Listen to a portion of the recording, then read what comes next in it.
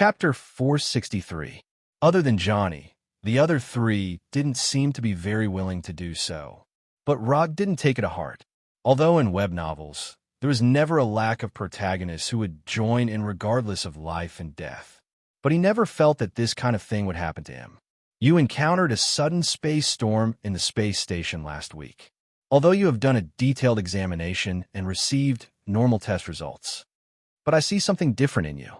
If you don't mind, you can stay in Konoha for a few days. After you stabilize a little, you can consider whether you want to live in the Konoha headquarters. Rog didn't directly tell the four of them that they were going to mutate soon. Instead, he said it like a fraud. Something different. If the person who said this wasn't Rog, Reed wouldn't believe a word. As a super genius with a doctorate in engineering, mathematics, physics, and other fields, Reed didn't have any doubts about the results of scientific tests. In this regard, Reed was very similar to the former Tawny. They both felt that everything in the world could be explained by science. However, the facts proved again and again that science was not the only truth in the world. Tawny has further expanded his thinking and vision, while Reed stayed at the stage before Tawny. Sorry, is it convenient to ask what it is? For some reason, Susan always felt that Rog seemed to know something, but he didn't want to disclose it to them.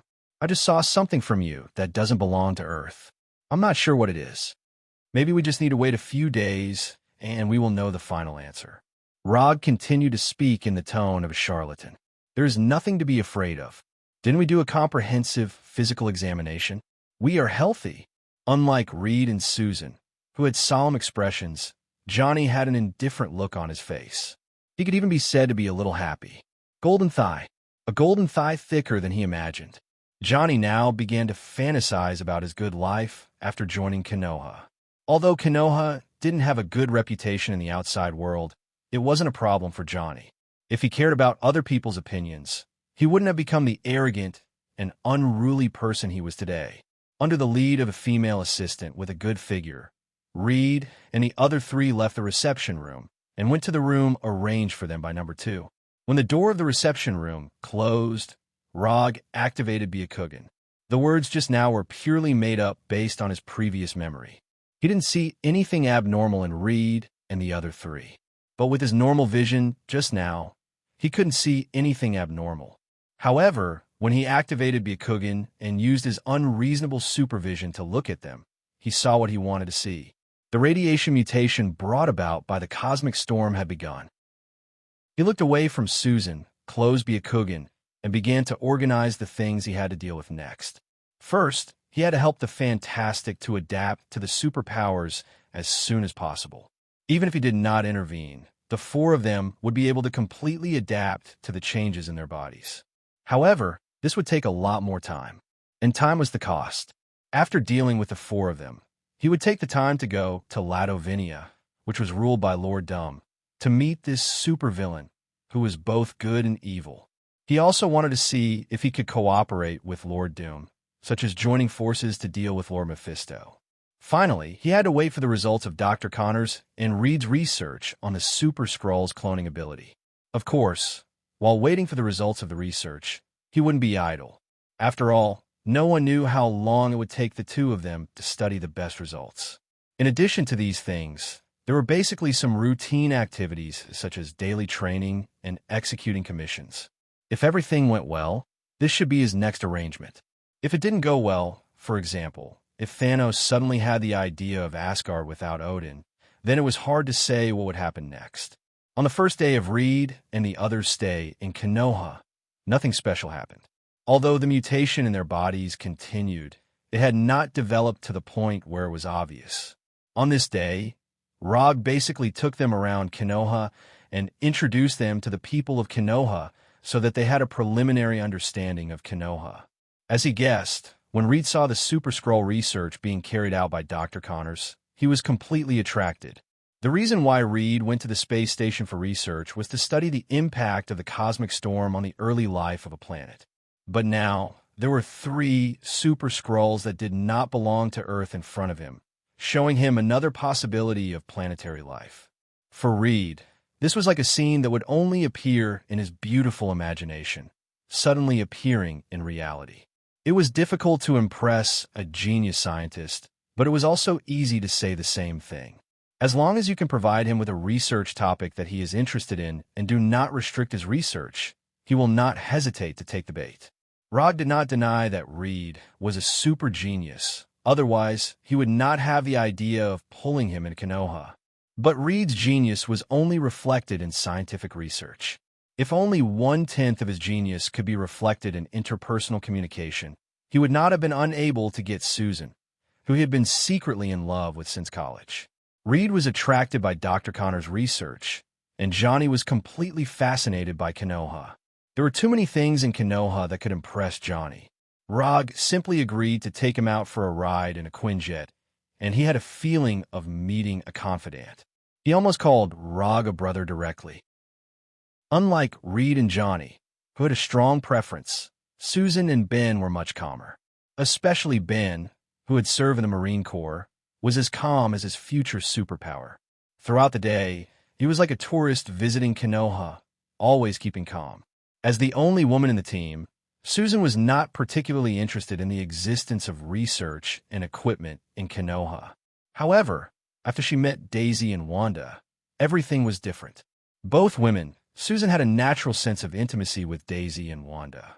More importantly, she was obsessed with Daisy's and Wanda's superpowers as if she was a superstar. It was not only men who had hero worship when they were young, but women also had it. In less than a day, the three of them became best friends who had been together for many years. Daisy and Wanda did not have a happy childhood, and Susan had a good childhood, which happened to be the existence they had fantasized about. For Susan, Daisy and Wanda, with superpowers, were the future she had fantasized about when she was a child, but she could not have it. Especially after listening to Daisy's story of leading Konoha's special forces to hunt down Hydra and fight the Skrull. Susan had an inexplicable worship for Daisy. The friendship between women was born so quickly. The first day of Reed's group of 4 in Konoha passed peacefully. Except for Ben, the other 3 were well integrated into Konoha's life. Reed went to Dr. Connor's lab early in the morning to study the Super Skrull with Dr. Connors. Johnny, who had just finished driving the Quinjet yesterday, had his eyes on Rog's limited edition sports car in Konoha's garage today. After getting Rog's permission, he drove the sports car out of Konoha's headquarters and began his hunting trip in Washington. As for Susan, Rog did not know where she went today. According to Number 2's report, Daisy, Wanda, and Susan quietly left Konoha's headquarters at dawn. Rog did not ask Number 2 to confirm their whereabouts. With Daisy and Wanda's abilities, even if they encountered trouble, they had enough ability to solve it. The only thing he had to worry about was whether or not Susan would suddenly awaken her superpower outside. However, with Daisy and Wanda, even if Susan really awakened her superpower outside, it would not be a particularly troublesome matter. Both Daisy and Wanda had experienced the awakening of their superpowers and had enough experience to deal with this kind of thing. It was night in an instant. Just when Rog thought that today would be peaceful, Number 2 suddenly took the initiative to project in front of him, interrupting his preparation to fall asleep. At this time, Number 2 projected the image of Hinata after her marriage, and the projected image was the kind that Rog had never seen before. Although Number 2 still looked like Hinata, it was Hinata wearing a classic kimono. Rog clearly remembered that he had never seen Hinata in this image before. Before he could ask, No. 2 reported, "Sir, there's an abnormal energy fluctuation in Ben Graham's room. Should we arrange for guards to go over?" Abnormal energy fluctuation? After hearing Number 2's report, Rog did not hesitate and immediately gave the order. Immediately seal his room and inform Reed and the other 2. No need to arrange guards. I'll go there myself. As soon as his voice fell, Rog's body shone with a brilliant aurora-like light and then completely disappeared from the room. At the same time, Reed and the other 2 also received Number 2's notice and went to Ben's room. The moment they walked out the door, they saw Rog already at the door of Ben's room. "What's wrong with Ben?" Reed immediately ran to Rog and asked anxiously, "If I explain it in a way that you're familiar with, then Ben is now mutating a mutation at the DNA level. Rog explained calmly. At this time, Reed and the other two noticed that the veins around Rog's eyes were bulging. This made his white eyes, which were already different from ordinary people's, become even more strange. Mutation? How did he mutate? How did you know? Reed retracted his attention from Rog's Byakugan and asked 3 questions in a row. I saw it with my eyes. My eyes can see some things that ordinary people can't. Rog did not explain the Byakugan's ability in detail. Cool. Can I have this kind of eye too? Johnny would always be the most indecent of the Fantastic Four. No. Rog looked at the 3 of them and then turned off the Byakugan. He used the Byakugan to confirm the situation of Johnny and the other 2 and found that they had also reached the critical point of complete mutation. Perhaps in a few seconds, they would be like Ben in the room and display their respective superpowers. Then what are we waiting for? We need to. Seeing that Rog had no intention of entering the room to help Ben, Reed's face showed some dissatisfaction. However, before he could finish, there was a series of loud, crashing sounds in the room. Dong! Dong dong! Dong! The dull, crashing sounds like rocks hitting the wall made Reed and the other 2 involuntarily take a few steps back. They looked at the door that was only a meter away from them with hesitation and panic. This is the reason. Mutation is not eating or sleeping. Changing from one form to another is not an easy process. Of course, if you want to go in and persuade Ben, I can ask number 2 to open the door for you. Just as Rog finished speaking, an even more intense crashing sound came from the room. Boom! Along with the sound of the collision, the automatic metal door in the room also shook violently. Ben began to attack the door. Ben, is it going to be okay? Susan asked Roger with a nervous look on her face. No, it's just a little painful the first time. It won't happen in the future. Rog's expression was as calm as ever. Although Ben made a lot of noise, he was not worried at all. Even if Ben mutated, it was nothing more than turning from a normal human into a stone man. Not to mention Ben, who was less than 2 meters tall. He had even killed 2 stone golems that were 4 or 5 meters tall. Seeing Reed looking at the metal door with a worried face, Rog sighed slightly. Did the 3 of them forget something? Let me ask you a question. What do you think is the reason for Ben's mutation? In the first few seconds, Reed and the others were still seriously thinking about why Ben suddenly mutated. Then, they finally reacted. Rog was not asking them why Ben mutated at all, but reminding them. Fuck, I told you a long time ago, don't study things outside the Earth. You just don't listen. Although Johnny is the least serious of the Fantastic Four, it doesn't mean that he is really brainless. You knew about this from the beginning, so you called us all to Konoha? Unlike Johnny, who complained and scolded, Susan was so calm at this time that she didn't look like a woman. No, I just guessed this possibility, but I don't have any substantial evidence. Rog certainly wouldn't say that he saw their future in other worlds, so he knew that they would become the Fantastic Four in the future. Although his explanation is not perfect, it is very consistent with his identity. He is the current director of Konoha's intelligence agency and the superhero 4th Hokage. It was completely reasonable for him to be able to guess some things. It must be that the cosmic storm fundamentally changed our DNA. Susan expressed her opinion. Let's not rush to conclusions. Before we come to a conclusion, we need to have a lot of evidence. Reed replied with the rigor of a scientist. Oh, look. Just as Susan and Reed were about to continue to express their opinions, Johnny suddenly spoke. Turning around, Rog and the others saw Johnny with his left hand burning. The scene in front of them, was completely beyond the scope of Susan and Reed's understanding. Just as they were about to say something, the flame on Johnny's left hand suddenly soared and completely engulfed him. Johnny! Susan instinctively shouted as she looked at Johnny, who was completely engulfed by the flame. However, in the next second, a waterfall like water appeared out of thin air above Johnny's head and poured down. Johnny, who was hit by the water, staggered and directly fell to the ground. The orange-red flame burning on his body completely disappeared. What disappeared with the flame was his clothes. Johnny's mutated flame superpower was very cool, but unfortunately, he mutated into a natural flame. Without oxygen, it will extinguish. It will also be extinguished by a large amount of water. What Rog just used was not a newly developed water release ninjutsu. He just turned chakra into water. This kind of chakra manipulation skill is not very useful against other enemies, but it is very suitable for Johnny, who can only produce natural fire. Did you see that? I can produce flames. Haha, I also have superpowers. Johnny, who was washed down by the water, directly got up and excitedly gestured with his hands open. Not only did we see the flame, but we also saw your... Rog pointed to Johnny's unusually cool lower body with his finger. Johnny looked in the direction of Rog's finger, reaching out, turning around, all in one breath. When Johnny's back was facing them, Reed leisurely said, "You are right, the cosmic storm changed our DNA." In the next second, Reed made a request to Rog. "Rog, I need to borrow Konoha's laboratory now immediately." "No problem." After getting Rog's approval, Reed did not stop. He directly pulled Susan and quickly walked in the direction of the laboratory.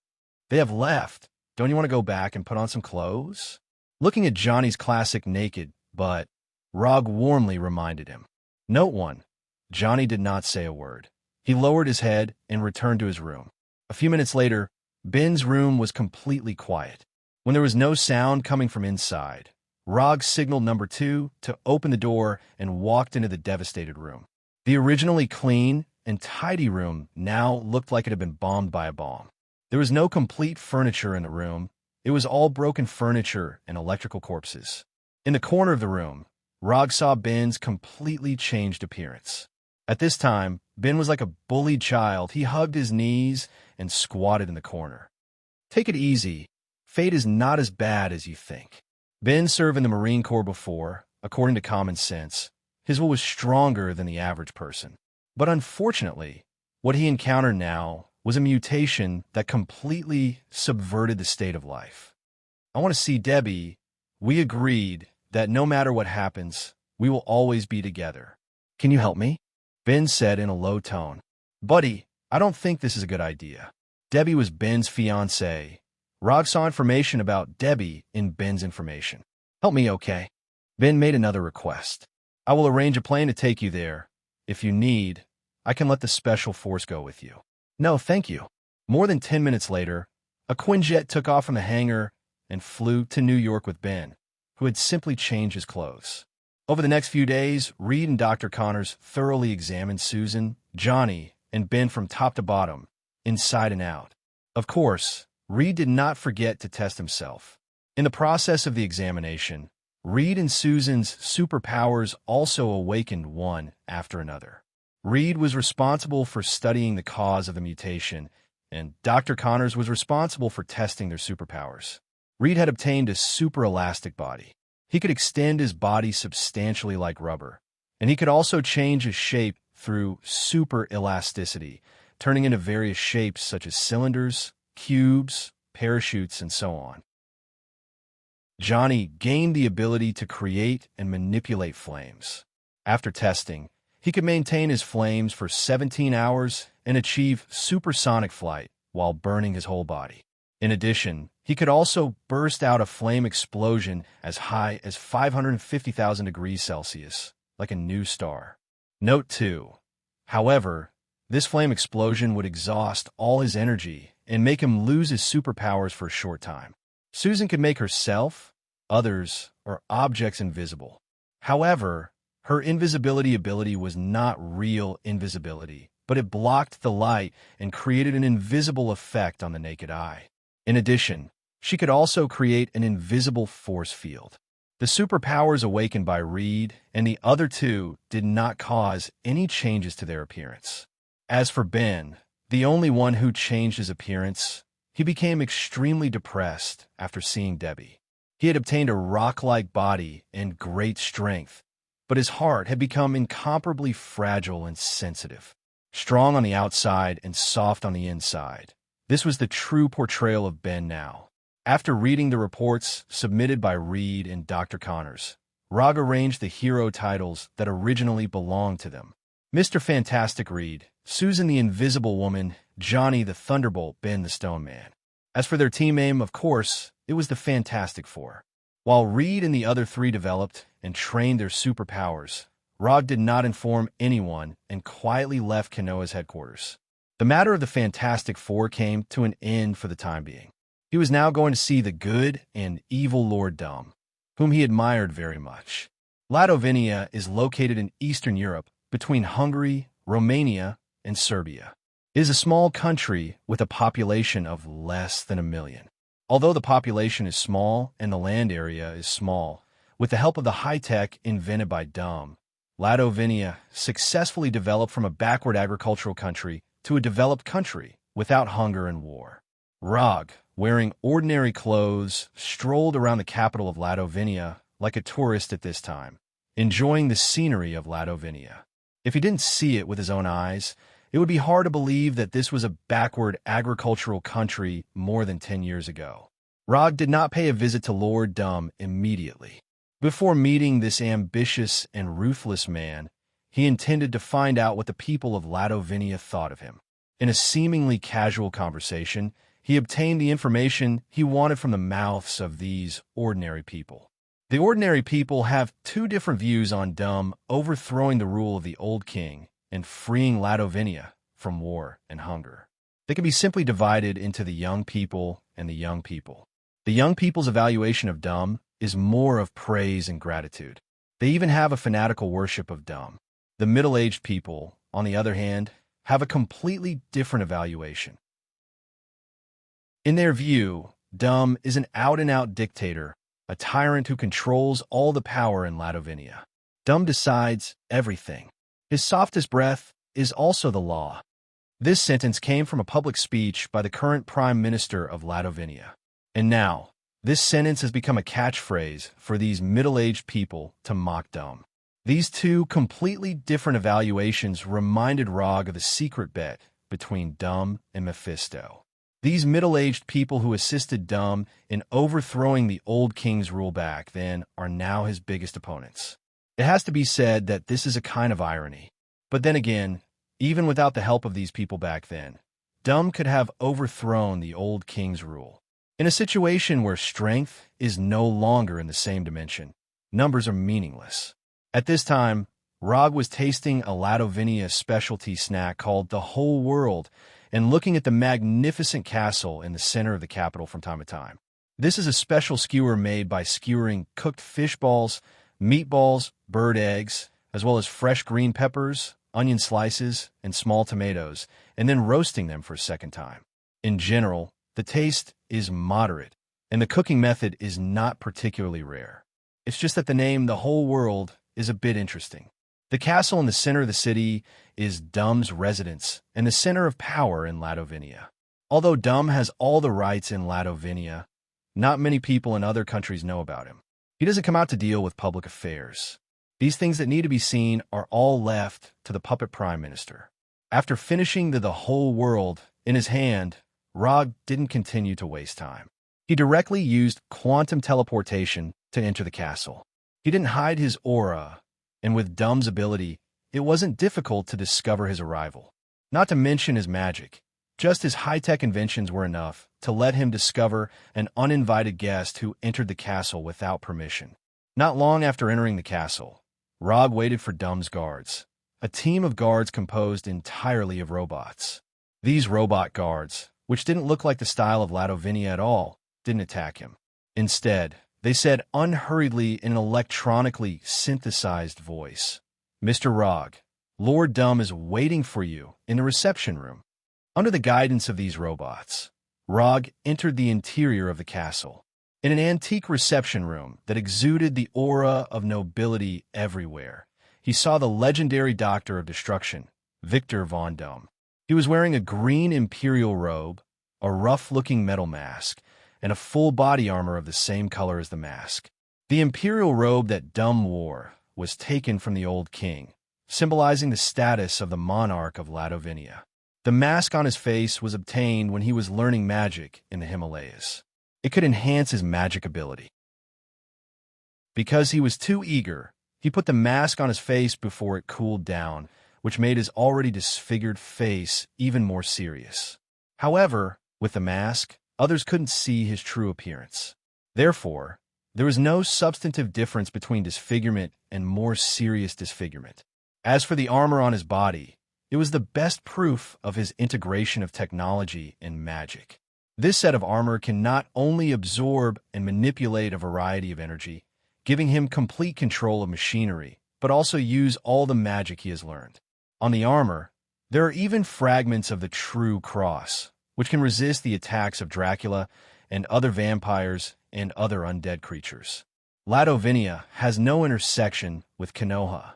I can't think of any reason why the fourth Hokage of Konoha would come in person. Although Dum's tone was calm, the aura exuding from his body was not calm at all. It could even be regarded as oppressive. The purpose of my visit has nothing to do with Ladovinia. I came here specifically to find you. After taking a sip of the coffee brought by the robot maid, Rog said slowly, "Find me? If I remember correctly, today is the first time we've met." If it weren't for his scruples about Rog's strength, Dum wouldn't have wasted any time on him at all. With this kind of energy, he might as well study a few more magic spells or research a few more new inventions. We can cooperate even if it's the first time we meet, and I can guarantee that you will be very interested in my next proposal. Looking at Rog's confident look, Dum pondered for more than 10 seconds, and then continued, "Tell me your proposal. I can rescue your mother, Cynthia, from Mephisto." Rog directly showed his trump card. The moment he finished speaking, Dum, who was sitting across the long table, suddenly stood up, and his body exuded strong magic fluctuations. Along with the magic fluctuations, there was also a murderous intent. Chapter 464. The secret that had never been known by anyone was exposed by Rog, who had just met him. This made Dum, who was used to having everything in his hands, feel an instinctive threat. When Dum stood up and exuded a strong magic wave and killing intent, Rog's body also shone with a light blue light.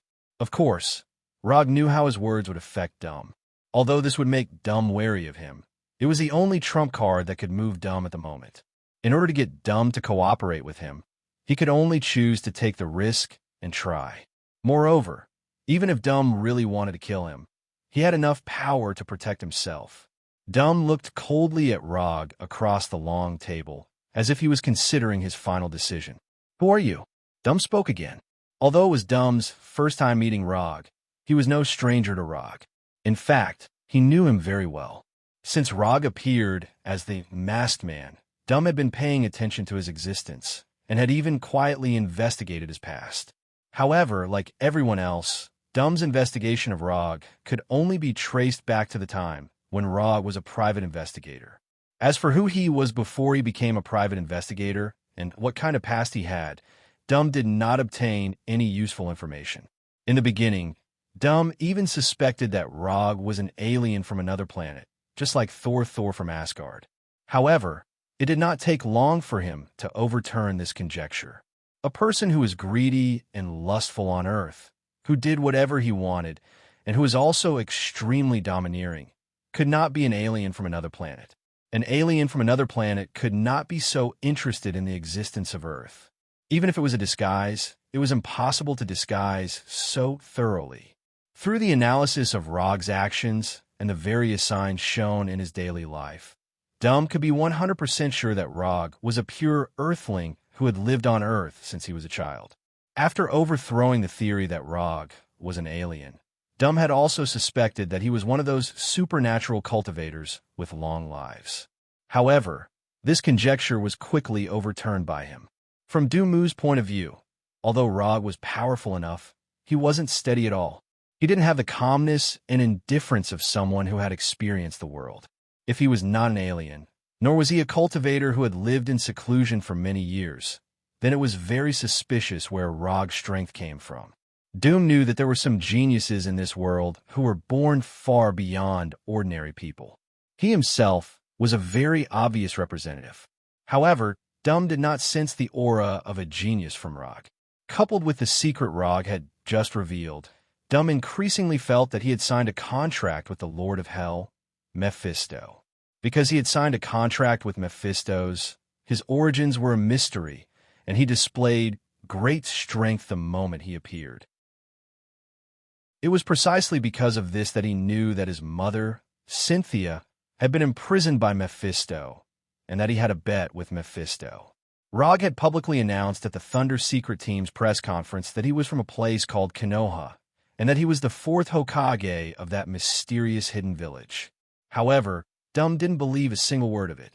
If there really was such a mysterious village on Earth, it was impossible for there to be no news of it at all. Even existence like Kamartaj was more or less connected to the real world. Dumb didn't think that the Konoha hidden village that Rog was talking about would be more mysterious and powerful than Kamartaj. You don't have to look at me like that. I know you'll think I'm suspicious, and even wonder if I have something to do with Mephisto, and if I'm someone he's specially arranged. I do have something to do with him, but it's not the kind of relationship you think. With that, Rog summoned the contract that he hadn't signed with Mephisto. You've had a lot of dealings with Mephisto. You should be able to recognize his things. Under Rog's control, the unsigned parchment contract slowly floated in front of Dumb. Then, the living room fell completely silent. Dumb carefully checked the contract that floated over and confirmed its authenticity. In the end, Dumb let the parchment contract float back to Rog. The magical fluctuations and killing intent emanating from his body completely disappeared, and he sat back on the high-back chair. Although I don't know how you did it, you didn't sign a contract with Mephisto. You have no reason to return to hell, Dumb said calmly. Of course I have a reason to return to hell. You've also cultivated in the Himalayas, so you should have heard of the term inner demon. I don't want a crack to appear in my cultivation state, so I have to go to hell. Rog explained. He didn't make up the term inner demon. It really existed. Even if it wasn't an extraordinary person like them, it was possible for an ordinary person to have inner demons. Among them, the most common was the so-called eternal second place in sports competitions. The Himalayas? What's your relationship with Kamartaj? As a mage, it was impossible for Dumb not to know about Kamartaj's existence. Ancient One is my teacher. With that, Rog stretched out his right hand and opened a small portal that only allowed one's arm to pass through. This portal magic was one of Mage Kamartaj's signature spells. Just like the ninja school's triple body technique, a mage who hadn't learned the portal magic couldn't be considered a real Mage Kamartaj. After hearing that Ancient One was his teacher and confirming the portal magic with his own eyes, Dumb dispelled his suspicion that Rog was Mephisto's subordinate. Although he was still wary of Rog, one thing he could confirm was that Rog was a student of Ancient One and couldn't be one of Mephisto's men. The name of the Sorcerer Supreme, Ancient One, was still very convincing in the extraordinary world, especially the magic world. Tell me about your plan. If it's reliable, I don't mind going to hell with you once. Dumb took the initiative to ask about Rog's plan. Rog didn't hide anything and told him about the plan that originally belonged to Dumb and Dr. Strange in his memory. But this time, the person who joined forces with Dr. Destruction Dumb was no longer his junior brother, Dr. Strange, but himself. The plan sounds feasible, but the specific implementation steps still need to be carefully thought about. After listening to Rog's plan, Dumb suddenly felt like his train of thought had been completely opened. All this time, he had only been thinking about how to defeat Mephisto, win the bet, and regain his mother's freedom. However, he didn't expect that there would be such an alternative way to save his mother. I agree to your plan. What do you want in return? Dumb had investigated Rog, and of course he knew about Rog's strange commission obsessive-compulsive disorder. It's very simple. I want all your magic cultivation information. In the beginning, Rog intended to get a promise from Dumb. For example, he wanted him to promise that when Thanos attacked Earth, he would go all out against Thanos once, so as to achieve the tactical effect of using supervillains to fight supervillains. However, this reward was quickly rejected by him. Although the system will recognize the commission reward of the promise type, the problem is that the promise is a kind of reward with no fixed time. If Thanos never comes to Earth, he won't be able to receive Dumb's promise, and he won't be able to get the commission reward given by the system, and he will always occupy the only commission slot. So, he directly changed his goal and changed the reward to Dumb's magic cultivation information. Although Camartage doesn't lack this content, most of Camartage magic belongs to the category of white magic. But Dumb's magic is different. He's the kind of magic that doesn't refuse. Whether it is white magic or black magic, he has a lot of it here. And the commission reward is just a bonus. What he really wants is the ninja coins given by the system. He now has 660 unspent ninja coins.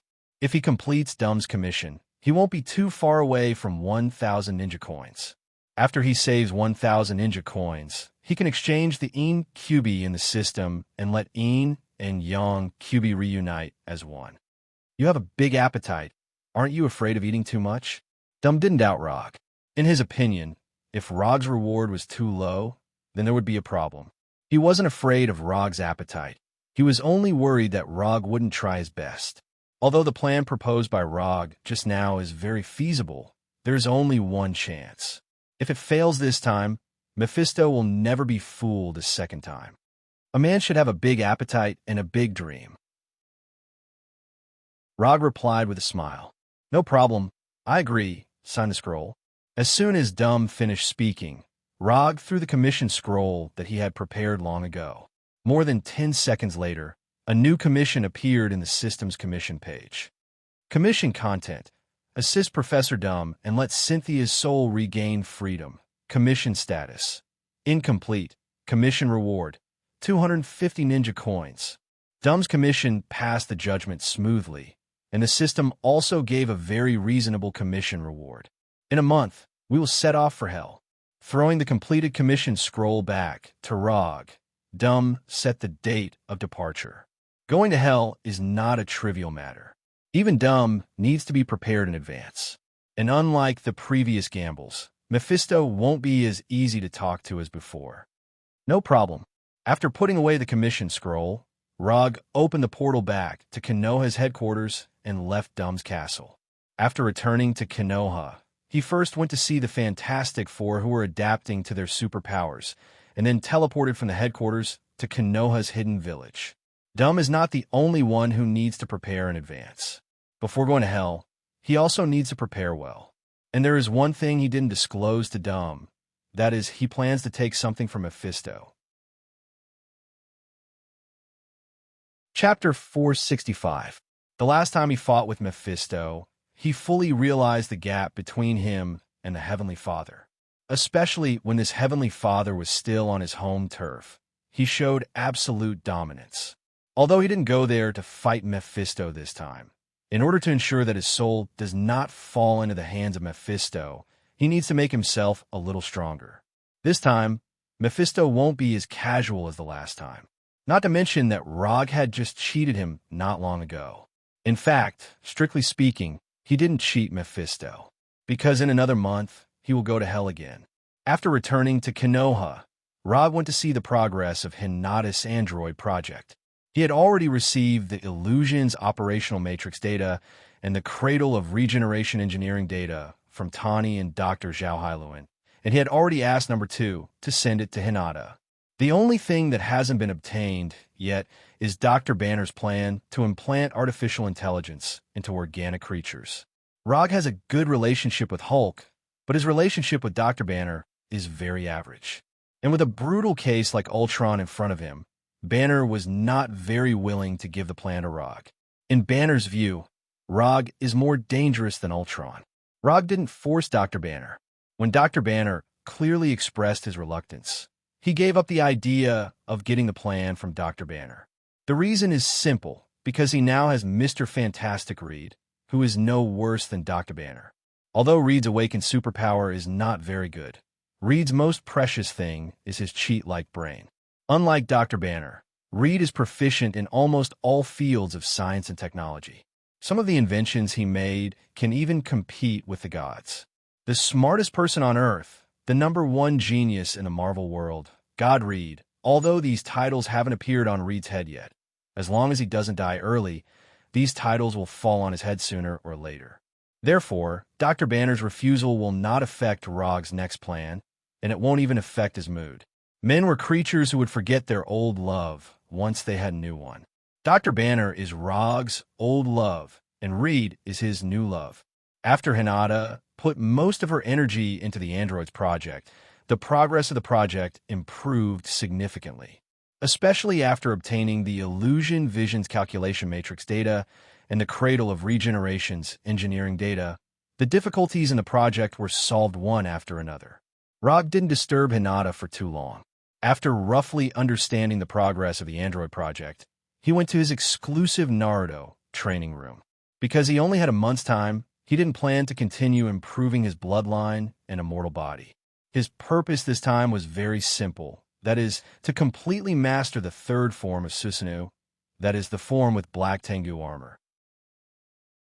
The third form of Susanoo is also the final form mastered by Itachi. Compared to the second form, which had flesh and meridians, the third form, which had the black Tengu armor, not only had its defense greatly increased, it could also use more weapons.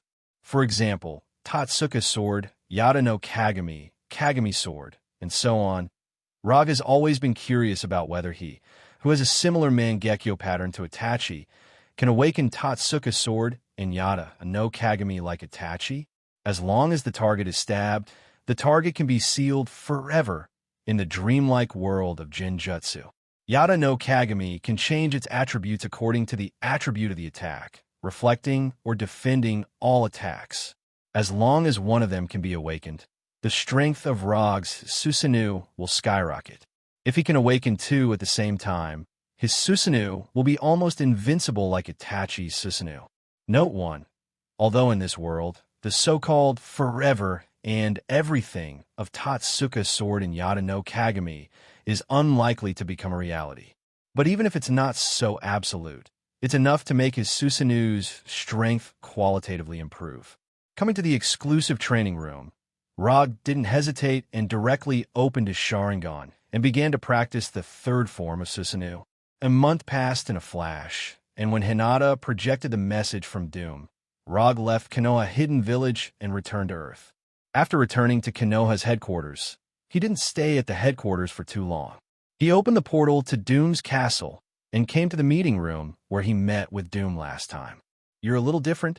Although Doom didn't know what Rog had done in the past month, he could clearly feel the obvious change in Rog's aura. I went to make some preparations to face Mephisto. Rog gave a simple answer. He didn't need to explain his training to Doom. Doom was just his client, and a relationship between them wasn't good enough to reveal details to each other. This is my latest plan. You can take a look at it first. The way to go to hell is also on it, but I believe you have your own way to go there. After saying that, Doom pointed to the document that had been placed in front of Rog for a long time. Rog opened the document and looked at the plan that Doom came up with after detailed research. The theme of the plan was similar to what he said before. He went to hell with Doom to face Mephisto, and then Doom sacrificed him to Mephisto for Cynthia. With Doom's understanding of his mother, Cynthia, he knew that Cynthia would definitely refuse him to help her regain her freedom in this way. Although when Cynthia died, Doom was still very young. But he knew that his mother, Cynthia, was a gentle angel. As long as Cynthia refused the freedom that Doom sacrificed Rog for, then Cynthia's soul would be redeemed and fly to heaven, thus escaping from Mephisto's clutches. When a soul is redeemed, it can fly to heaven. This is the passive setting of heaven. As long as a soul does this, heaven will take the initiative to receive this soul, regardless of whether the soul is in hell or not. This is a trick to use heaven to defeat hell, but this approach is feasible. It's like only magic can defeat magic. If you want to defeat hell, you can only use the power of heaven. In the past month, Doom had repeatedly calculated the possibilities and even specifically confirmed the power of heaven. Doom did not doubt the existence of heaven because there was a fragment of the true cross on his armor. However, he still needed to confirm whether the power of heaven's rules could really break Mephisto's imprisonment of Cynthia's soul. After a month of repeated calculations, he confirmed the feasibility of the plan and came up with the final implementation plan. There's no problem with following this plan, but there's one thing I need to confirm first. Are you sure that your device can allow us to safely travel to and from hell? I don't want to go to hell and not be able to come back, and I don't want any accidents to happen on the way to hell. Rog did not doubt that Doom could invent a device to go to hell. In fact, this kind of thing had happened once when Doom was still studying in the United States. However, that time, he had sent his soul to hell, not his body. Doom's handsome face was disfigured because of that experiment. Rog did not want his face, which was even more handsome than Minato's, to become like Doom. There's absolutely no problem. I can swear on the soul of my mother, Cynthia. Of course, Doom knew what Rog was worried about. On the surface, he was worried about whether the teleportation device he had discovered was safe or not. However, in reality, he was worried about whether he would leave him alone in hell after Cynthia's soul flew to heaven. All right, then would we set off? Under normal circumstances, if a mage wanted to make an oath credible, they would have to swear to a more powerful existence, such as a god. However, Doom did not do so. Instead, he swore on Cynthia's soul. From a magical point of view, this oath did not have a strong binding power. However, from Doom's perspective, this was the strongest guarantee he could make.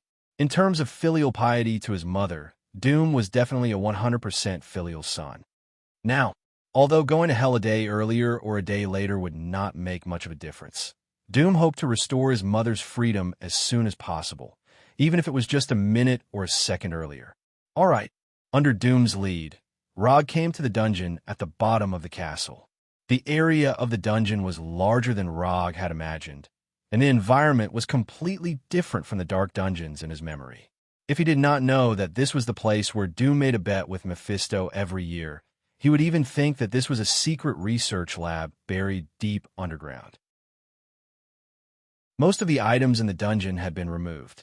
In the dungeon, which was the size of a football field, there was only a circular door made of metal and those densely packed lines that covered the entire ground like a spider web. This portal will close after it opens and reopen after 10 seconds.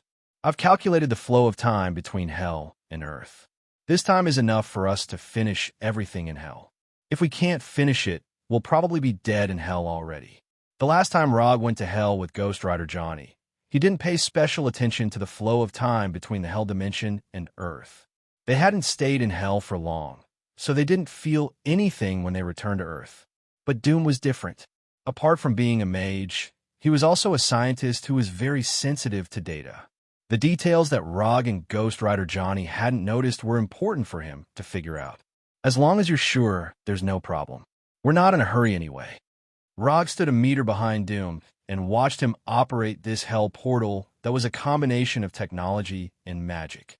Ghost Rider's Hellfire portal was more convenient. He could just drive the ghost motorcycle in, and there was no need to prepare so many things. Although that was what he thought, Rog knew that Ghost Rider's ability to freely travel to hell wasn't something that could be found everywhere. In the field of magic, this kind of teleportation had a special term: dimensional teleportation. Chapter 466. Dimensional teleportation was different from ordinary teleportation.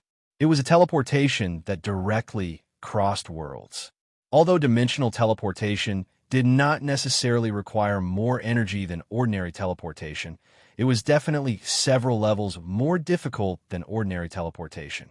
In order to perform dimensional teleportation, the first problem to deal with was how to break the world wall between the two worlds.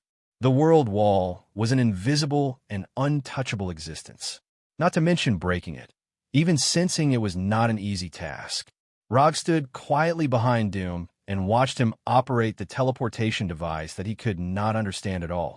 After Doom set all the data, this extraordinary-looking teleportation portal emitted a lava-like red light. As the red light lit up, a glass-like red light curtain appeared in the middle of the teleportation portal. On the other side of the light curtain was a dry yellow desert. Let's go. After activating the teleportation portal, Doom did not look back. He walked straight into the portal and arrived at hell, which was completely different from Earth. After Doom entered the portal, Rog activated the infinite mode that he had developed and followed him in. Hell was not a place where the living should come. Everything here did not welcome the living, such as the poisonous air and the will of hell. When Rog also entered hell, The red teleportation portal behind him immediately closed and disappeared as if it had never appeared. Just like how Rog had added infinite mode to himself, Doom had also added a magic effect that Rog could not understand, giving him the right to move freely in hell. After arriving at this hell that was like a death planet, Rog and Doom did not speak and quietly adjusted their state. They were not rookies who had gone to hell for the first time, so they both knew that they did not need to look for Mephistos at all. As they had expected, not long after they arrived in hell, they saw their old friend, the Lord of Hell, Mephistos. At this moment, Mephistos did not reveal his demon true body, but maintained the demeanor of an old British noble that Rog had seen before.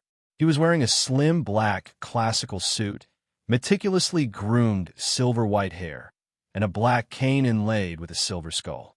Looking at Mephistos, who looked like a British aristocrat, Dum frowned slightly. He had fought Mephisto many times, but he had never seen Mephisto in a human form. In the past, Mephistos had shown him the typical image of a demon with red skin, curved horns, and bat wings. I didn't expect that we would meet in hell so soon. I thought that you would only appear at the last moment. Although 10 years is only equivalent to sleeping for a demon, I'm still gratified to be able to see you so soon. Mephistos glanced at Dum, then turned his gaze to Rog. To him, Rog and Doom were toys that could make him happy. The only difference was that Rog's toy was slightly more expensive, while Doom's was slightly more ordinary. Of course, this did not mean that Doom was much weaker than Rog. It was just that according to Mephistos' standards, Rog's soul was an extremely rare limited edition, or even the only one that had gone out of print. I said that I would definitely fulfill my promise. Don't underestimate a ninja's promise. Although this was hell, Mephistos' home ground, Rog's mind was as calm as ever. Mephistos was indeed very powerful, but it wasn't as if he couldn't fight back at all. Furthermore, he had Professor Doom by his side. Good. Very good. Mephistos said with great relief as he looked at Rog with even more admiration. He originally thought that Rog planned to continue cultivating for 10 years before coming to meet him in hell. However, Rog's actions once again exceeded his expectations. Mephistos liked people who were unpredictable. This would make him feel the small surprises in life. When everything was under control, life would become especially boring. Why did Mephistos, a mighty lord of hell, always like to tempt ignorant, ordinary people on earth? It was because he wanted his life to not be so boring. Seeing those souls struggle in pain and regret in his hands would give him a rare sense of satisfaction. Mephistos, let's start this year's bet. Doom did not wait for Rog and Mephistos to continue talking and directly said to Mephistos, "This year's bet? No problem. I don't mind having a small appetizer before I want to eat the delicacies." As soon as he finished speaking, Mephistos' aura became completely different. If the previous Mephistos more or less gave off a friendly and amiable feeling, then the current him was like a high and mighty king who ruled over all things. In fact, in hell, Mephistos was indeed a high and mighty king. However, the Rog and Doom in front of him now were not the demons of hell who would tremble when they saw him and choose to submit from the bottom of their hearts. Mephistos displayed his aura as a lord of hell, but he did not change his human appearance. He still maintained the appearance of an old British noble. "Come, let me see what kind of abilities you have after joining forces." Whether it was Rog or Doom, Mephistos was no stranger to them. Mephistos didn't know their strength 100%, but he knew it very well. As soon as Mephistos finished speaking, a strong holy aura erupted from Doom's body, making him look like an angel who had descended from heaven. Doom had many spells, but what he was using now was not the magic he had mastered, but the ability of the fragment of the true cross on his armor. Golden light instantly enveloped Doom's entire body, making him look extremely holy. Then a laser-like holy beam of light descended from the sky and arrived in front of Mephistos like lightning. Although Mephistos was not an undead creature, the holy energy provided by the fragment of the true cross could still restrain his power of hell to a certain extent. Heaven was the nemesis of hell. The holy energy of heaven was also one of the energies that could restrain the power of hell the most. Doom had fought with Mephistos more than 10 times. Of course, he would not overlook this. When Doom summoned the holy beam of light to attack Mephistos, Rog did not hesitate and directly summoned the Kusanagi no Tsurugi sword. The moment the silver-white Kusanagi no Tsurugi sword appeared in his right hand out of thin air, his figure also disappeared. Byakugan open. Lightning release chakra mode. Unlimited mode could only give Rog the ability to move safely in all kinds of environments. It was not a battle-type ninjutsu, so the moment he attacked Mephistos, Rog gave himself the first layer of battle-specific buffs. The moment Rog disappeared like lightning, the holy beam of light summoned by Doom also hit Mephistos, completely devouring the thin and weak Mephistos. To be precise, it devoured the afterimage left behind by Mephistos. Facing the attack of the holy beam of light, Mephistos did not use any magic or energy moves. He dodged the holy beam of light with just his physical strength and left behind an afterimage. As a lord of hell, Mephistos' physical strength could not be weak. He rarely used melee combat, not because he didn't know how, but because there was no need. Rog and Doom were not surprised that Mephistos could easily dodge the attack of the holy beam of light. If Mephistos could not even dodge such an attack, he would not be qualified to be a lord of hell. Mephistos, who had dodged the holy beam of light, appeared more than 10 meters behind him again. At the same time, Rog, who had entered lightning release chakra mode, also appeared in front of him. Lightning release. Thousand Birds Blade. In just an instant, the silver-white Kusanagi no Tsurugi sword was wrapped with light blue lightning as it stabbed directly at Mephistos' chest. Although Mephistos was a lord of hell, he also had a fatal weakness like the other demons of hell, his heart core. Through the Byakugan, Rog saw the fist-sized heart core in Mephistos' chest that looked like a solidified red sun. Clang! Unlike the previous battle, Mephistos did not use an energy barrier to block Rog's attack this time. Instead, he raised the black scepter in his hand. The black scepter that looked like it was made of ordinary wood blocked the Kusanagi no Tsurugi sword with great precision, and the crisp sound of metal clashing against metal could be heard. Before Rog could retract his Kusanagi no Tsurugi sword, Mephistos held the tip of the scepter in his hand and turned it into a sharp sword, stabbing at Rog repeatedly. Clang, clang, clang, clang. At this moment, Mephistos displayed exquisite swordsmanship. Just with one stab after another, he forced Rog to retreat continuously. As expected of a lord of hell, he had a way. Rog had no intention of competing with Mephistos in swordsmanship, so he immediately retreated. However, the moment he pulled away, Mephistos stuck close to him like a shadow.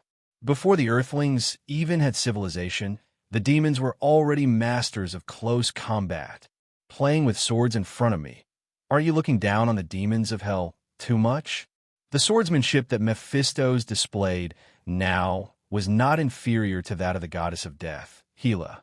Although his swordsmanship was only fast, accurate, and ruthless in his hands, even the simplest of moves could turn into a storm of death that could take away one's life. Holy Halo! Holy Oath! Just as Rog was being forced back by Mephistos, Doom cast 2 more holy spells in the distance. Rog, who was enveloped in lightning release chakra, suddenly shone with a golden light that was like the sun. At the same time, the Kusanagi no Tsurugi sword in his hand was wrapped in holy flames that contained holy energy. Holy Halo gave Rog the holy energy to resist the power of hell, increasing his strength and speed for a short period of time. Holy Oath gave the Kusanagi no Tsurugi sword in his hand the ability to deal holy damage. Professor Destruction Doom became a reliable healer, giving Rog 2 holy buffs. Chapter 467. Reality proved that although Professor Doom did not have a good reputation in the outside world, he would be a very good team member when working together. The timing of the 2 holy spells, holy halo, and holy oath could be said to be perfect. If not for the fact that this was Doom's first time fighting together, Rog would have suspected that he had specially trained with Doom in this kind of tactic. The sudden burst of holy energy from Rog's body instantly disrupted Mephisto's attack rhythm, giving him an almost negligible amount of time to catch his breath. To ordinary people, Mephisto's short delay of a few tenths of a second wasn't an opportunity at all.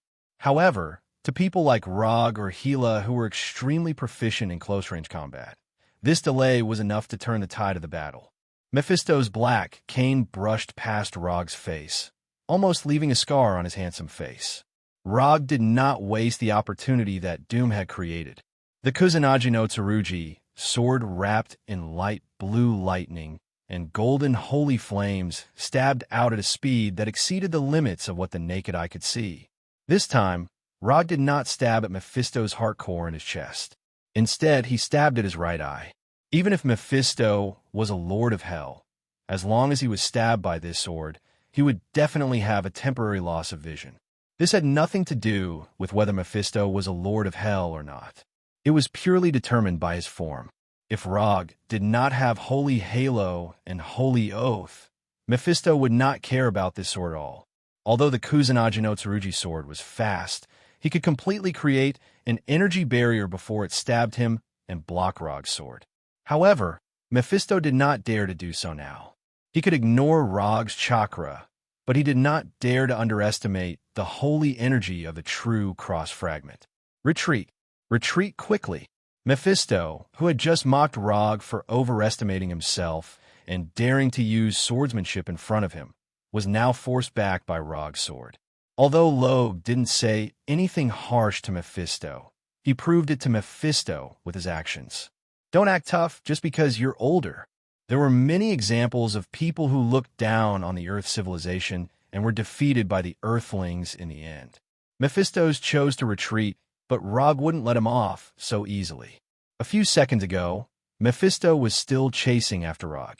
But now, the situation was reversed. Dang, dang, dang, dang, dang, dang. Previously, Mephisto had used Rog as a practice target. Now, it was Rog's turn to return the favor. Just like Mephisto's, who only pursued speed, accuracy, and ruthlessness with his sword, Rog's attack also followed these 3 points. Swords were lethal weapons, and swordsmanship was the art of killing. Note 1. The art of killing did not need to be fancy. Just as Rog was about to leave the mark of an earthling on Mephisto's body in one go, the holy energy in his body disappeared. The duration of the holy halo and the holy oath had ended.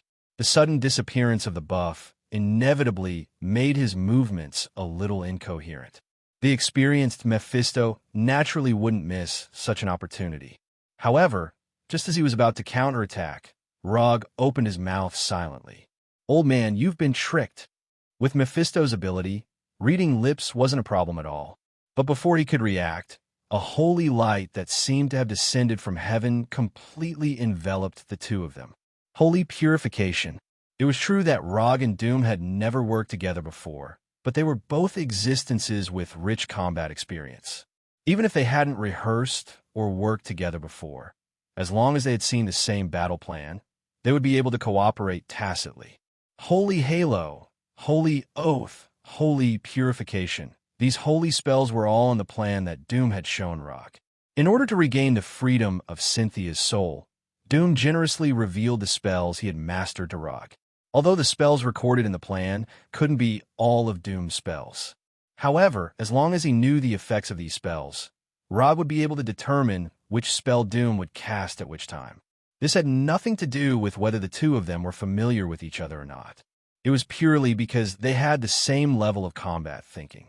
Simply put, this was like two kings being matched against the same passerby. They had indeed never worked together before, but under the premise of knowing what abilities the other party had, they could easily cooperate exquisitely. In a one-on-one situation, they were indeed no match for Mephisto. Although the humans on Earth were far inferior to the demons in Hell, humans had an advantage that demons could never have. Humans were creatures that would help and support each other. A single person's strength might be very insignificant, but when one human after another was added together, it was enough to change the world. Man could conquer nature. Because humans were weak, they learned to work together. Because humans were weak, they learned to use the laws of nature and borrow the power of the world itself. Because humans were weak, they learned to be humble and learn and explore the truth of the world bit by bit. So, never, ever underestimate humans. The holy light that was like the descent of heaven dispelled the power of hell within a few hundred meters. This hellish place filled with destruction and chaos showed a warmth and light that had never appeared before. When the holy light dissipated, Rog and Mephisto, who were at the center of the holy purification, disappeared. The power of holy purification was very strong, enough to deal a fatal blow to the undead and demons. But it also depended on who the opponent was. As a lord of hell, the holy purification that Doom used the true cross fragment to cast could indeed make him suffer a small loss, but it was far from enough to seriously injure him. However, Rog and Doom didn't expect the holy purification to completely deal with the Lord of Hell. Being able to make Mephisto suffer a small loss was already a very good result. The defense towers had to be pushed down one by one, and the troops had to be pushed down in waves. In order to destroy the enemy's crystal, they had to build up their own advantage bit by bit. What Rog and Doom were doing now was to increase their advantage bit by bit. This advantage might not be obvious now, but as long as they continued to accumulate, they would be able to destroy this crystal named Mephisto sooner or later. After the holy purification, Rog's figure appeared 2 to 3 meters in front of Doom, while Mephisto's figure appeared more than 100 meters away.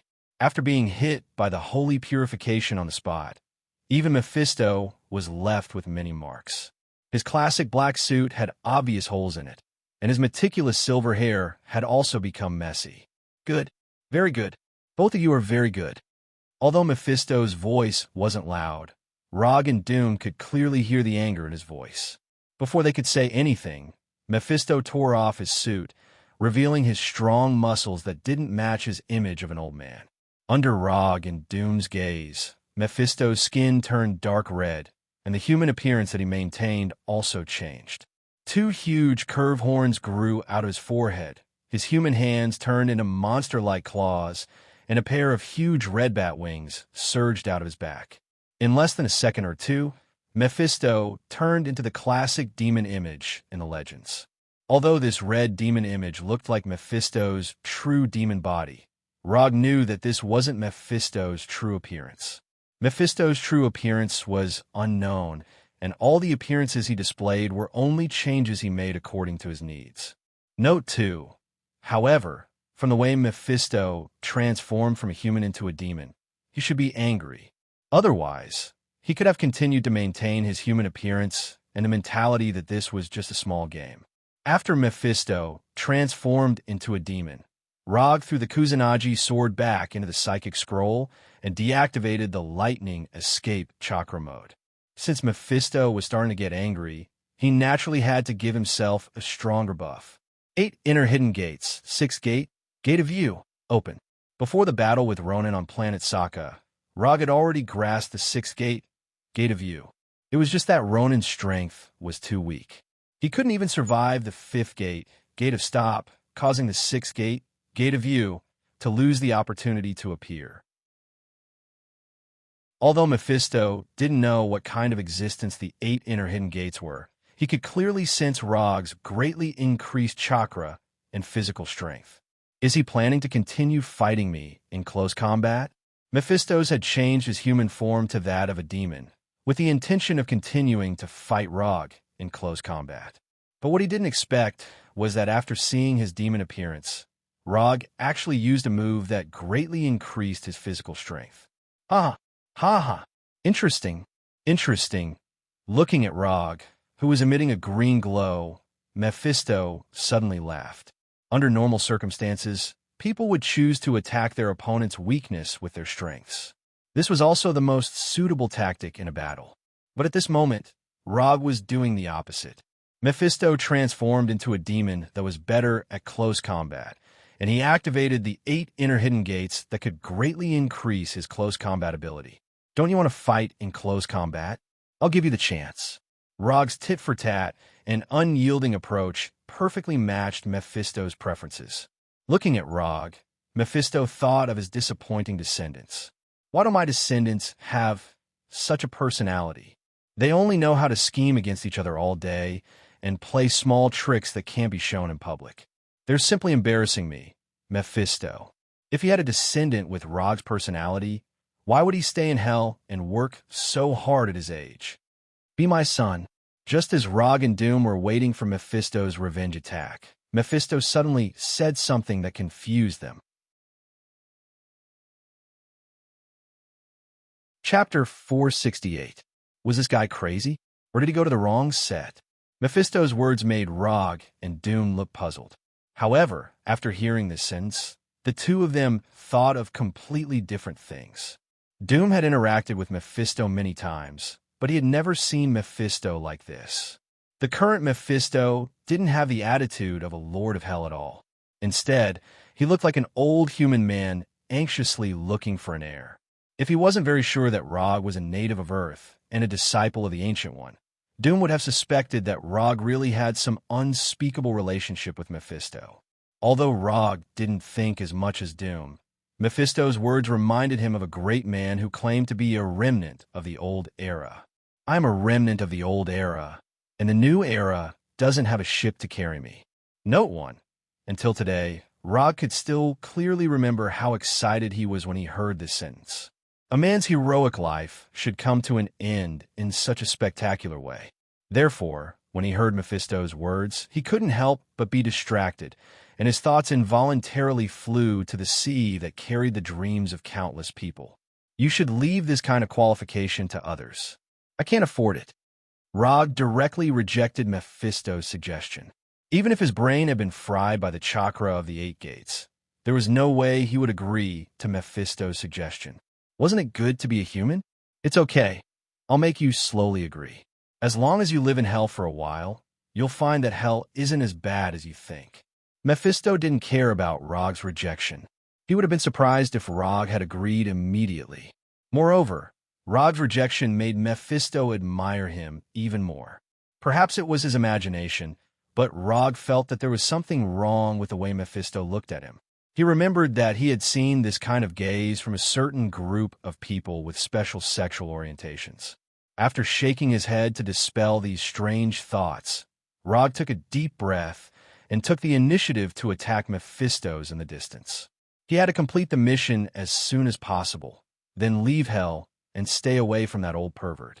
Rog, whose body was emitting green light, disappeared again. In the next second, he arrived in front of Mephisto, who had become more than 2 meters tall. Shadow Dance Leaf. Rog, who appeared in front of Mephisto in a flash, raised his right leg and kicked Mephisto's chin.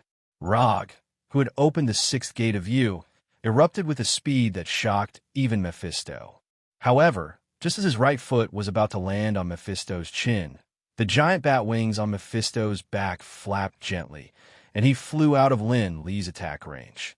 Although Mephisto had never seen the 8 inner hidden gates before, he knew one thing very well, and that was that the 8 inner hidden gates was definitely not simple. Not to mention the attack power of the 8 inner hidden gates, just the fact that it could increase Rog's chakra was enough to make Mephisto extremely vigilant. The last time they fought, Mephisto discovered that Rog's body had energy that far exceeded that of an earthling. At this moment, Rog's chakra, which was already very large, became even more astonishing under the amplification of the 8 inner hidden gates. However, this was normal. After all, opening the 8 inner hidden gates was equivalent to burning one's life force. Whether it was burning one's life force, soul, or anything else, it could increase the caster's strength by a terrifying amount. There were many such methods in the human world, and there were also many in hell. Mephisto's bat wings flapped gently, and he flew dozens of meters into the air. He looked down at Rog, who was on the ground. However, in the next second, Rog disappeared from the ground again. Shadow Dancing Leaf was Lotus Flower's starting move. It was to kick the enemy into the air, so he deliberately targeted the enemy's chin. Although Logue's shadow dancing leaf didn't hit Mephisto, Mephisto flew up on its own and completed the effect he wanted to cast on it. Inner Lotus! Just as Mephisto was about to sense Rog's whereabouts, Rog's voice sounded behind him. After Shadow Dancing Leaf, he could follow up with Outer Lotus and Inner Lotus. Rog had originally planned to use Outer Lotus to test the power of Mephisto's demon form. However, after Mephisto said, "Be my son," and revealed a look that gave him goosebumps, he decisively gave up on Outer Lotus. Outer Lotus needed to tie Mephisto up tightly with bandages or something else and then spin him into the ground. At this moment, Rog didn't want to have such intimate contact with Mephisto. Therefore, Inner Lotus, who didn't need to be hugged by the opponent, became a more suitable choice. The moment the voice sounded, Rog's right fist hit Mephisto's back, sending him flying to the ground. However, the moment Mephisto was sent flying, Rog, who was originally behind Mephisto, arrived in front of him and kicked him in the chest with his right foot. Thus, Mephisto, who was originally flying toward the ground, flew backward into the sky. Mephisto's combat skills and reaction speed were extremely outstanding, but unfortunately, he had encountered Rog, who had cheated. After hitting Mephisto twice in a row, Rog arrived beside Mephisto again. Then, it was another heavy punch. Mephisto, a mighty lord of hell, was sent flying by Rog like a volleyball. Bang, bang, bang, bang, bang, muffled sounds of strikes rang out continuously, as if a battle song that belonged to Logue was being played.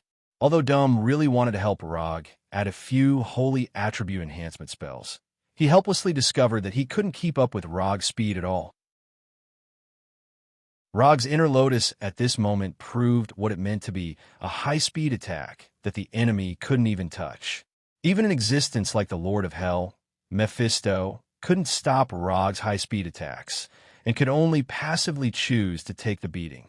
Although Mephisto looked a little beaten up now, in fact, the damage that Inner Lotus had done to him was more in terms of image than physical body. This was the first time in Mephisto's long life that he was being hit like a volleyball. After punching and kicking Mephisto dozens of times in the air at a speed that was beyond what the naked eye could capture, Rog finally made the final blow to end Inner Lotus. Boom! Mephisto, who had been hit in the chest by Rog's right fist, crashed into the ground like a meteor, creating a huge crater that was more than 10 meters wide. The thick ground outside the crater also cracked like a spider web from Mephisto's impact, spreading dozens of meters around the crater.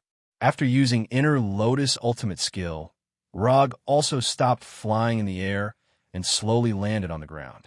When Rog landed on the ground, Dumb finally had the chance to throw out the holy spell that he had prepared long ago. Light Armor. An armor completely made of golden light appeared on Rog's body, making him look like a heavenly soldier from heaven. At the same time, the physical strength that he had just used to cast Inner Lotus quickly recovered, and all the fatigue and discomfort in his body were instantly dispelled. More importantly, the light armor added the holy attribute to his attacks that was most effective against hell demons. As the light armor appeared, Mephisto, who had been beaten up by Inner Lotus, also flew out of the crater. Inner Lotus, that's a pretty good move, but it's a pity that your attack just now didn't have any holy attribute. As soon as he finished speaking, the demonic Mephisto moved his body in front of Rog and Dumb. With a series of crackling sounds, Mephisto's demonic form returned to its original state, and the wounds from Inner Lotus' attack completely disappeared.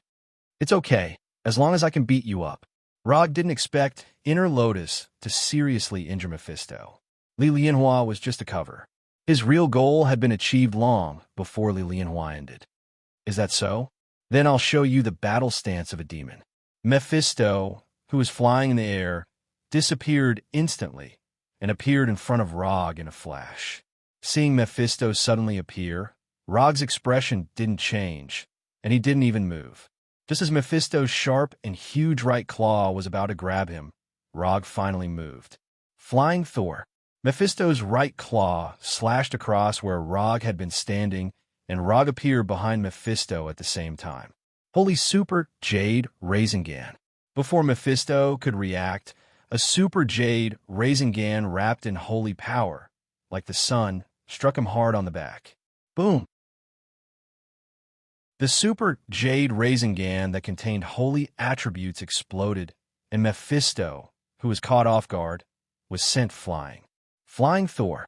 This was Rog's real goal in using Inner Lotus to attack Mephisto. His goal had never been to use Inner Lotus to seriously injure Mephisto, but to use Inner Lotus attack to conceal the existence of the Flying Thor. It turned out that Mephisto had indeed been deceived by Inner Lotus attack.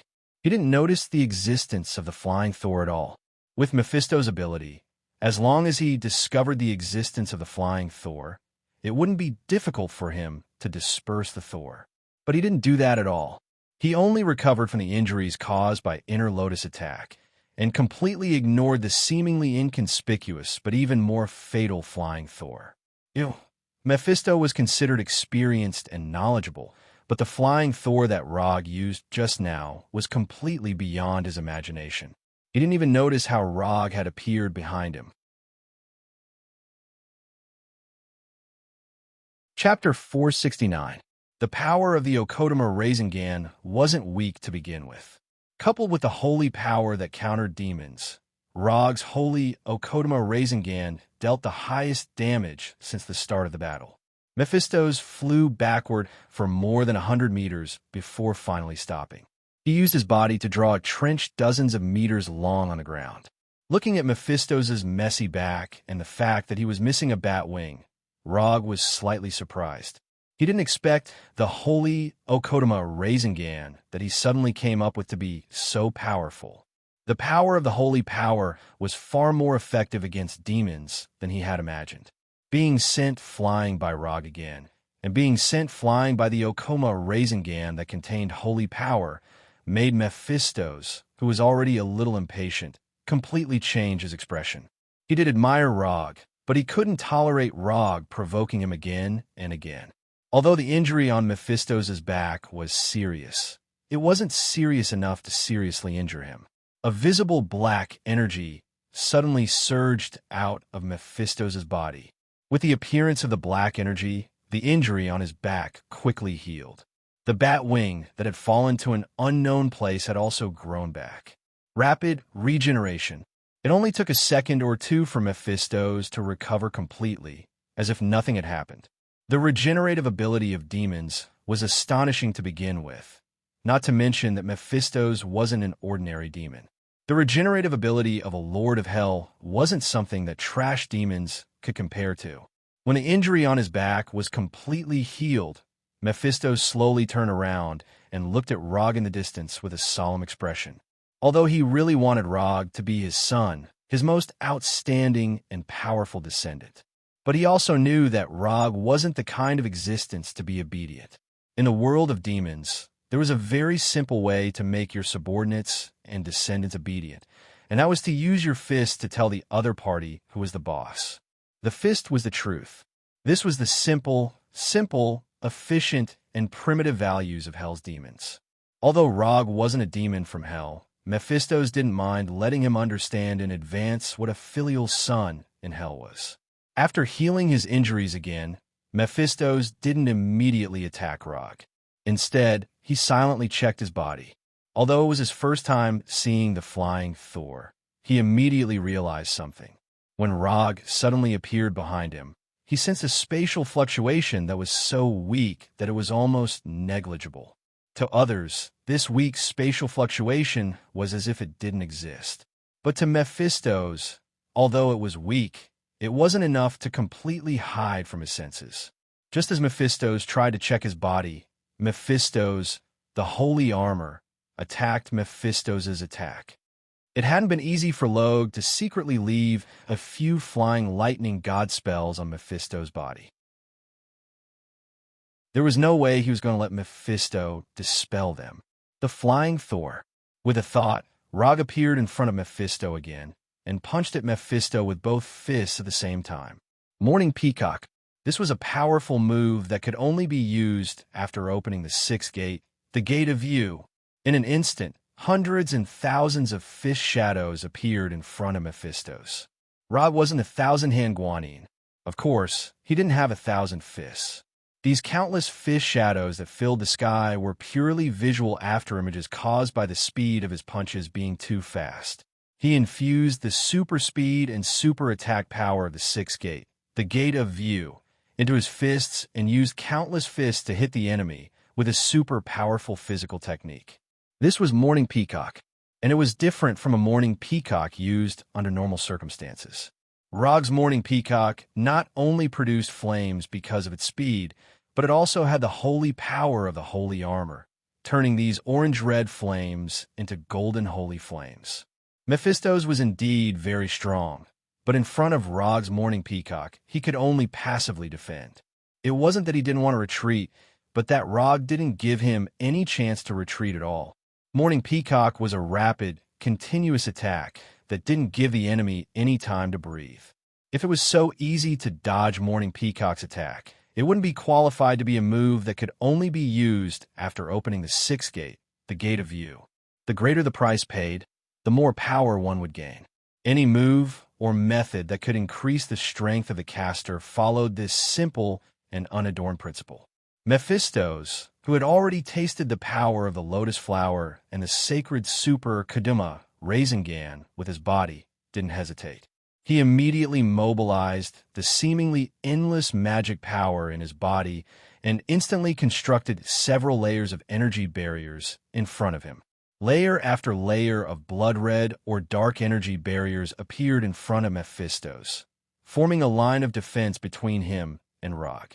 As soon as Mephistos' energy barriers appeared, the golden flames scattered from Rog's fists occupied his entire vision, turning the sky in front of him golden.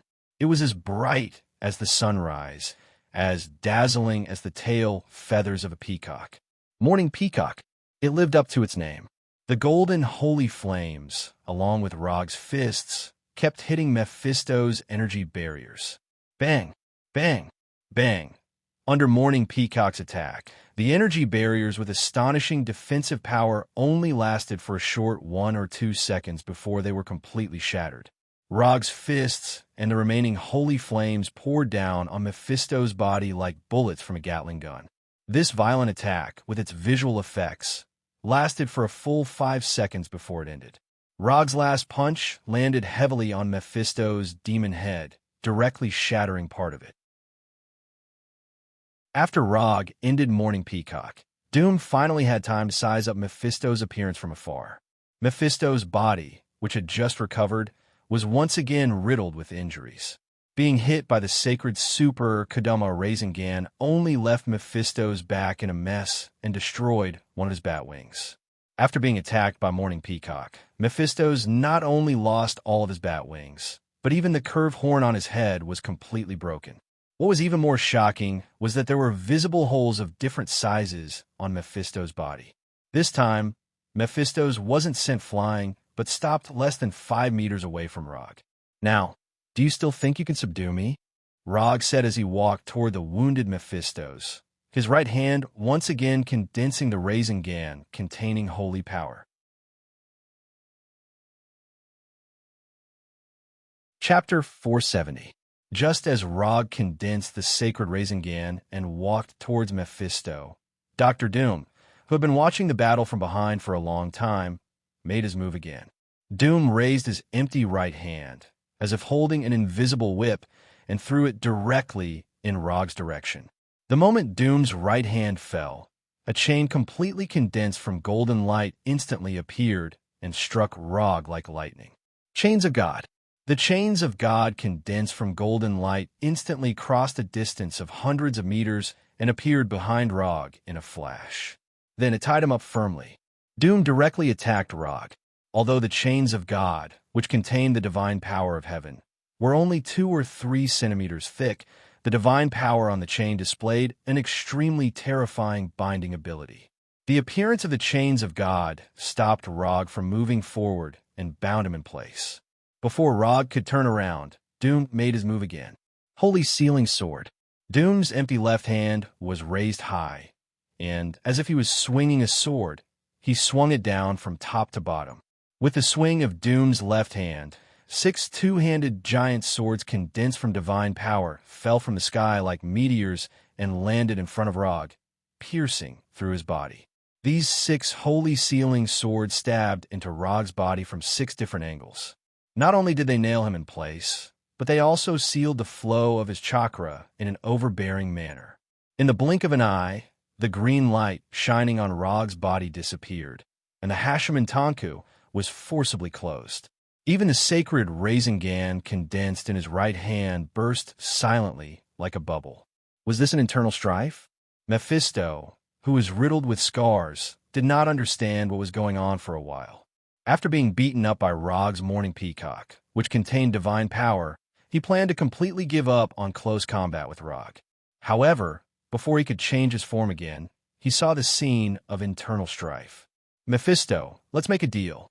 Holding the chain of gods in his right hand, Dermu flew to 12 meters behind Rog and spoke to Mephisto condescendingly. What do you mean by this? Before Mephisto could say anything, Rog questioned Doom angrily. That's what I mean now. Did not mind Rog's dissatisfaction and gently tugged at the chains of God in his hand. The second Doom pulled on the chains of God. The chains on Rog's body tightened around him like a python trying to strangle its prey. You better pray that I never return to Earth. Otherwise, I'll definitely wipe out your Ladovinia. Although Rog's voice was not loud, Doom and Mephisto could clearly feel the murderous intent that he was emitting. I never pray. As soon as he said that, the chains of God wrapped around Rog's body, extended to his head, and completely tied him up like a bandage wrapped around a mummy. Although Mephisto did not know what was planning, he could tell that and Rog, who were originally in the same team, had completely fallen out. Or rather, had unilaterally chosen to betray his teammates. Mephisto first healed the holes and wounds on his body, then looked up at who was floating in the air. The mysterious energy in Rog's body had really been sealed. Damu was being serious. As a demon from hell who had integrated cunningness into his instincts, Mephisto did not let the internal strife in front of him go to his head. He used his own method to sense Rog's current state in detail. The chains of God bound Rog's body, and the holy light sealing sword sealed the energy in his body. What do you want? Mephisto looked up at and asked calmly. My mother's soul. Just as Mephisto had expected, gave the answer he already knew. Using load to exchange for your mother's soul. That's a pretty good deal. As he spoke, Mephisto raised his right hand and summoned an irregular hexagonal prism. In this crystal-like prism, there was a typical image of a woman from Earth. Cynthia's soul. The image in the prism that was like a holographic projection was the soul of Dum's mother, Cynthia. It's a good deal, but why should I believe you? Mephisto said with a smile. At the same time, orange-red hellfire burned in the prism. The moment the hellfire burned, Cynthia in the prism let out a painful howl. Hearing Cynthia's miserable howl, veins appeared on Dum's right hand that was holding the chains of God. His body exuded a strong, killing intent that was not on the same level as Rog's just now. Mephisto, don't go overboard. Suppressed the anger in his heart and said word by word. Overboard? I don't think so. Although he said that, Mephisto still ended the hellfire and let Cynthia escape her torture for the time being. Do you know that souls burned to death by hellfire are not only hated by hell and heaven, but they will also never have the chance to reincarnate? They will only become nutrients for hellfire and experience eternal pain in hellfire. Mephisto played with the prism that imprisoned Cynthia's soul and explained patiently. I know. But I also know that existences killed by divine power will neither appear in hell nor ascend to heaven. Since you like gambling so much, do you dare to bet with me? Let's see if I feel more despair when my mother is killed, or if you feel more pain when you lose Rog's soul forever. As he spoke, the chains of God on Rog's body became brighter and brighter, gradually turning from golden to blazing white. Watch carefully. Rog's soul that you want is about to disappear. As soon as he finished speaking, Dum's right hand that was holding the other end of the chains of God began to exert force. Wait, Just as the chains of God were about to completely turn blazing white, Mephisto spoke. "Give me Rog, and I'll return your mother to you." Mephisto finally made the decision to make the deal. Cynthia's soul was just one of his many playthings. If not for the fact that Cynthia had a good son like Dumb, he would not be so concerned about Cynthia's soul. "Okay, count down from 3, and we'll make the deal." Dumb raised his right hand and pointed at the prism in Mephisto's hand with his left. No problem. Because they were in hell, Mephisto was not worried that Dumb would play any tricks. Even if Dumb had other intentions, he would not be able to leave hell with Cynthia. 3, too. Since Mephisto agreed to the deal, Dumb did not hesitate and began to count down. Just as he was about to count down to 1 and throw the chains of God in his hand to Mephisto, Cynthia suddenly spoke in the prism. Don't do this." Cynthia's words directly interrupted the deal between Dumb and Mephisto. "Shut up." Mephisto snorted unhappily and made the hellfire appear in the prism again, intending to teach Cynthia a small lesson. Let her speak. However, before Mephisto could do anything, Dumb clenched the chains of God in his hand tightly and made them shine with a blazing white light. "Dumb, I'm already very happy to see you grow up. Back then, I did something wrong, so I fell into the hands of the devil. I don't want you to walk the same path. If I can obtain my freedom in this way, I'd rather continue to be tortured by this devil for 1,000 years or 10,000 years. Dumb, you've been a little angel who brings happiness and joy to others since you were young. I hope you can continue like this and bring happiness and joy to the people of Latvinia. You must become the guardian angel of Latvinia." Cynthia's voice wasn't loud, but Dumb heard every word she said clearly. Looking at Dumb, who was floating in the air and trying his best to control his trembling body, Cynthia stretched out her arms towards him, as if she wanted to hug her little angel. "Dumb, Mom, I love you. I'll always love you." Cynthia smiled at Dumb, a warm smile that did not fit in with hell appearing on her face. Then, Cynthia took the initiative to walk into the hellfire and was completely devoured by it.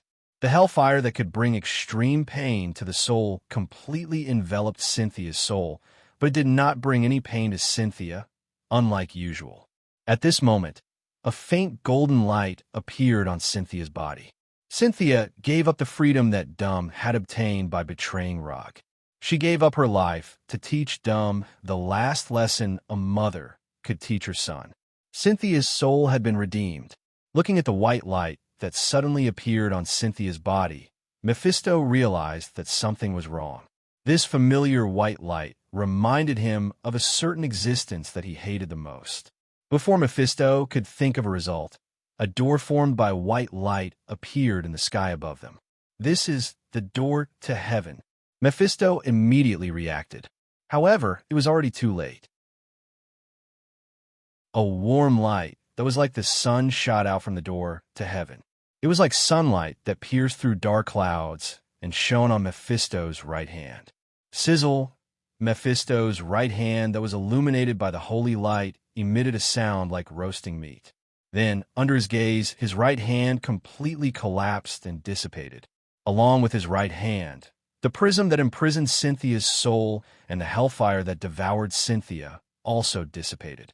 Under the white light, Cynthia's soul returned to its original size and slowly floated in front of Dumb. She reached out her right hand and silently touched the metal mask on Dumb's face. Just as Dumb tried to hug Cynthia with both hands, Cynthia's soul completely disappeared. Cynthia had ascended to heaven.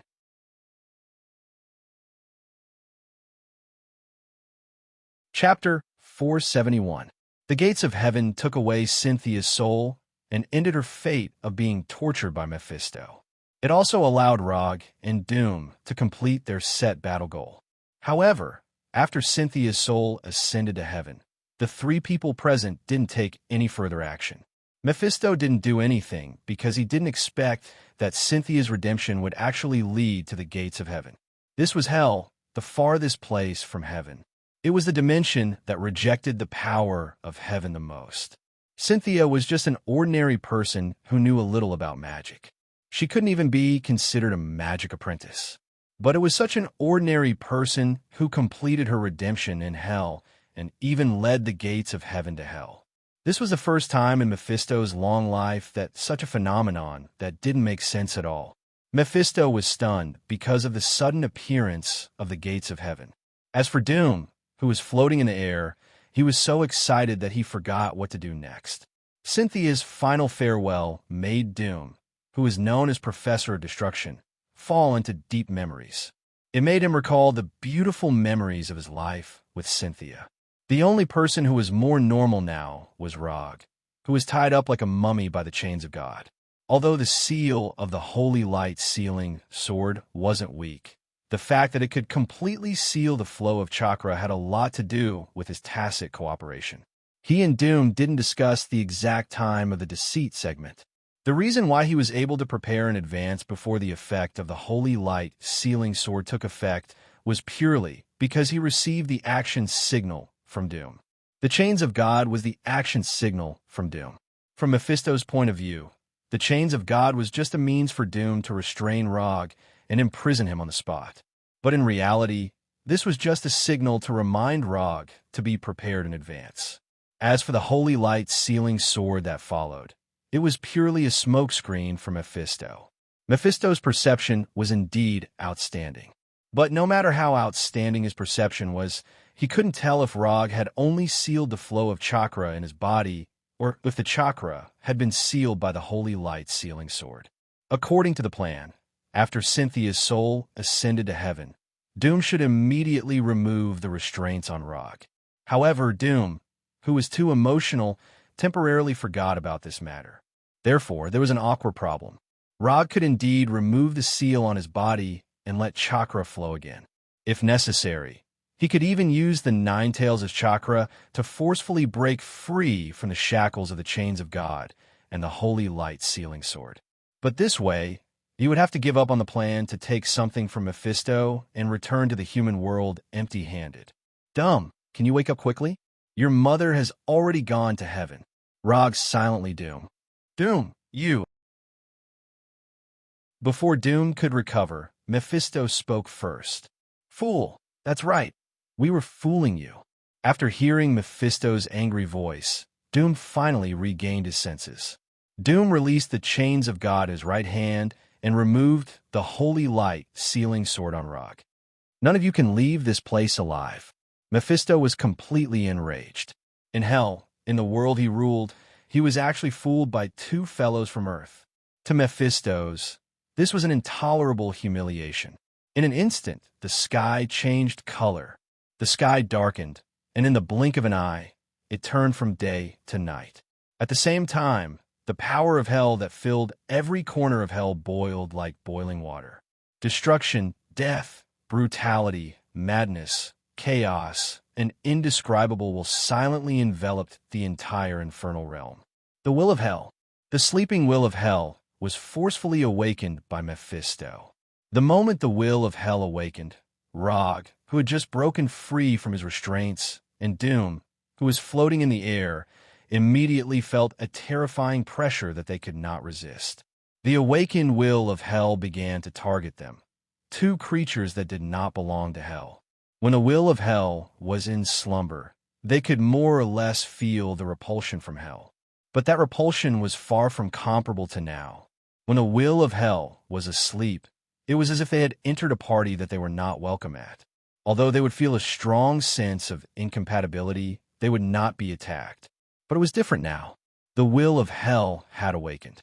They were still in that unwelcome party, but this time, everyone in the party had picked up a weapon and intended to kill the two of them. Being directly suppressed by the will of hell was not a good thing. I'll buy you 10 seconds. I don't care what method you use. You must open the portal. Otherwise, we'll become Mephisto's playthings together. After saying that, Rog directly mobilized the hellfire that he had plundered from the Ghost Rider. Using hellfire in front of the will of hell and Mephisto was not a very wise thing to do. But at this time, hellfire was the only power in Rog's hands that could slightly alleviate the suppression of the will of hell. When the orange-red hellfire completely enveloped him, the terrifying suppression brought by the will of hell was alleviated a lot. allowing him to prepare his next means more calmly. Susanoo. Without any hesitation, Rog switched the Byakugan to the Mangekyo Sharingan, and at the same time activated the Susanoo that he had been training for a month. The more than 10 meters tall Susanoo quickly took shape, completely enveloping him in doom. Unlike the previous Susanoo, what Rog is using now is the third form of the Black Tengu armor, which has a significant increase in defensive power. However, the most eye-catching thing is not the Black Tengu armor on the Susanoo's body, but the round shield in the Susanoo's left hand, which is branded with Magatama and spiral patterns, like a burning flame, and the gourd in the right hand. Yada no Kagami, Tatsuka sword. After cultivating the Susanoo to the third form, Rog Susanoo has the same Yada mirror and Tatsuka sword as Uchiha Itachi. The system gave Rog the Mangekyo rune that is very similar to Uchiha Itachi's, and also gave him the Yada mirror and Tatsuka sword that Uchiha Itachi once had. To be precise, it is a temporary Yada mirror and Tatsuka sword. Although there is a limit to the number of uses, after knowing that a Susanoo also has Yada mirror and Tatsuka sword, Rog no longer has any complaint about his Mangekyo rune. Isn't it just a high imitation of Uchiha Itachi's Mangekyo rune? It doesn't matter. This is a trivial matter. Just after Rog used Susanoo, Mephisto's attack arrived in front of him. At this time, Mephisto didn't use any fancy attack methods.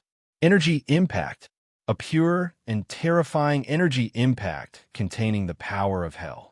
When this terrifying impact, which was enough to completely change the terrain, arrived in front of him, Rog didn't hesitate and directly blocked it with Yada Mirror. Yada Mirror, which can reflect and defend against all attacks, is really that powerful? Now is the best time to test it. The terrifying blood-red energy impact crashed into the Yada no Kagami like a roaring flood. This terrifying energy impact lasted for a full 4 or 5 seconds before it ended. When the energy impact was over, Yada Mirror in Susanoo's hand once again revealed its true appearance. Unscathed, Yada Mirror blocked Mephisto's energy impact, although Dumb didn't know what kind of existence Yada Mirror was. But after seeing Yada Mirror block Mephisto's attack unscathed, he found that he had seriously underestimated Rog's strength. With Yada Mirror alone, Rog could ignore most of his attacks. Not only was Dumb shocked by Yada Mirror's amazing defensive power, but even Mephisto in the distance also showed a dignified look. Although the energy impact just now wasn't his full strength attack, it was still an attack he sent out in a serious state. But soon, he put away the doubts in his heart and raised his right hand again. In the blink of an eye, another wave of energy that was even more powerful arrived in front of Rog. Boom! Unlike the previous attack, when the energy impact hit the Yada no Kagami, it exploded like an intercontinental missile hitting the target. The huge explosion sound and the explosion of energy instantly engulfed Rog's Susanoo. A few seconds later, when everything returned to normal, cracks appeared on Yada Mirror in Susanoo's hand. Fortunately, Yada Mirror itself was a spiritual weapon without a physical body, so these cracks were quickly repaired by Rog's chakra and returned to its original appearance. Can you hurry up? I can't hold on any longer. The Yada Mirror that Rog had now was not the real Yada Mirror. His current Yada Mirror and Tatsuka sword were both temporary items given by the system, and they were existences that would disappear after they were used up. 3 times. He only had 3 chances to use Yada Mirror and Tatsuka sword. Rog did not intend to waste all the chances of Yada Mirror on Mephisto, so the limit he could bear was 1 time. As long as Yada Mirror was broken, it would be counted as 1 time. If he wanted to continue using Yada Mirror, he could only use up 1 more chance. Stop rushing me. It's almost done. Although the portal on Earth would automatically open when the time was right, Rog and Doom did not have that kind of time at all. By the time the portal opened according to the set time, the grass on their graves was already several meters tall. Standing in front of them now was not Mephisto, who was just playing around, but a completely enraged Heavenly Father.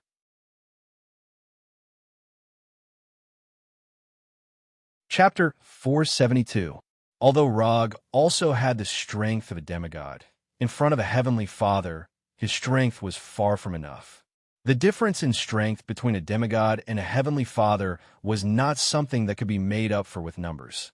Even if Rog had Doom's help now, it would still be useless. It would be fine if Mephisto was just playing around. But once he became serious, and this was the hell he ruled, even if Rog and Doom did their best, their chances of winning would not exceed 10%. Although this winning rate seemed cruel, it was already the highest winning rate they could achieve. If they made any more mistakes, their chances of winning would not even reach 5%. After 2 consecutive attacks failed to shatter the Yada mirror, Mephisto finally decided to use his full strength. For Mephisto, this was just something that needed to be taken seriously. But for Rog and Doom, it was something that needed to be done with all their might. Just like before, Mephisto did not use any fancy attacks. Instead, he sent out an energy attack that symbolized the strength of a heavenly father. Unlike the previous 2 energy shockwaves, this energy shockwave was pure black, a deep black that symbolized death and nirvana. This black energy attack seemed to break through space and instantly appeared in front of Rog, taking the initiative to collide with the Yada mirror in Susanu's hand. There was no terrifying explosion, no uncontrollable energy turbulence, no unstoppable terrifying impact. This black energy was like an illusory bubble as it crashed into the Yada no Kagami. Then, it silently shattered and dissipated. Mephisto's full-strength attack did not display any terrifying power that could destroy heaven and earth. Instead, it was like a silent joke. However, the moment this black energy dissipated, the Yada mirror in Susanu's left hand shattered with a loud bang. Bang! The Yada mirror, which was said to be able to defend against all attacks, shattered like a mirror under Mephisto's full-strength attack. At the same time, Susanu's left hand also shattered inch by inch. Susanu was just a product of Chakra's materialization. But at this moment, Mephisto's black energy impact directly connected the Susanu to the caster, Rog. Susanu's left hand disappeared, and Rog's left hand also seemed to have been hit by a terrifying attack, and bright red blood burst out. F***CK. The intense pain made Rog curse out loud. Even so, he still controlled the hellfire around his body to incinerate the blood that spurted out, not letting his blood drip onto the ground. After dealing with the crisis of leaving blood in hell, he mobilized Chakra and performed a temporary treatment on his left hand that suddenly exploded. He didn't need to completely heal his left hand. As long as the wound stopped bleeding, his immortal body would automatically finish the rest of the work. Even if he did not activate Chakra, the immortal body would automatically heal the injury on his left hand. However, in this way, he would have to constantly pay attention to whether or not his blood would fall to the ground unknowingly. Fresh blood was a very useful medium in the field of magic. Rog did not want Mephisto to get his blood and then use it as a medium to cast several fatal curses on him. Yada no Kagami broke in the end. After blocking 3 attacks from Mephisto, Yada no Kagami ended its mission. The teleportation portal is ready. After paying the price of 1 use of Yada no Kagami, Dumb finally opened the portal back to Earth. You go first. I still have some personal grudges to deal with. Rog said calmly to Dumb without turning back. Personal grudges? Dumb was stunned. However, he did not hesitate for long. He directly walked into the portal less than a meter away and returned to his castle. Mephisto, this is the second and last time. Next time, the one who will escape will be you. Rog said loudly to Mephisto in the distance. No, you won't have a next chance. As he spoke, Mephisto raised his right hand again and summoned a pure black energy ball that was only 1 meter in diameter. This was an energy ball that looked like a black hole. Mephisto did not care about the portal behind Rog, because Rog would not have the chance to walk through it at all. Is that so? But that's not up to you. As soon as he said that, Rog controlled Susanu and let Susanu, which only had its right hand left, hold the gourd hanging on its hand. When Susanu held the gourd like it was holding a sword, the wine in the gourd flew out and condensed into a long sword burning with golden flames. Tatsuka's sword. Unlike Yada no Kagami, Tatsuka Sword's 3 chances were 3 chances to attack. As long as Yada no Kagami did not break, no matter how many attacks it blocked, it would only count as 1 chance. Tatsuka Sword was different. As long as it attacked the target, it would count as 1 chance. The sword is not bad, but unfortunately, it's not. Before Mephisto could finish speaking, the Tatsuka Sword formed by golden flames appeared in front of him and pierced his body. The speed of the Tatsuka Sword's attack was beyond Mephisto's imagination. However, he still did not take the Tatsuka Sword's attack to heart, even if he had been pierced by the Tatsuka Sword. Do you think an attack of this level can defeat me? After feeling the power of the Tatsuka Sword, Mephisto laughed disdainfully, mocking Rog for overestimating himself. I never said that I would use this move to defeat you. For some reason, after seeing Rog's calm expression, Mephisto realized that something was wrong. However, he soon realized what was wrong. The Tatsuka Sword did not cause any serious injuries to his body, but began to forcibly seal his body. No, to be precise, it was not a seal, but a forceful pull of his body into another world. The Tatsuka Sword, also known as the Sakura Tachi, was a sealed sword without a physical body. As long as it was stabbed, it could seal the target forever in a drunken, dreamlike, illusory world. And unlike ordinary illusory worlds, the Tatsuka Sword's illusory world sealed not only the target's spirit and soul, but also the target's body. Orochimaru, who had used the Orochi Jutsu, was sealed in a gourd by Uchiha Itachi. Hit by the Tatsuka Sword, Mephisto's body began to deform rapidly, becoming like dough that was being pulled, showing a form that did not conform to common sense at all. How could this be? Mephisto had never seen an existence like the Tatsuka Sword, not even a similar existence. It could even be said that the Tatsuka Sword was completely beyond Mephisto's understanding. Mephisto was indeed a lord of hell, and in his long life, he had seen all kinds of strange things. But unfortunately, the Tatsuka Sword used by Rog was not a product that should appear in this world at all. Whether it was the attribute of power, the principle, or the form, it did not belong to this world. Even if Mephisto was a heavenly father, it was impossible for him to know the knowledge of other worlds. If he could do this, he would not be a heavenly father, but a multiverse-level existence, or even a higher-level existence. As his body continued to deform, the black hole-like energy ball that Mephisto had summoned also shattered with a bang, completely collapsing. What was even more troublesome was that his body was constantly being pulled into the gourd by the Tatsuka Sword. Damn it! Although Mephisto did not have a fixed form, there was one thing that he could not avoid, and that was his demon core was in his body. Rog had never expected the Tatsuka Sword to completely seal Mephisto. No matter how magical the Tatsuka Sword was, it was impossible to seal a heavenly father-level existence. His goal from the beginning was Mephisto's core, or a part of Mephisto's core. Unlike humans, everything about a hell demon was in their core.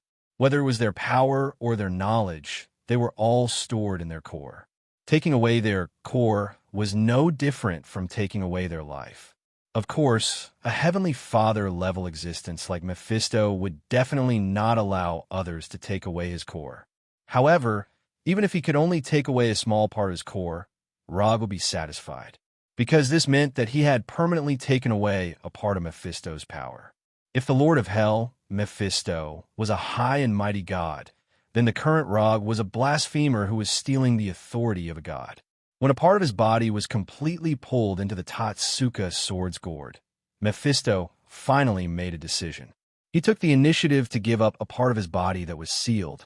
If he had enough time, he could completely break the Tatsuka Sword seal. Unfortunately, he did not have such time now. After realizing that he could not change the outcome for the time being, Mephisto displayed the decisiveness and determination that a hell demon should have. He took the initiative to give up a part of his body and peeled off a part of his core that he could no longer break free from the seal. After splitting the important core into two, Mephisto separated a brand new body and broke free from the Tatsuka sword seal. Thank you for your hospitality. Seeing that Mephisto had taken the initiative to give up a part of his core and reformed his body in the distance, Rog raised his right hand to his left chest and bowed slightly. Then, he exerted some strength in his legs and jumped into the portal. The moment he entered the portal, he removed Susanoo to avoid putting too much pressure on the portal. In the end, Rog completed his initial goal and left Hell alive with a part of Mephisto's core. When he returned to Earth, Dumb did not hesitate and directly destroyed the portal he had created. Have you always been so crazy?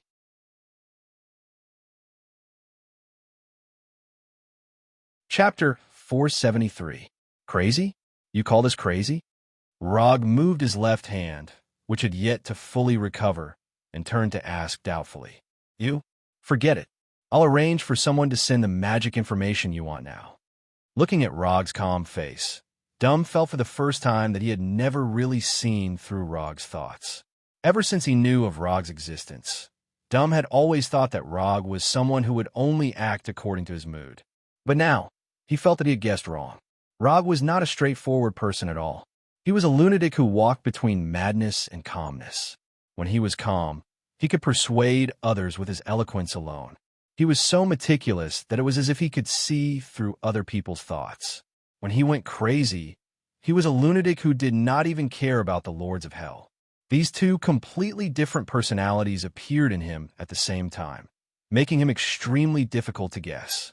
Even if one interacted with him day and night, one might not be able to guess his true thoughts. Dumb was not worried that his opponent would be meticulous, nor was he worried that his opponent would be crazy and unruly. But he did not want his opponent to be someone who repeatedly jumped between calmness and madness. It was a very troublesome thing to be an opponent with such a person, especially when this person had extraordinary strength. It would make it even more difficult for one to attack. After destroying the teleportation portal to Hell, Dumb brought Rog back to the original reception hall and waited for the guards to send the reward that Rog wanted. When do you plan to go to Hell next? While waiting, Dumb asked a question that he was rather curious about. Although Dumb had returned to Earth first, he had also heard the last conversation between Rog and Mephisto, so he took the initiative to bring up this topic. I'm not sure yet. If it's fast, I might go in a few months. If it's slow, it might even be 8 to 10 years. Rog answered silently and carefully checked his body. On one hand, he did not want to leave any hidden injuries on his body. On the other hand, he wanted to check if Mephisto had secretly left any marks or tricks on his body. One couldn't be too careful when dealing with Hell's demons, especially when dealing with a lord of Hell like Mephisto. May I ask why you still want to go? You've already seen Mephisto's strength. It's not a wise thing to make him your enemy in Hell. Dumb could not figure out why Rog had to go to Hell. Hell wasn't a tourist attraction, not to mention a powerful existence like the Lord of Hell, Mephisto. Most importantly, Rog had already offended Mephisto to the core. As long as Rog appeared in Hell, Dumb could guarantee that Mephisto's would definitely attack him with all his might without any hesitation or pity. Although Dumb did not know what kind of existence the sword of Tatsuka that Rog had used at the end was, he knew that Rog's sword had directly taken away a portion of Mephisto's power. As a professional scholar who had studied Hell and Mephisto for more than 10 years, Dumb knew very well what this meant. It's simple because I don't like to lose. After confirming that there were no hidden dangers in his body, Rog replied with a smile. You want to go to Hell again just because of this reason? Dumb realized that he could not keep up with Rog's thoughts. Isn't this a very normal thing? As the saying goes, you have to get up from where you fall. Including this time, I've already lost to Mephisto twice, so no matter what, I have to go to Hell to get back at him. Rog's reply was very casual, but his answer made Dumb confirm once again that he was a lunatic. It was normal to not like to lose. Competition and the unwillingness to admit defeat were innate instincts of life.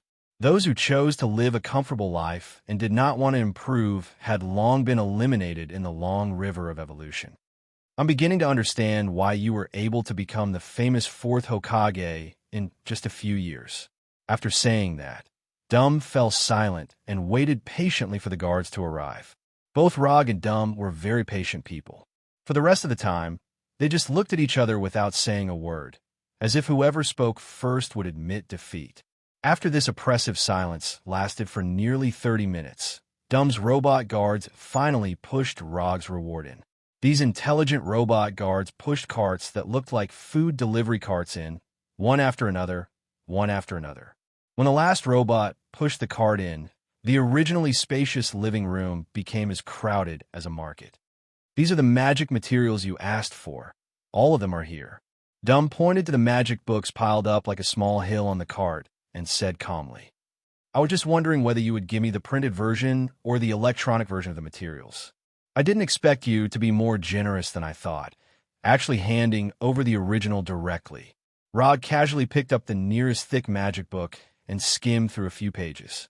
Similar to the books in the Kamartaj library, this magic book was an ancient book that had been passed down for many years. "You helped me save my mother. This reward is nothing." Dumb did not mind Rog taking away these ancient books. Not to mention that he had already read the contents of these magic books. Even if he forgot in the future, he still had many backups. One of the benefits of the technological era was that the storage and circulation of knowledge had become extremely simple. Even the manufacturing principle of nuclear weapons could be easily found on the internet. For example, in the 1970s, an economics student at Harvard University in the United States relied on the public information in the library to complete a 400-page How to Make a Nuclear Bomb. Note 1. This was still something that happened in the 1970s when the internet was just a few years old. The internet at that time was not the same as the internet today. After all, the internet with search functions was only invented in 1989. I'm very satisfied with this reward. While talking, a chakra hand formed by chakra rushed out of Rog's body, collected the magic books on these small cars one by one, and then threw them all into the summon scroll. Looking at the chakra hand that rushed out of Rog's body, Dumb's evaluation of him improved slightly. It's not difficult to build energy into the shape you want, but condensing hundreds of large and small energy arms of different lengths at one time like Rog and performing exquisite control of these arms is not something that anyone can do. To be precise, not many people can do it. This level of control not only requires an extremely precise level of energy control, but also requires the user to have a computer-like multi-threading processing ability to achieve this level of control of hundreds of arms at the same time. Just as Rog put away the summon scroll and planned to open the portal back to Konoha's headquarters, Dumb spoke again. "This time, I owe you a favor. If you hadn't proposed this plan, I wouldn't have been able to redeem my mother's soul. If you need any help in the future, you can contact me at any time." When Rog showed his superb level of energy control, Dumb decided to establish more contact with him. It's always good to establish a relationship with such a strong person. "You don't owe me a favor. This is just a fair cooperation. You saved your mother, and I got the reward I wanted. An exchange of equal value is a fair trade." Rog pointed to the cars that had been completely emptied. Of course, this was only what he said to Dumb on the surface. What he really wanted was ninja coins that Dumb didn't know about at all. When he put all the magic books that Dumb promised into the summon scroll, he opened the commission page of the system and took a look. Commission content. Assist Dr. Dumb to free Cynthia's soul. Commission status. Completed. Commission reward. 250 ninja coins sent. With the 250 ninja coins, the number of ninja coins he had not consumed reached 910, and he was only 90 ninja coins away from the final 1,000 ninja coins mark. But speaking of helping, I do have a plan. I don't know if you're interested. Rog didn't directly refuse Dumb's kindness. "What plan?" Dumb asked calmly. "Flame Giant Surtur. You should know him, right?" Rog didn't directly say what his plan was. If Dumb didn't even know who the Flame Giant Surtur was, he wasn't qualified to join his plan. The Flame Giant Surtur is the ruler of Muspelheim, but it is said that he was defeated by Asgard Odin a long time ago, and his most important treasure, the eternal fire, was taken away. As a person who once pursued the mysteries of magic all over the world, Dumb was certainly not unfamiliar with Surtur. If he had a way to go to other countries in the Nine Worlds, he would have already gone to see other countries in the Nine Worlds.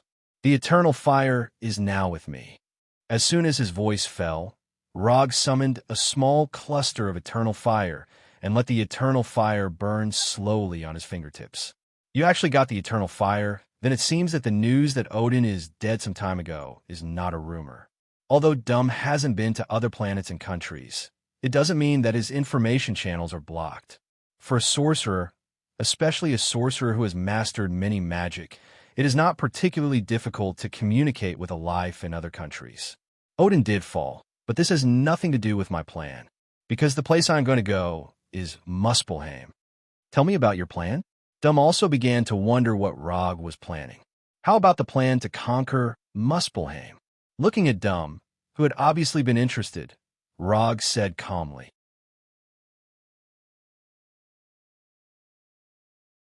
Chapter 474. Conquer Muspelheim? Doom was stunned when he heard Rog's answer. He thought he was a daring person, but compared to Rog's craziness, he felt that his little craziness was nothing. Muspelheim was the kingdom of the flame giants. It was a place equivalent to the infernal inferno to humans. No, conquer Muspelheim. Although there are many flame giants in Muspelheim, the only one who could be considered a powerhouse is Surtur, and Surtur isn't in a good state right now. Ever since Odin took away his eternal fire, his strength has shown a steep decline. As long as we can get rid of Surtur, the remaining flame giants are nothing to be afraid of. Finding trouble with Surtur was not a temporary plan that Rog came up with on a whim, but an operation that he had seriously considered the risks and rewards. Thor, who had not completely awakened the divine power of thunder, could single-handedly deal with Surtur, who did not have the eternal fire. Therefore, the risk of the operation was not particularly high. In addition to Surtur being in a weakened state, another main reason was that Rog had taken a fancy to his weapon, the Twilight Sword. The Twilight Sword was the best weapon for the eternal fire. As long as he had the Twilight Sword, he could use the eternal fire in his hands to the greatest extent, unlike now, where he could only use the eternal fire as an ordinary energy source or flame. Even if he had the Twilight Sword, he would not be able to exert the power of the eternal fire to the limit like Surtur, but it would still be more efficient than his current use. I need a few days to think about it. After a week, no matter what the outcome is, I will inform you. If Rog was only planning to do something on Earth, Doom would not hesitate and agree immediately. However, Rog's plan had completely exceeded his imagination, so he could not make a decision immediately. Although in the eyes of others, Professor Destruction Doom was a rather crazy person. In fact, he still paid great attention to his own safety. If it was not necessary, Doom would never risk his life. There's no hurry. Even if we set off, it will be at least a month later. If you've made up your mind, you can contact me anytime. After saying that, Rog opened the portal back to Konoha's headquarters and returned directly from Dum's castle to the office of Konoha's headquarters. When the portal that was flashing with golden sparks completely closed, he sat on the sofa and began to review the Hell operation this time. In terms of results, this Hell operation had perfectly achieved its goal. The soul of Cynthia, Dum's mother, was redeemed and she ascended to heaven. Part of Mephisto's core had been sealed as well, weakening part of Mephisto's strength. This was a good foundation for the next final battle. The commission was completed, and he got the ninja coins. According to common sense, Rog should be extremely satisfied at this time. However, his current mood had nothing to do with satisfaction at all. The Lord of Hell, Mephisto, was stronger than he had imagined. Rog had thought that he would be able to go toe-to-toe with Mephisto's this time, since he had improved his strength further. However, it turned out that in front of the serious Mephistos, he was far behind. If his Susanoo didn't happen to have Yada no Kagami and Tatsuka's sword, he definitely wouldn't have been able to block Mephisto's last 3 attacks. The serious Mephistos proved one thing with facts, that is, the full strength attack of a Heavenly Father is terrifying. Yada no Kagami, which claimed to be able to defend and reflect all attacks, only took 3 attacks before it was completely shattered. The Tatsuka's sword, which claimed to be able to seal the enemy forever as long as it hits the enemy, only sealed a small part of Mephisto's core in the end. And this result was achieved when Mephistos didn't understand the Totsuka sword at all. In the next battle, Mephistos will definitely not be hit so easily. Difficult to deal with. These old monsters who have lived for who knows how many years, each one more difficult than the other. After rubbing his temples, Rog temporarily put aside his thoughts about the final battle with Mephistos and teleported back to his room. After a comfortable hot bath, he put on the gaming helmet that he brought back from the Carry Empire and started playing the game that he jokingly called Bug 2077, Carry Cyber 7702. He didn't know if the developer of this game was rushing the production too much, but this holographic game that opened Rog's eyes had a lot of bugs. What was even more magical was that because this was a first-person visual game set in the future, sometimes you couldn't tell if it was a bug or a special part that the developer had specially set up. For example, there was a mission called Black Dream. Rog thought that it was a plot arrangement that caused the character's mechanical eye to be blinded, so he could only carry out the mission with a black screen. Just as he was feeling emotional about the developer's amazing imagination and was about to enter the mission for the second time to experience this wonderful feeling again, he suddenly realized that the black screen visual effect he had experienced before was not set up by the developer, but purely a bug. It was just that this mission happened to be called Black Dream, and with only the system prompt, he could still rush through it. That was why this seemingly deliberate design, but it was actually a system bug, was created. Note 1. Although this game had more bugs than any game Rog had ever played, this did not stop him from liking this game. Because this game was really awesome, it presented the players with a real world of Carry in the year 7702. Just as Rog was relieving the pressure from the battle with Mephistos through the game, a fierce argument broke out in a rest area in the headquarters. Am I the only one who thinks that this is a pretty cool thing? Johnny Thunderbolt said to Reed, and the other two disapprovingly. Can you be more mature? The Special Forces aren't about flirting with girls. You don't have that kind of strength yet. Susan looked at Johnny helplessly, trying to get Johnny to dispel the idea of joining Konoha's Special Forces. After a month of adaptation, Susan and others have become familiar with various superpowers. At least their bodies will no longer suddenly soften or disappear, or suddenly burn their clothes. Come on, it's not like you haven't seen my training record. I graduated with high scores. Since Johnny learned that Konoha Special Forces members could emit high temperatures, and some of them could even breathe fire, he had an obsession to join the Special Forces. For this reason, he also specifically went to Frank the Punisher and applied for a recruit training spot with Frank. In the beginning, there was no such thing as recruit training in Konoha. Those who could be selected by Konoha are basically elite warriors in their respective units or organizations. However, not every one of these selected elite warriors is qualified to accept the extremist transformation and become a real Konoha Special Forces member. Therefore, there is a so-called recruit training. Simply put, these recruits are the alternate members of Konoha's Special Forces. But before they have been transformed by extremists, they can't be regarded as real Special Forces members. Johnny joined the recruit training and passed the assessment with high scores. Because he has superpowers himself, he doesn't need to be transformed by extremists to directly become a member of Konoha's Special Forces.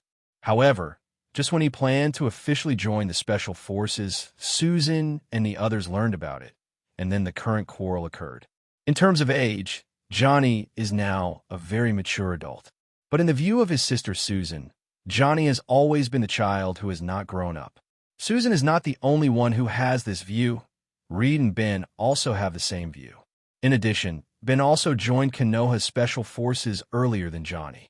Johnny wants to join the Special Forces, in addition to knowing that the Special Forces members have been transformed by extremists. Another reason is Ben's joining. If Ben can join, then why can't I? This is what Johnny really thinks. Even before the mutation, Johnny would compare himself with Ben intentionally or unintentionally. As long as it is something that can be done instinctively, he must do it. No means no. If it was something else, Susan might have softened her heart and agreed. After all, Johnny has done a lot of outrageous things before. But Johnny wants to join the Special Forces. She will not agree to anything. Although Susan has only joined Konoha for a month, she knows very well what kind of department Konoha's Special Forces is. It seems that our new little brother is going to be scolded by his sister again. So pitiful. Just as the quarrel between Susan and Johnny was about to get more and more intense, a malicious voice came over. The person who spoke was none other than Gecko Ishikawa, who had just returned to Konoha after completing a mission. At this time, Kara was still wearing her white gold uniform that could completely highlight her figure, showing her charm without concealing it. After hearing Kara's words, both Susan and Johnny showed dissatisfaction. Susan was dissatisfied because she didn't like Kara's way of watching the fun without thinking too much about it. Johnny was dissatisfied because he had been taught a lesson by Kara. Johnny, who had a flamboyant personality, became even more arrogant and presumptuous after awakening his superpowers. In addition, he was originally more flirtatious, so he was quickly attracted to Kara. However, on Kara, Johnny realized for the first time what it meant to have a low damage but a very insulting blow. Johnny confidently showed his superpowers to Kara, and then he was hit by Kara's even more unreasonable superpowers. Unwilling to admit defeat, he proposed to spar with Kara, and then the blow became even bigger. His superpowers were not as good as Kara's, and he couldn't beat Kara in actual combat. What really made him more and more frustrated was that Kara would tease him from time to time by saying that he would only listen to his sister's words, just like now.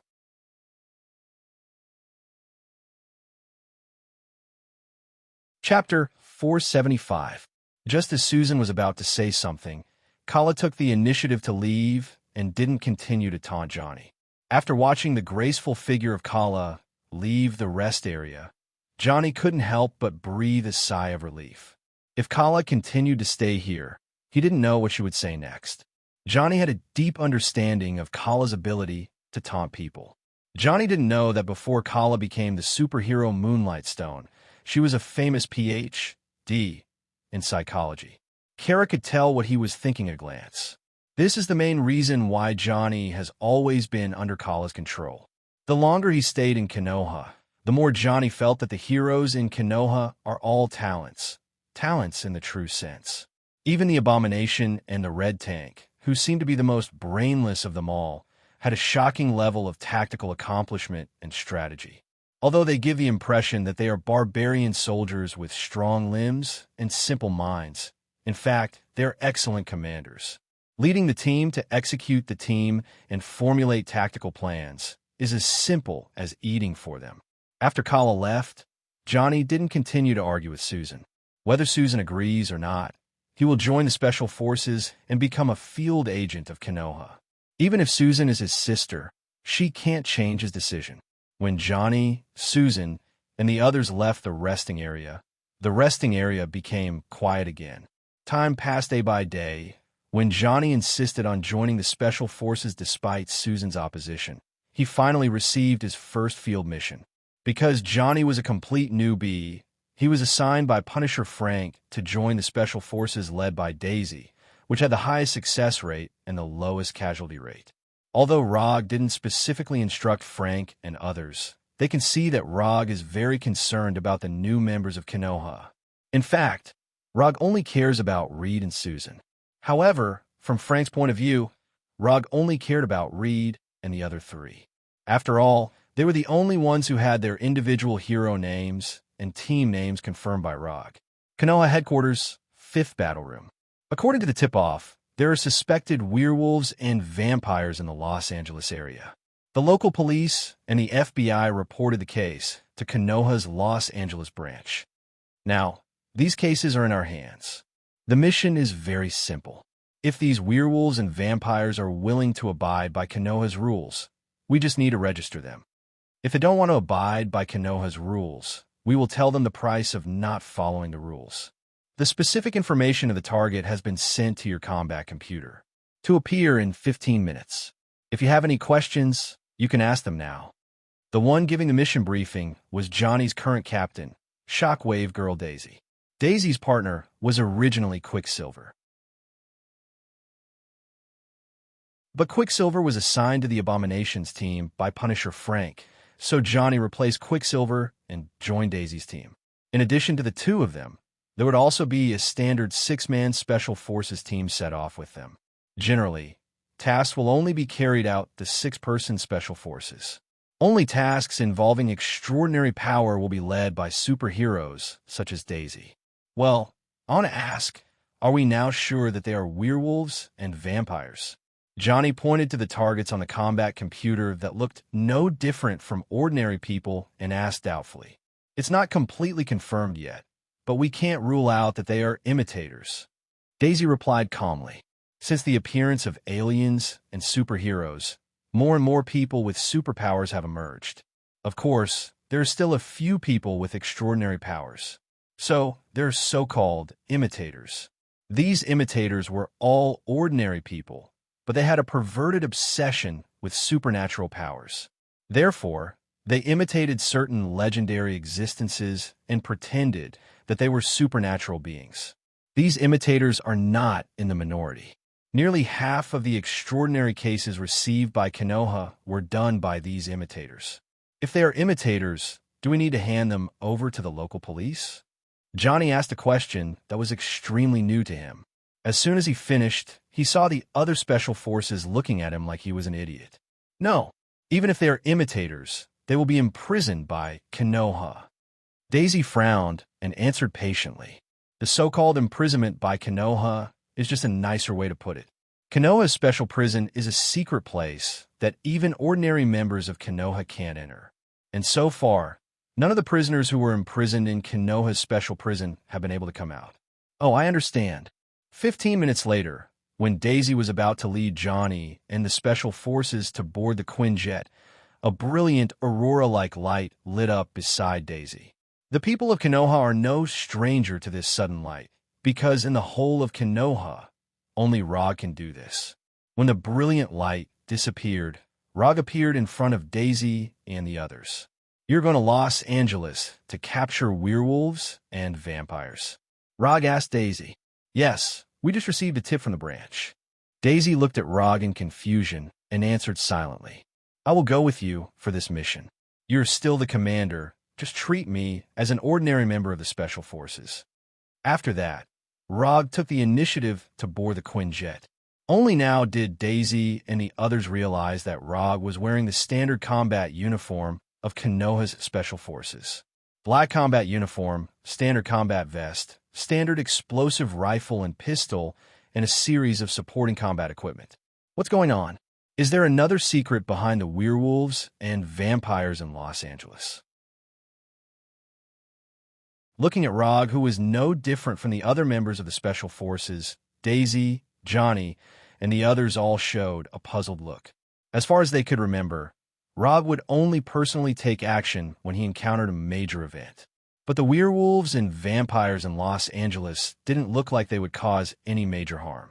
With a head full of questions, Daisy, Johnny, and the others boarded the Quinjet and flew toward Los Angeles. Rog knew that Daisy and the others must be full of questions now, but he didn't give any explanation. He couldn't tell Daisy and the others that he was tired of playing virtual games, so he wanted to experience a real mission. Half an hour ago, Rog successfully cleared Cripunk 7702. He didn't plan to open the second round for the time being, but he just learned from number 2 that Daisy was leading a team to Los Angeles. So, the idea of a live-action role-playing game appeared in his mind. No matter how realistic the holographic virtual game was, it couldn't compare to the real world. Since the establishment of Konoha, he had never really carried out any of Konoha's missions. So, he made the decision to temporarily join Daisy's team. Since he had nothing to do, it would be good to go and see the werewolves and vampires. And he also wanted to know if these werewolves and vampires were the same as in his memory. Blade Warrior, Dracula, Mobius, Blood Baron. These were the more famous vampires in his memory. Is there anything wrong with those werewolves and vampires? After a long struggle, Daisy couldn't help but ask Rog. I don't know. I don't have more information in my hands than you. Also, you're the commander of this operation.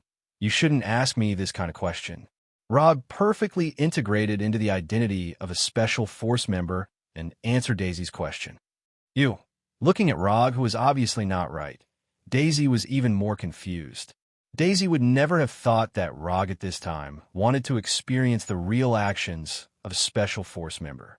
Konoha's headquarters was located on the east coast of the United States, and their destination, Los Angeles, was located on the west coast. The two were more than 3,700 kilometers apart, and an ordinary flight would take at least 5 hours to arrive. Even if they were on a Quinjet, it would take at least 3 or 4 hours. According to Rog's personality, he would never waste time on such a long flight. If he had the time, wouldn't it be better to play a few more games? But now, he didn't directly teleport like before, but he honestly took the Quinjet. This was a completely unimaginable thing for Daisy, who was familiar with his personality. Perhaps it was because of Rog's presence. The Special Force members in the Quinjet were very nervous, and they were almost sitting in the standard military posture. "Jack, are you all afraid of me?" Rog said to Jack, the Special Force member opposite him. "Sir, no," Jack quickly said in a tone like he was reporting to a superior. But before he finished, he realized that something was wrong. "I said, I'm just an ordinary Special Force member now. Don't treat me as your superior. You only have her as your superior." After that, Rog pointed to Daisy sitting on his right. However, his explanation did not alleviate the tense atmosphere at all. Jack and the other members of the Special Forces were still in a tight spot. "Damn it, how can I play live-action roleplay like this?" Rog sighed helplessly. Then, he used transformation jutsu. Boom!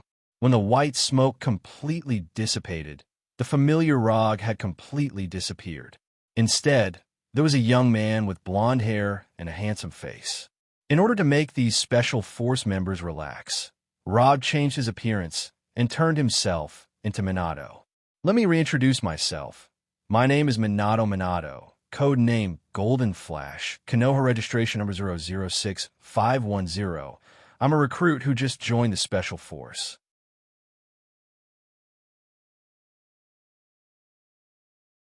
Chapter 476. I don't believe you. The transformation effect of the transformation jutsu is really magical, and it can make people look real. Although for ordinary people, it's almost impossible to see through the transformation jutsu with just the naked eye. However, this doesn't mean that the transformation jutsu can deceive others. This was especially true for someone like Logue, who didn't even bother to hide his transformation. What did you say your name was?" Daisy felt that she seemed to know what Rog was doing. "Namikaze Minato. You can call me Minato." Daisy shook her head helplessly as she looked at her face that seemed to glow with sunshine. Men were indeed creatures that would never grow up. Although they knew that the man who claimed to be Namikaze Minato was Rog, after he changed his appearance, Jack and the others became relaxed. At least they didn't have to sit up straight like before. "What's this ability called? Can you only change into this appearance? Can you change into other appearances? Can you change into a woman?" Johnny's contact with Rog was still relatively short, and he wasn't particularly familiar with Rog's ability. After seeing Rog instantly change into another appearance, he curiously asked, as if he had discovered a new world. If it was any other time, Rog wouldn't mind satisfying Johnny's curiosity. But now, he only had one answer. Fixed body jutsu. Rog directly gave Johnny a fixed body jutsu that he hadn't used for a long time, making this overly curious guy completely quiet down. Although Johnny awakened his superpower, his physical strength didn't have any obvious changes, especially when he didn't release flames around his body. He was a complete, ordinary person. Rog suddenly fixed Johnny's behavior, making Daisy and the others stunned, but they quickly ignored it. Under Rog's active guidance, Jack and the others began to talk normally, and gradually returned to their original appearance of going on mission. The depressing atmosphere in the cabin gradually disappeared, and in the midst of chatting, they finally flew over Los Angeles and landed in the hangar of Konoha's Los Angeles branch. The moment the cabin door opened, Jack and the others who were chatting became quiet again. They left the cabin without saying a word, like warriors rushing to the battlefield. Rog and the others didn't stay at the branch for too long. To be precise, after landing, they directly boarded the vehicles that had been prepared for them and drove towards their destination. There are more targets, so we'll split into 4 groups. Vulture Hound Team 1, Iceman Poker Team 1, Knight Thunderbolt Fire Swordsman Team 1, Golden Flash You Follow Me.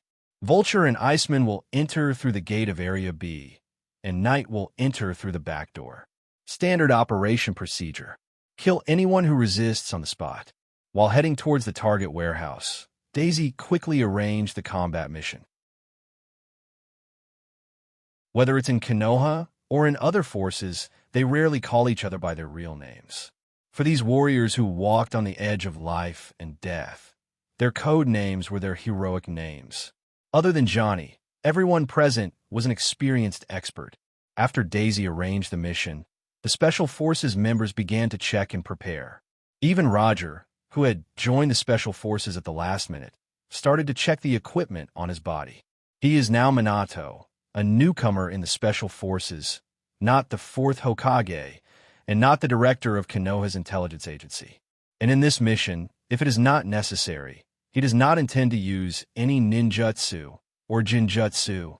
As for taijutsu, if he encounters hand-to-hand combat, there is no other way.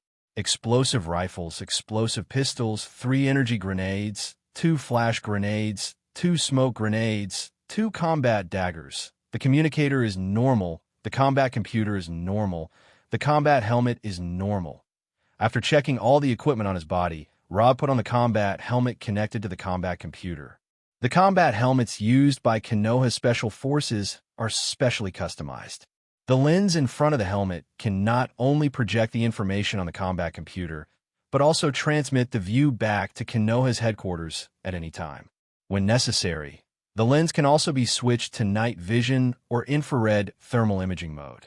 On the helmet, there is also an independent communication system to facilitate individual communication within the team or to send messages to the nearest branch.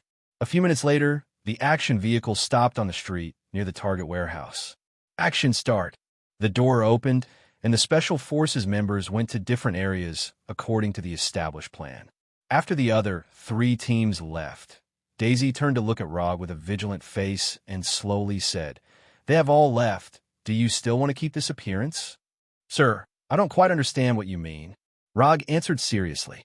Looking at Rog's completely unfamiliar face, Daisy couldn't wait to give him a shock wave now. "Up to you." Just as Daisy was about to go to the warehouse gate, she suddenly remembered something. "Don't you want to play? Then I will play with you." Golden Flash. "Yes. Now I will give you a new order. Take care of the guards at the gate to prevent the target from knowing our arrival. Use the dagger and be quiet." Daisy gave Rog a new order. "Yes, sir."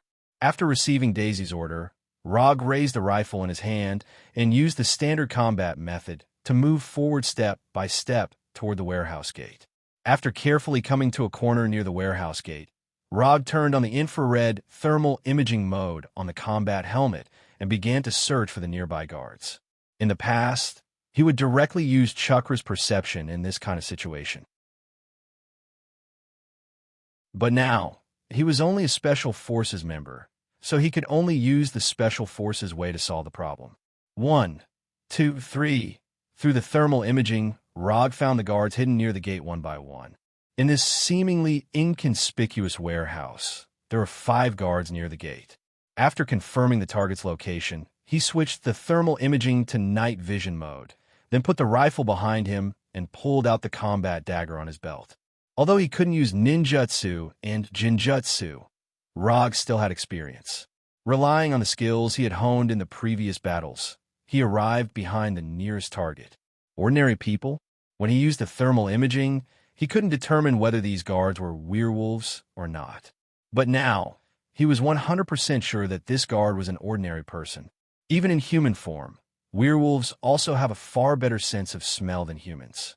There would never be a situation where the enemy was behind them without them noticing. Although he felt that something was not quite right, he still appeared behind the guard like a ghost. The next second, his left hand covered the guard's mouth, and his right hand directly stabbed the guard's heart from the back. Backstab. Rob performed a real backstab and silently killed the guard. After dragging the guard's body to the corner, he walked to the next target. Even if he didn't use ninjutsu and jinjutsu, assassinating these guards was not difficult for Rock. It only took him 2 or 3 minutes to assassinate all 5 guards near the gate without making any sound. The gate guards have been eliminated. I repeat, the gate guards have been eliminated. After reporting the results to Daisy, Rog put the blood-stained dagger back in his belt and picked up the blaster on his back again.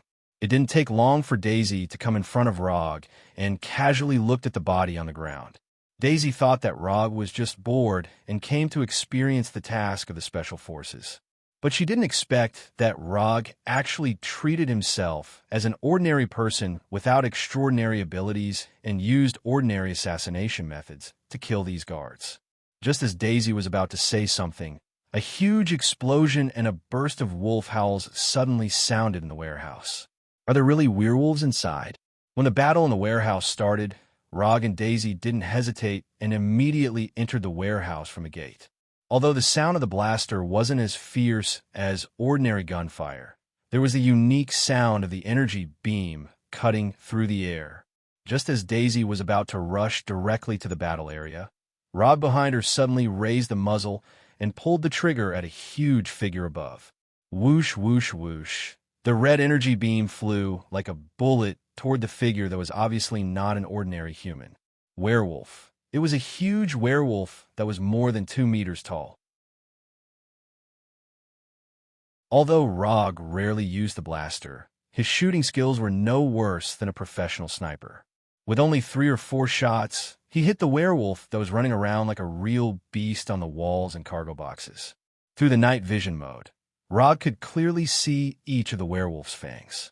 Goodbye. Without any hesitation, he directly aimed the muzzle at the werewolf's head and ended his life with an energy beam. This werewolf is weaker than I thought. After quickly killing the werewolf, Rog frowned slightly. Although he didn't have much hope for these werewolves, the level displayed by this werewolf was much lower than he thought. While he killed the werewolf with a blaster rifle, Daisy didn't stay idle. Her hands constantly released shockwaves and blasted away all the werewolves that tried to approach them. At the same time, a large number of flames suddenly burned inside the warehouse. Johnny the Thunderbolt made his move. Although there were many werewolves in the warehouse, in front of the special forces equipped with blasters, they weren't much stronger than ordinary humans. After transforming, werewolves could ignore ordinary gunpowder weapons. As long as they weren't continuously shot, ordinary pistols and rifles wouldn't cause much damage to them. Blasters, on the other hand, were completely different. Blasters did not fire metal bullets, but particle or plasma beams. Werewolves that were hit by the energy beam of a blaster usually only needed 1 or 2 shots to completely lose their ability to move. If they were hit in a vital spot, it was basically a one-shot death.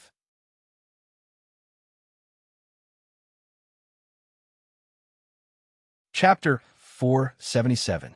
The battle in the warehouse was over soon. Although the werewolves had the numerical advantage, they were as fragile as ordinary humans in front of Konoha's special forces who did not care much about morality. After the war, Konoha's special forces began to clean up the battlefield and check if there were any werewolves that were not dead or hidden. 27 werewolves. This is the number of werewolves in the warehouse. However, this is not all the enemies that Rog and others destroyed.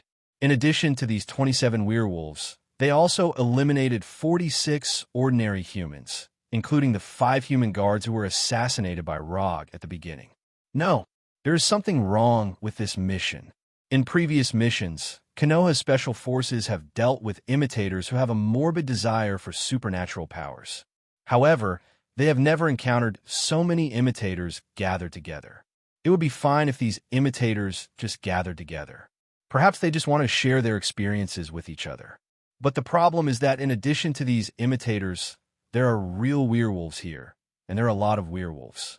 In the middle of the night, a group of werewolves and a group of imitators appeared in the same warehouse. This is not a normal phenomenon, no matter how you look at it. Even Johnny, a rookie on his first mission, can see that something is wrong. Iceman, Poker, guard the perimeter. Vulture, Hound, Swordsman, search the warehouse. Knight, check these werewolves and imitators. After thinking for a few seconds, Daisy immediately issued the latest instructions. After Daisy gave the order, Knight and the others immediately took action. Rog and Johnny, on the other hand, became idle for the time being.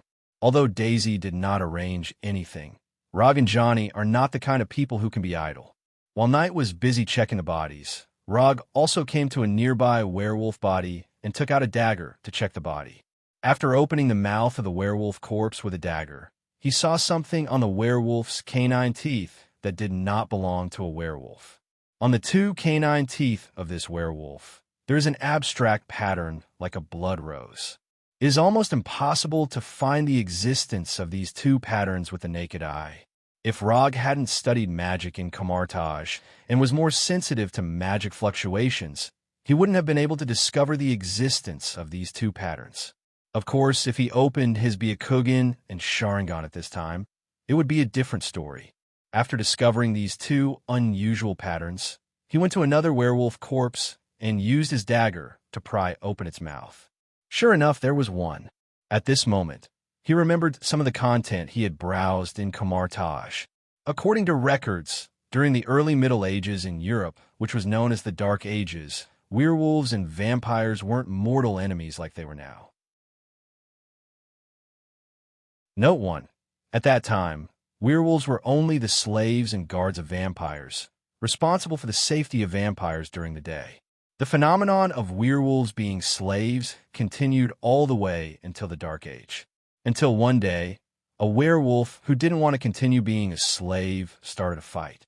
Under the leadership of this werewolf, the werewolves were freed from the control of the vampires and had freedom that they had never had before. It was also from that time that the werewolves and vampires began the fateful battle that has continued to this day. There is something wrong with these werewolves. They have the magic mark of the vampires on their bodies. They are not ordinary werewolves. Putting away the dagger, Rog came in front of Daisy and told her about his discovery. Vampire magic? After hearing Rog's words, Daisy frowned slightly. Although Konoha has a lot of superpowers, the only ones who are really related to magic are Rog and Wangda. Yes, the magic of vampires. I don't know much about vampires, so I can't tell which clan of vampires did it. In the beginning, there were a total of 13 clans of vampires. However, under the double attack of the church and the werewolves, several vampire clans were completely wiped out, so there are only about 8 or 9 clans that still exist. Although Rog doesn't know which clan the Blood Rose pattern he just saw belongs to, one thing he can be sure of is that the vampires who imprinted the magic mark on these werewolves are not very strong. As soon as these werewolves died, the magic mark on their canine teeth began to fade gradually, which is a typical manifestation of the magic mark connected to the werewolf's vitality. Under normal circumstances, the magic mark, which does not consume much magic power, does not need to borrow the target's vitality. There is only one situation where this phenomenon occurs. That is, the spellcaster's own strength is not strong enough to imprint the magic mark for a long time, so this trick is used. Just as Daisy was about to continue to ask about vampires, Iceman and Poker, who were in charge of security, sent a message almost at the same time. 3 unidentified targets, suspected vampires, are quickly approaching the door. 4 unidentified targets appear at the back door, quickly approaching. The voices of Iceman and Poker sounded in the headset one after another. It should be the master of these werewolves. Rog turned on the safety switch of the blaster rifle and said with a smile, the battle just now was too short for him to enjoy himself. Everyone hide on the spot and let them in. Daisy issued the latest order through the tactical headset. However, just as she had just given the order, Iceman, who was in charge of guarding the warehouse gate, sent another message. There is another unknown target, is chasing the 3 vampires in front of him. Iceman reported in an uncertain tone. What's going on? Someone is chasing the vampires? After hearing Iceman's report, Rog suddenly felt as if he had seen a similar scene somewhere. Chasing the vampires, chasing the vampires, chasing the vampires. Iceman, what does the person who is chasing the vampires look like? Rog remembered a vampire hunter with half human and half vampire blood. Adult male, African, wearing a black trench coat and a pair of black sunglasses. His weapons are a katana, two semi-automatic pistols, silver darts, a wooden dagger, and, garlic counts as a weapon? Iceman asked with some uncertainty. If it weren't for the current environment, Rog would definitely think that Iceman was joking with himself. Yes, I know who is the one chasing after the vampires. In addition, garlic can be regarded as a weapon when dealing with vampires. Rog answered Iceman's question.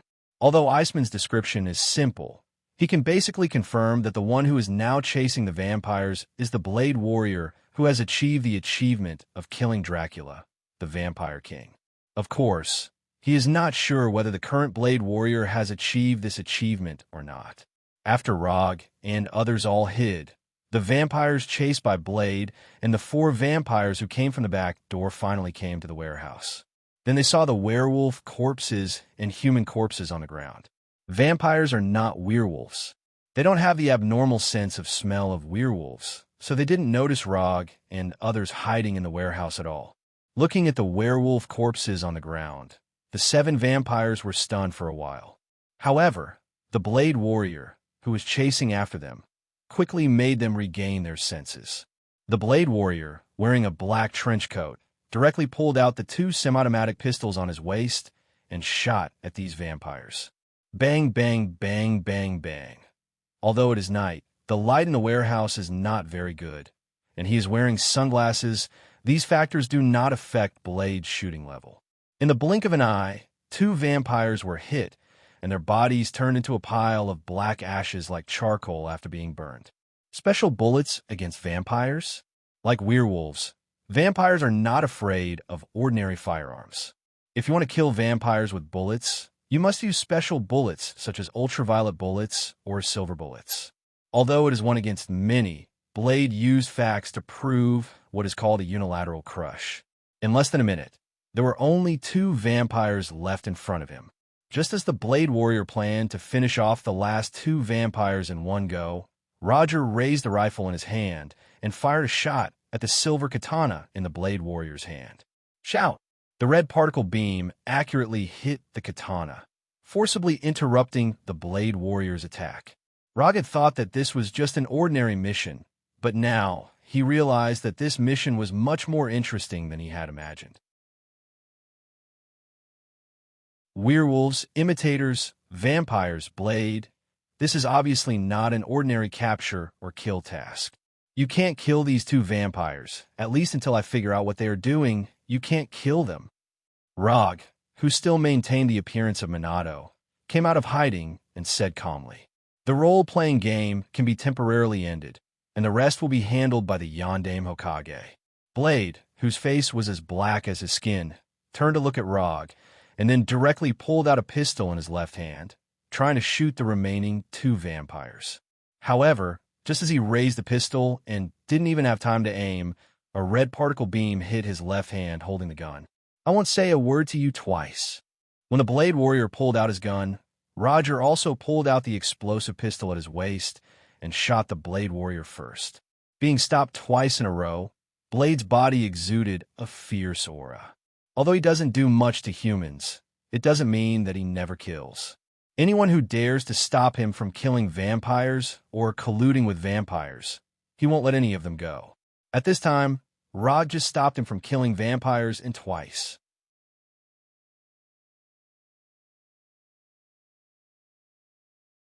Chapter 478.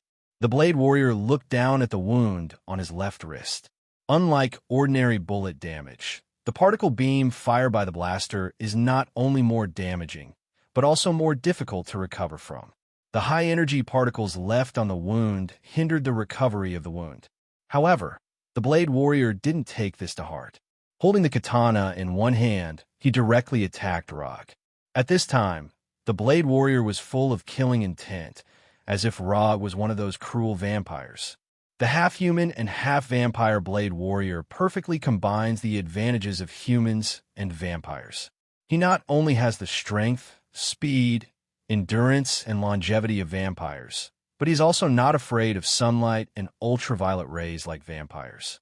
In fact, compare with the nickname of Blade Warrior. He prefers the title Daywalker. The Blade Warrior's attack speed is very fast, no slower than that of a real vampire. But for Rog, his speed is still too slow. Even if he doesn't open his Byakugan and Sharingan, he can clearly capture every movement of the Blade Warrior and even make accurate predictions in advance. Clang! The Blade Warrior's silver katana, which was specially designed for vampires, just came in front of Rog and was easily blocked by his dagger. Overconfident, Rog said to the Blade Warrior. However, as soon as he finished speaking, the katana in the Blade Warrior's hand came towards him from another direction. Clang, clang, clang, clang, clang. From a human point of view, the Blade Warrior is definitely a Grandmaster-level martial arts master. Whether it is the strength of the attack, the angle, the speed, the skill, the experience, and the mentality, he is first class. But the problem is that the opponent he is facing now is not a vampire who is afraid of the sun and silver, but a ninja who can crush him in all aspects. The short dagger in Rog's hand became an indestructible shield, blocking the Blade Warrior's attack one by one. No matter how the Blade Warrior attacked, the katana in his hand could not touch Rog's skin. After more than 10 seconds of the Blade Warrior's storm-like attacks, Rog used his dagger to block the katana's blade, then turned and cut the Blade Warrior's right-hand tendons. For the Blade Warrior, who had amazing recovery ability, having the tendons in his right hand cut was not a serious injury. This kind of injury would take at most 5 seconds to completely recover. But the question was whether Rog would give him the time to do so. The silver katana in the Blade Warrior's hand fell to the ground. Just as he was about to retreat, Rog inserted the dagger into his chest. Rog didn't deliberately aim at the Blade Warrior's heart. What he needed now was a place where he could temporarily place the dagger. After inserting the dagger into the Blade Warrior's chest, Rog released his right hand that was holding the dagger, and then performed a few moves of Chinese ancient martial arts for the Blade Warrior. Receive, transform, and release. Rog first used 3 moves that Blade had never seen before. Spread arms and fall. Then, he turned around and used another 3 moves that looked simple but were very powerful. Wrap, stick, and pull. Note 1. When the Blade Warrior tried to fight back, he used 3 moves that were like moving clouds and flowing water, completely resolving the Blade Warrior's counterattack. After being hit by Rog's random combination of moves, the Blade Warrior uncontrollably retreated. His footsteps were messy, and his body was unstable. However, Rog's combo was not over. Just as the Blade Warrior retreated again and again, he followed up like the Blade Warrior's shadow. His left wrist turned slightly and finally attached to the Blade Warrior's chest. 3 strengths returned to 1. Although the Blade Warrior didn't understand the meaning of Rog's words, the moment he heard Rog's voice, he felt a terrible force passing from Rog's palm to his chest. Boom! The Blade Warrior, who had lost his balance, was directly blown away by Rog's palm, knocking over several containers in succession, and finally hit the wall of the warehouse heavily. Puff! Before the Blade Warrior had time to speak, he spat out a mouthful of blood uncontrollably, and then knelt on the ground weakly, overestimating himself. At this time, the Blade Warrior really understood what Rog meant by overestimating himself. He couldn't resist. He couldn't resist at all. He and Rog were not in the same world at all. For the first time, the Blade Warrior felt that he, who had half human and half vampire blood, was so weak. After hitting the Blade Warrior, Rog turned to Daisy and others who were watching the play behind him and said, "Look at the 2 vampires. Don't let them escape, and don't kill them. I have something to ask them later." After that, he walked straight towards the half-kneeling Blade Warrior. After coming to the front of the Blade Warrior, Rog squatted down and let his line of sight be on the same level as the Blade Warrior. Then he stretched out his right hand and removed the dagger inserted in the Blade Warrior's chest. "Now I ask, you answer. Do you understand?" The dagger stained with the Blade Warrior's blood flew up and down in Rog's right hand as if it had a life of its own, drawing a dazzling knife after knife. The Blade Warrior didn't speak, but he showed his attitude with his actions. He nodded slightly, indicating that he had understood. "Your name?" "Eric Brooks." "Age?" 47. "Nationality?" "England." "Profession?" "Vampire hunter." Note 2.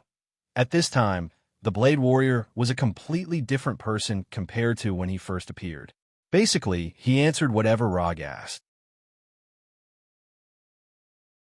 Although Rog knows the existence of the Blade Warrior, he knows that he is the vampire hunter who killed the vampire King Dracula.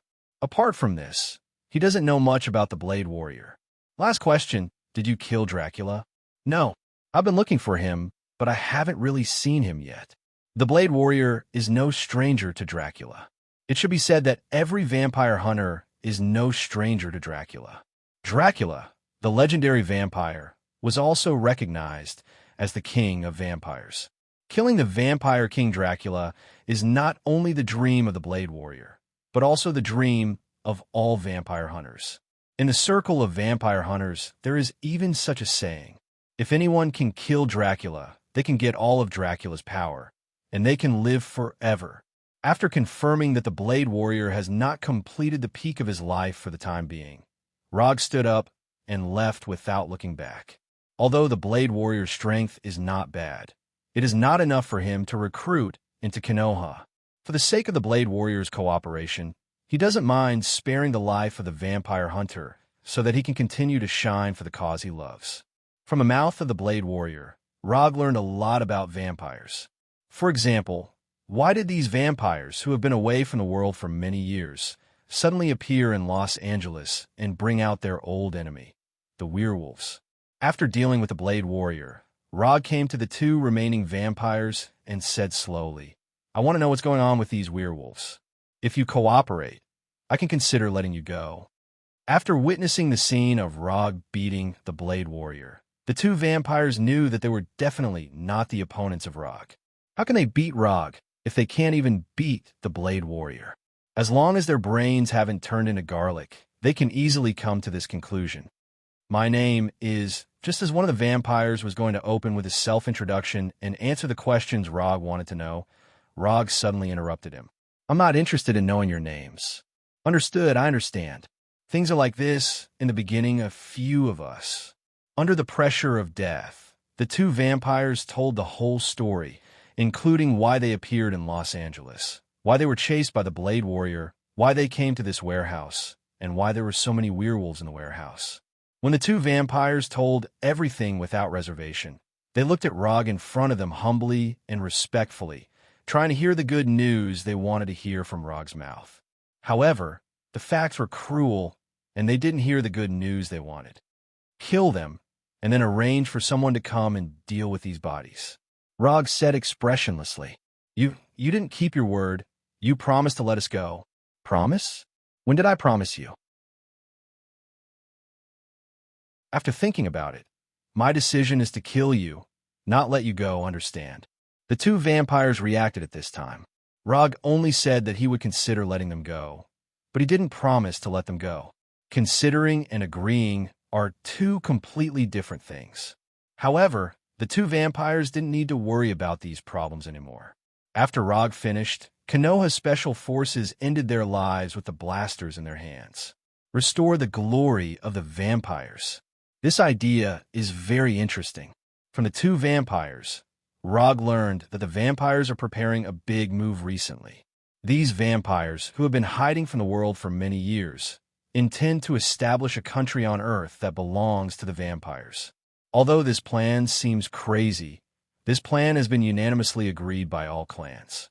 The so-called all clans refer to the 8 clans that were still in existence.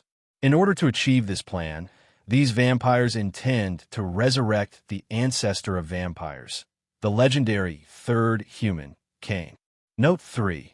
Rog doesn't know whether Cain is the legendary third human, the first son of Adam and Eve. However, he is interested in this crazy idea of the vampires. If the vampires really fit the description of the legendary third human, Cain, it wouldn't be a difficult thing to understand. After all, in this world, hell and heaven are real.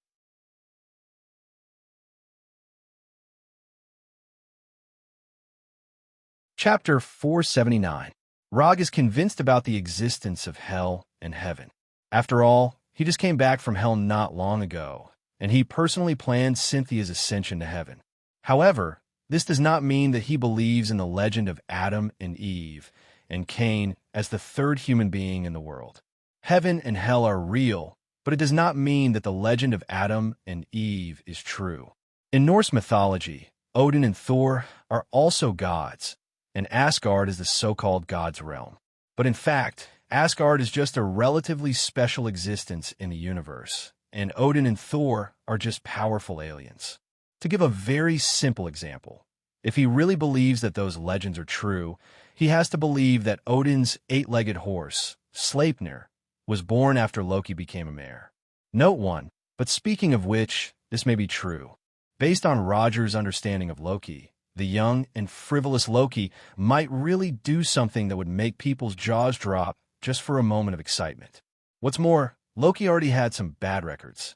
After shaking his head and dispelling these goosebump-inducing associations in his mind, Rog said to Daisy, "Go back to the headquarters directly after you've dealt with the things here. I'll take care of the rest."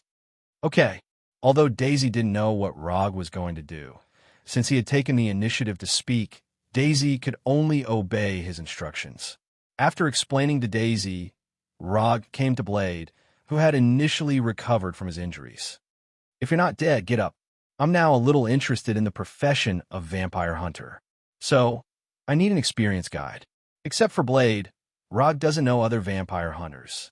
In fact, until he asked Blade just now, he didn't know that vampire hunters had developed into an independent small society. For a long time, he thought that vampire hunter was just a nominal title, like a keyboard warrior or a great on Myoji. However, reality proved that wherever there were people, there would be Jianghu. Even vampire hunters, which are the most unpopular of the unpopular professions, had their own little world. Like Daisy, Blade didn't know what Rog was going to do. But under the huge gap in strength, there was no hope of victory at all. Even if Rog's request was unreasonable, Blade Warrior could only accept this choice. As a vampire hunter with half human and half vampire blood, the Blade Warrior had his own obsession. He could not die before he killed the vampire that had to be killed. No matter what, he had to end the vampire's life with his own hands, no matter the cost. Rog and Blade left the warehouse together and began to go to Blade's secret base. "This is your means of transportation?" Glancing at the black Ducati Monster 696 parked by Blade, Rog asked casually. "Motorcycles are better than cars when hunting vampires." The Blade Warrior gave an answer. Rog didn't like to ride other men's motorcycles. After seeing that Blade's means of transportation was a motorcycle, he summoned his own means of transportation, Dodge Tomahawk. When he went to hell with Ghost Rider Johnny, he drove a Dodge Tomahawk in hell for a while. The excellent performance of Dodge Tomahawk gave him a good driving experience. More importantly, he hasn't found a motorcycle that suits his taste better than Dodge Tomahawk so far. Therefore, after leaving hell, he bought a new Dodge Tomahawk. For Ghost Rider Johnny, Dodge Tomahawk was something he wanted to buy but couldn't afford. For Rog, Dodge Tomahawk was no different from a one-time use prop. After all, the life of the rich was simple and boring. "Dodge Tomahawk? This car can't be legally used on the road. You'd better change." Blade didn't expect Rog to summon a Dodge Tomahawk and silently reminded him, "Do you follow the traffic rules and wait for the traffic lights when you're hunting vampires? Can't be legally used on the road?" What a joke. They were all people who wandered the world of transcendence, so who would care about such things? And even if traffic rules are violated, it has nothing to do with him. The illegal driver is Minato. What does it have to do with me, Rog? Rog didn't intend to change back to his original appearance. He didn't intend to give up his identity as a member of the Special Forces for the time being. Blade, who was refuted by Rog, froze for a moment, then directly started the motorcycle and drove toward his secret base. After driving the Dodge Tomahawk and following Blade in the streets of Los Angeles for a while, Rog finally arrived at Blade's secret base in Los Angeles. Similar to what he imagined, Blade wasn't the kind of superhero with a particularly good economic condition. This can be seen from the equipment he used and the environment of the base. Blade's secret base is located in the slums of southern Los Angeles, where a large number of bottom-level blacks and Mexicans live, and the security environment is far from comparable to the north. In fact, Los Angeles is only the northern part of Los Angeles. For example, Hollywood, Lakers, California Polytechnic State University, etc. are all in the north. As for the south, it is a complete slum. One city, two worlds. Los Angeles proved with facts that there's only a wall between heaven and hell. However, these have nothing to do with Rog's plan. Of course, if this plan is successful, he doesn't mind buying his own small house in Beverly Hills, a high-end residential area where Hollywood stars gather. Can you hurry up? Rog didn't enter Blade's secret base, but stood at the door. How to say, the health standards of Blade's secret base didn't meet his minimum requirements, so he wasn't very willing to go in. Anyway, Blade can't run away, so he didn't bother to go in. The Blade Warrior heard Rog's urging, but he didn't answer him. He continued to make his preparations unhurriedly. Although Rog only asked Blade to bring him into the circle of vampire hunters, Blade, who has always been cautious, didn't immediately take him to the bar where vampire hunters gathered. Instead, he returned to his secret base to replenish ammunition. Before the vampires arrived at the warehouse, the Blade Warrior had already engaged in several battles.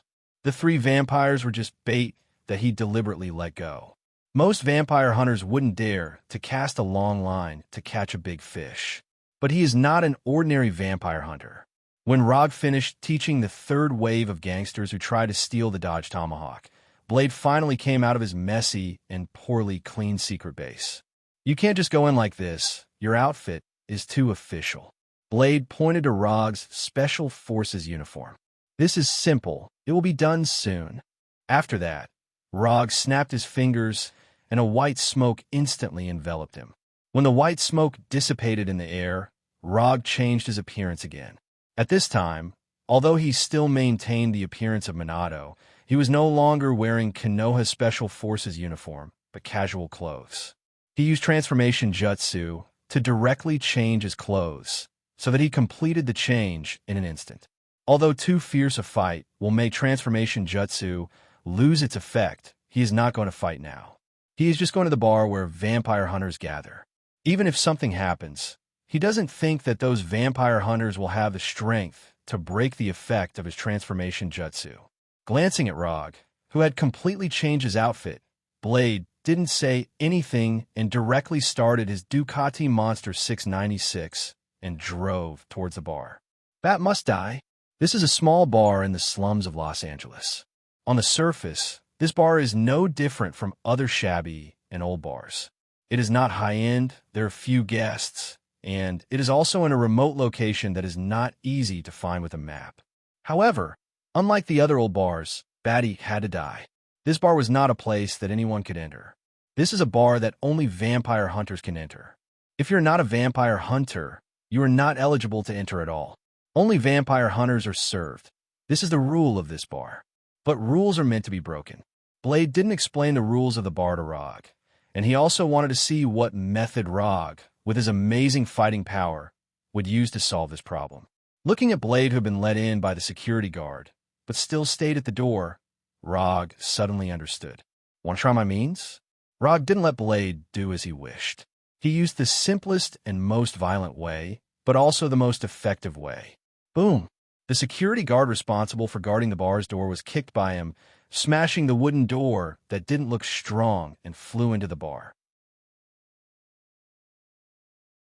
Rog, who kicked the hotel security guard, acted as if nothing had happened and walked straight to the bar's door. When passing by Blade, he slowed down a little. Without looking at Blade, he said directly, "Don't play tricks in front of me. You can't afford to pay the price." After entering the bar, Rog immediately felt the enthusiasm of these vampire hunters. Except for the security guard who was kicked by him, everyone in the bar, including the bartender, raised their pistols of different models and aimed at him who had just entered the bar. These vampire hunters are really enthusiastic. Rog swept his gaze across the unfriendly vampire hunters. He slowly raised his right hand and snapped his fingers. Golden Bind illusion. After a snap, these vampire hunters in the bar, without exception, all became puppets that lost their ability to move.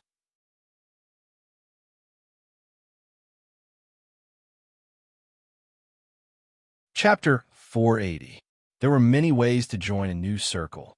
Some people would choose to build a good relationship with the seniors in the circle and let the seniors in the circle recommend them to join. Some people would choose to work hard to increase their value so that they would be qualified to be invited by the circle. These two methods were not only more feasible, but also more in line with the actual situation of most people. However, in this world, there were some people who didn't act according to common sense. Rog was a typical example. Rog didn't choose these two mainstream methods, but chose the method that he was better at and more in line with his personality. Dimensionality reduction.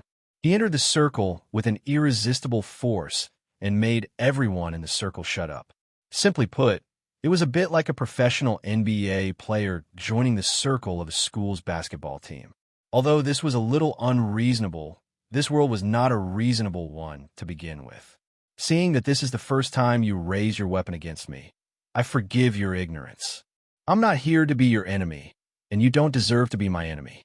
After the restriction is lifted, if anyone dares to point a weapon at me, you'll have to bear the consequences. After that, Rog lifted the restriction effect of the Golden Bind illusion and returned the freedom of movement to these vampire hunters. After doing this, he passed by the security guards who hadn't had time to get up and went straight to the bar counter. He said to the bartender inside, "I want all the information related to vampires in the Los Angeles area. Give me a glass of single malt supreme mellow whiskey, double the amount." When telling the bartender his request, Rog didn't forget to order himself a glass of whiskey. In this kind of old bar, it was unlikely to have expensive or limited whiskey, so he ordered the world's best-selling Irish whiskey, Supreme Mellow. Even the most ordinary bar couldn't not have Supreme Mellow whiskey. The bartender, who looked like he hadn't rested for many days and had obvious dark circles under his eyes, looked at Rog and then poured him a glass of Supreme Mellow whiskey according to his request. "What do you want information about vampires for? You're not a vampire hunter." Although he knew that Rog wasn't an ordinary person, the bartender still asked his question. "Did I say you can ask me questions?" Luo Ji's tone was very calm, but his body exuded an astonishing pressure that seemed to have materialized. Looking at Rog, who almost had the word overbearing carved on his face, the bartender wisely shut his mouth. It didn't take long for the bartender to sort out pieces of paper of different sizes from the drawer above the bar, and then put the pile of things in front of Rog. "The information you want is all here. The oldest one is from a few months ago." After that, the bartender went to the other side of the bar counter and began to clean the glass. Kanoa's way of doing things is always this overbearing? The black-clothed blade warrior asked as he sat down beside Loke. He was a vampire hunter, and the information he paid attention to was only related to vampires.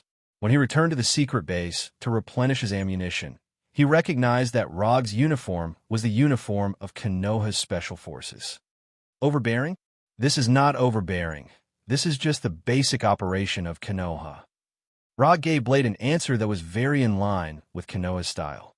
After answering Blade, he began to look through the documents provided by the bartender. How to find the information you want from a pile of messy information is a technical work. Thanks to his previous years of detective career, Rog quickly found the information he wanted. Combined with the information revealed by the two vampires, he roughly understood the complete plan of these vampires. According to the two vampires, with the cooperation of the 8 clans, they found the whereabouts of Cain. To be precise, it should be the first city that Cain once ruled. In the legend, Cain and the first city were destroyed by Noah's flood. However, the remaining 8 clans had discovered the whereabouts of Cain and the first city from the incomplete Book of Shifting, the Vampire Holy Bible. They believed that the so-called Noah's flood, used by God to wash away the sins and decay of human beings, did not destroy the first city, nor did it eliminate Cain. The first city and Cain were merely sealed in a place where no one could ever find them. After hundreds of years of long research, they finally confirmed the location of the first city and Cain's seal. Of course, the two vampires didn't know where the sealed place was. Their status in the clan was too low, so it was impossible for them to know the exact location of the sealed land. It was said that only the 8 dukes of the 8 clans knew the specific location of the seal. Within the Blood Clan, according to the level of strength, they were divided into 5 levels: Duke, Marquis, Count, Viscount, and Baron. Although the Duke of the Blood Clan was the highest level that vampires could reach, it was not the limit of vampires. Above the Duke, there was the existence of the King of Vampires and the Ancestor. However, the King of Vampires and the Ancestor had only appeared once, so they were excluded from the ranks of the Duke. As for the so-called Prince, it did not represent the power of the Blood Clan. It was just a position, and it was not a lifelong position. In the 6 precepts of the Blood Clan's secret party, there were 2 precepts: territorial power and honored guest. The position of Prince was born from these precepts. Territorial power meant that the Blood Clan had the highest authority in their own territory, and other Blood Clans who entered the territory had to respect this authority. In the territory, the Prince was the highest ruler, and no one could go against the Prince's orders. Honored guest meant that they had to respect each other's territorial power. When a Blood Clan entered the Prince's territory, they had to meet the Prince. Without the Prince's permission, they could not do anything in the territory. Simply put, when a Blood Clan entered the Prince's territory, they had to accept the Prince's rule until they left the territory. The title of Duke represented strength, and the Prince represented status. For example, in Los Angeles, there was a Blood Clan prince who ruled Los Angeles. Although the prince was the highest ruler in the territory, there were times when the territorial power in the secret party's 6 precepts was not useful. For example, when the Duke of a clan came to the territory, no matter when, those with great power would always have some small privileges. This phenomenon was not only in the Blood Clan, but also in the human world. After browsing through all the information provided by the bartender, Rog put the pile of documents aside and said to Blade, "Are you interested in hunting the Blood Clan prince in Los Angeles together?" In a building in Los Angeles. More than 20 werewolves, more than 40 blood slaves. Is this how you guard them? Do you know that the Grand Duke will be here in a few days? A man with red eyes, wearing an expensive suit, roared at the man in front of him. This man was none other than the Blood Clan prince of Los Angeles, Jacob Luther. Jacob Luther was born in the Brute clan, a Blood Clan count, and the current Blood Clan prince of Los Angeles. The young man standing in front of him was his descendant, Jamie Luther. If Jamie was not his only descendant, Jacob would have killed him. "Father, it's all because of the vampire hunter called Blade Warrior. He killed Brooke and the others. Someone saw him chasing after Brooke." Jamie Luther explained silently. "I don't want to know which vampire hunter did it. I just want to know how you're going to deal with this matter. The Grand Duke will be here soon, but all the sacrifices are dead. How do you want me to explain this to the Grand Duke?" The Grand Duke that Jacob was talking about was the only Blood Clan Duke of the Brute clan, William von Behring. The Brute clan was the most suitable clan for fighting among the Blood clan, and William von Behring was one of the best. It could even be said that as long as the Blood clan was not completely wiped out, William von Behring's name would definitely leave a deep mark in the history of the Blood Clan. "Forget it, you can leave." In the end, Jacob suppressed the anger in his heart and waved his hand weakly, allowing Jamie to leave his office.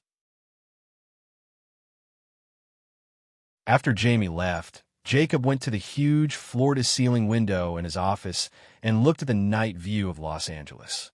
Jacob had spent a few months to finally capture those 20 werewolves as sacrifices. He had even sacrificed a few of his personal guards for these werewolves and had almost started an all-out war with them. Blood Clan Duke William was going to arrive in Los Angeles in a few days, and at this critical moment, Jamie, who was in charge of guarding the werewolves and blood slaves, had actually killed them all.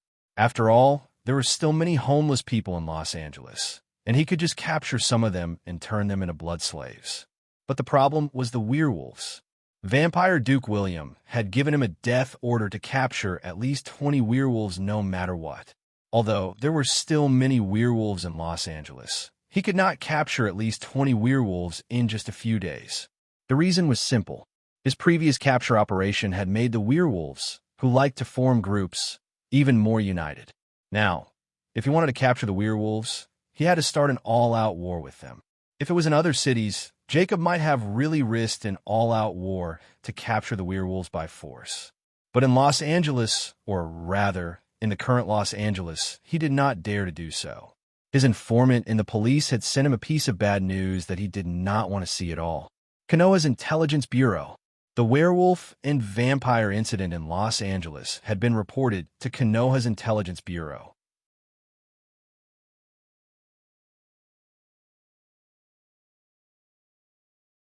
Chapter 481.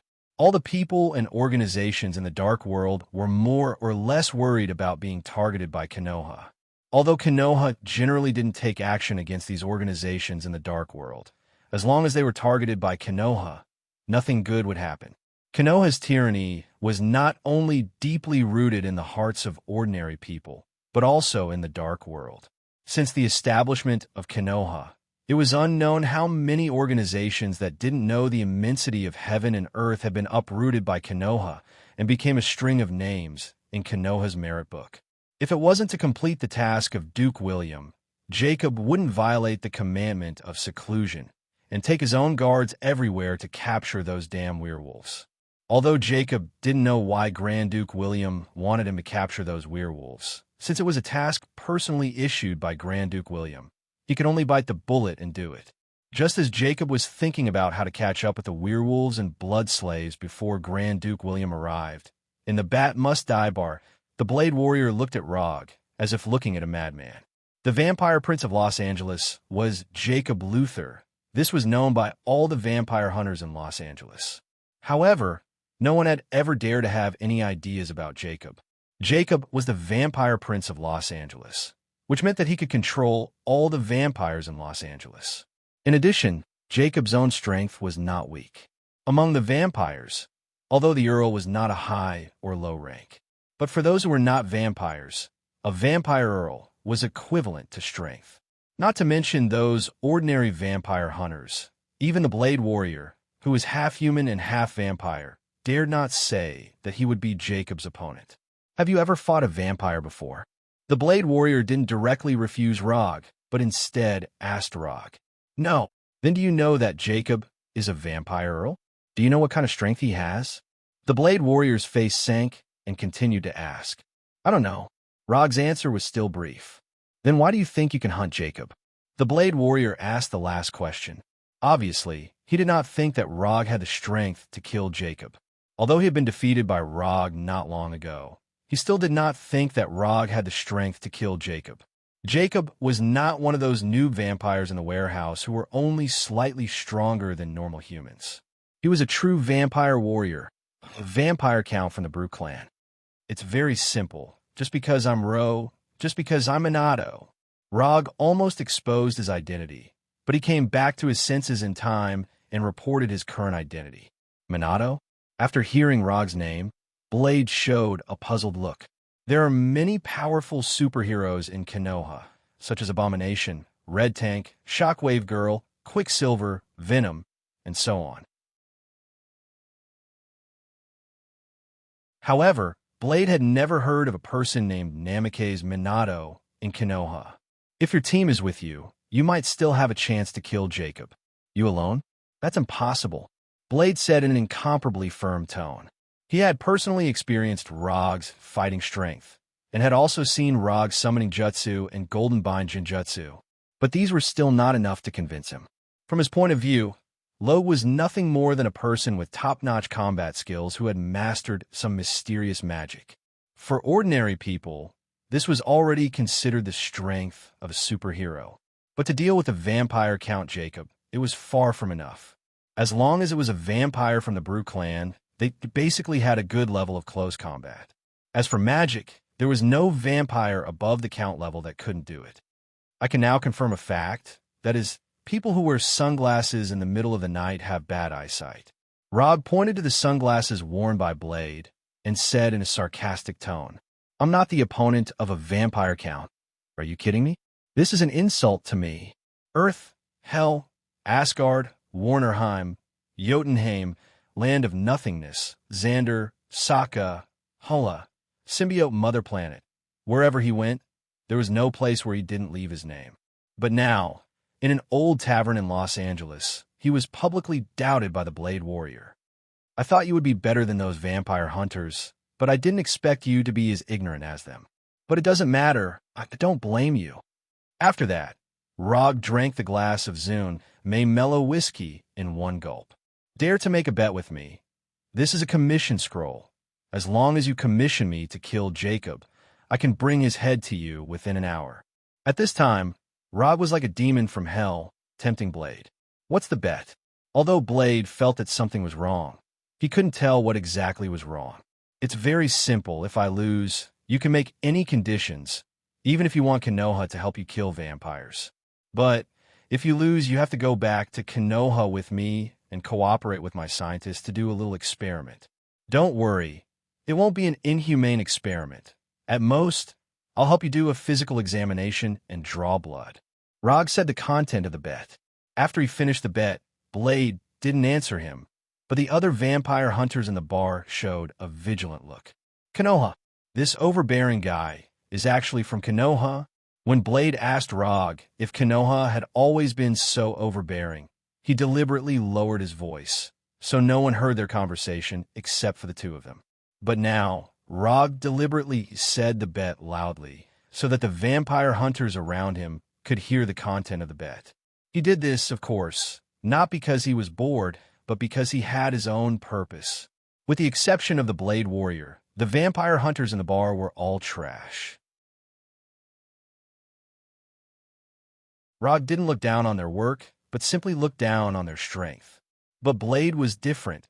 He belonged to the kind of existence with a little potential. More importantly, Konoha lacked talents like Blade. Yes, Blade was a talent. His strength, when compared to Konoha, was not outstanding.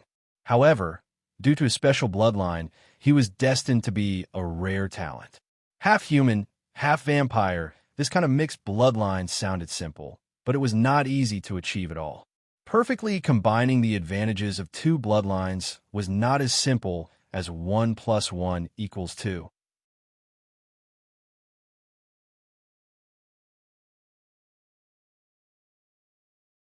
Chapter 482. If Rog can study how the different bloodlines complement each other perfectly, then he can try the experiment that he wanted to do for a long time, but never had the chance to do it. Commission.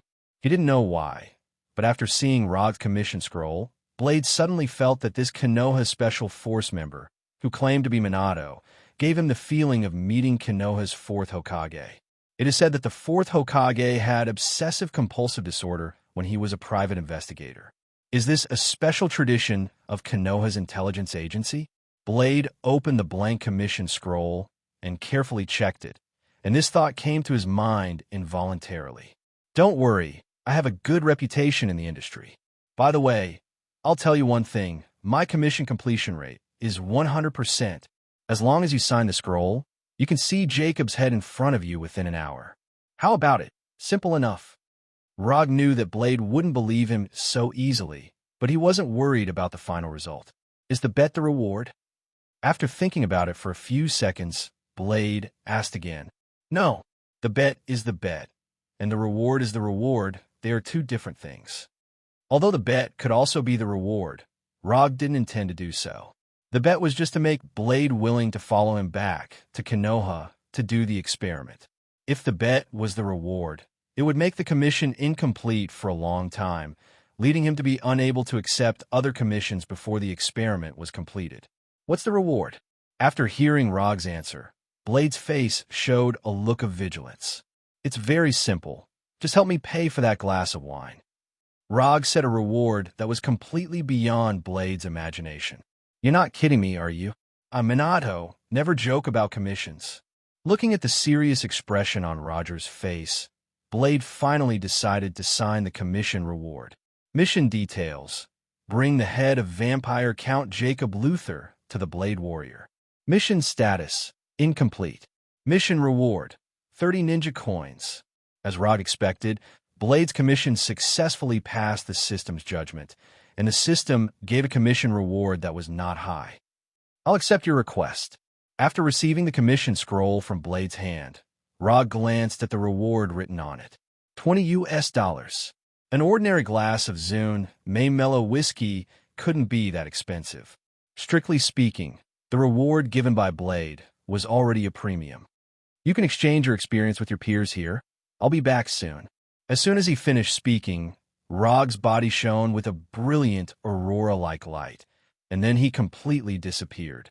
At this time, Jacob couldn't have imagined that someone would pay $20 for his life. Moreover, the assassin was a ninja's killer. As the vampire prince of Los Los Los has, he had a lot of properties in Los Los. This unknown building is one of them. Whenever late at night, Jacob likes to hold a cup of fresh drink that has just been taken out of the girl's body, with some residual warmth, and stand alone in front of the floor-to-ceiling window in his office, admiring the night view of Los Angeles that he never gets tired of. But tonight, Jacob obviously didn't have such leisure time. He still stood in front of the floor-to-ceiling window, looking into the distance. However, he wasn't thinking about the glory of the vampire race or his own life experiences.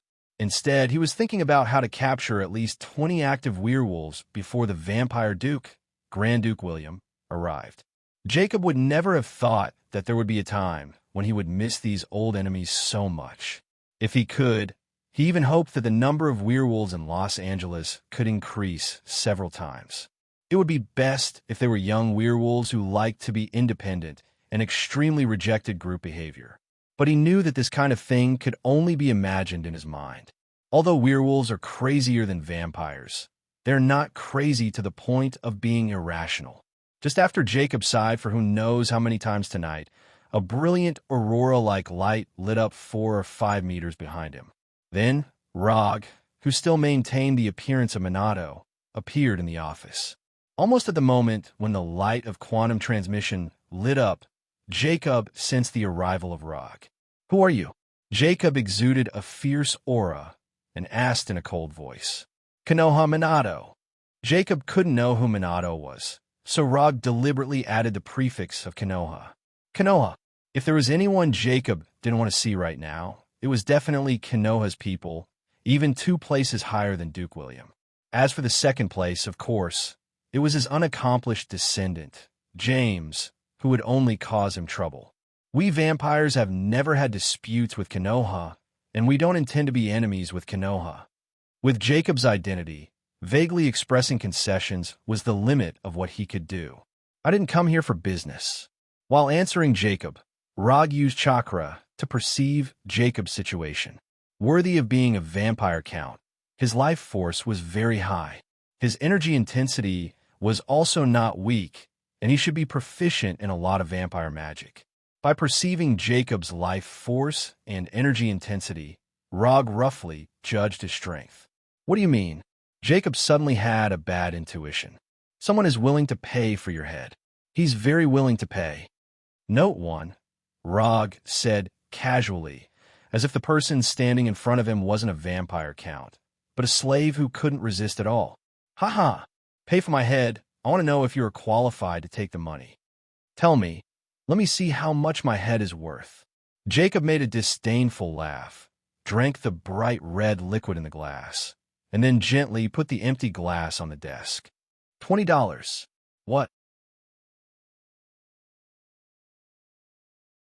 Your head is only worth $20. Rog said the Blade Warrior's reward. Then he saw Jacob's pale face turn red like a drunkard's. "You are Namikaze's Minato, right? Very good. You have successfully angered a vampire count. I can assure you that I will not kill you. I will turn you into the lowest blood slave, so that your soul will never rest in peace." Jacob suppressed his anger, and a cruel smile appeared on his face. "Is that so?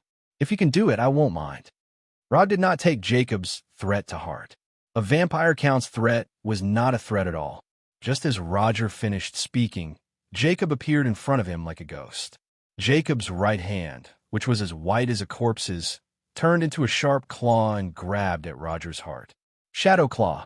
In the face of Jacob's ferocious attack, Roger did not dodge. It was as if he could not react in time.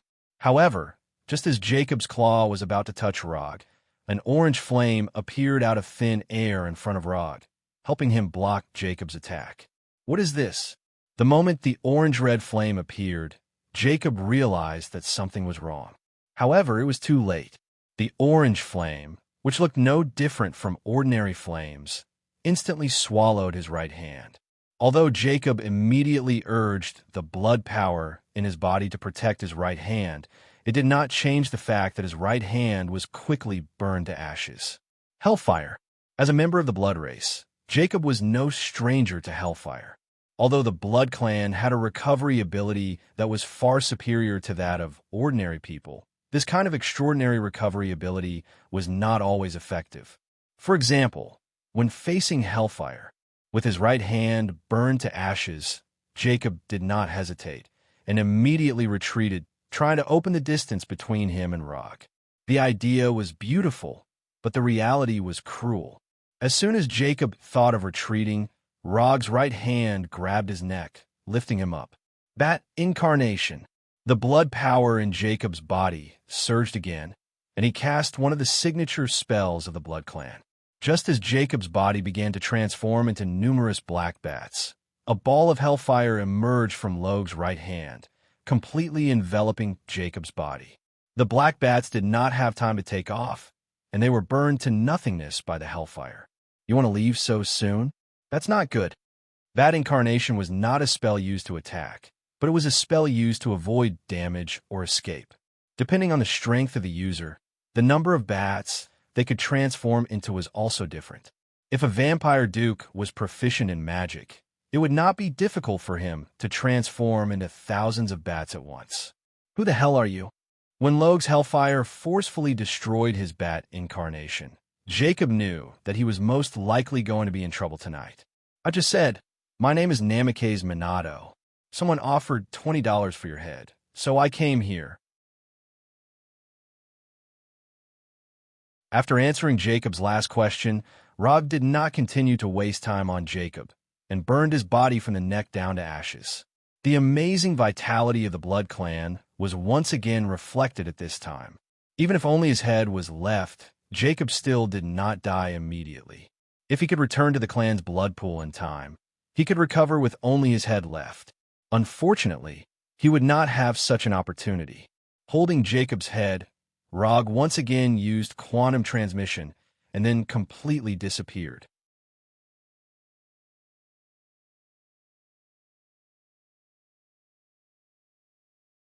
Chapter 483. Although hellfire doesn't have any holy attributes, it's no worse than the holy fire of heaven when used to deal with dark creatures such as vampires and werewolves. The only difference is that holy fire can purify the enemy's soul, while hellfire completely annihilates the enemy's soul. Creatures killed by hellfire won't even be qualified to go to hell.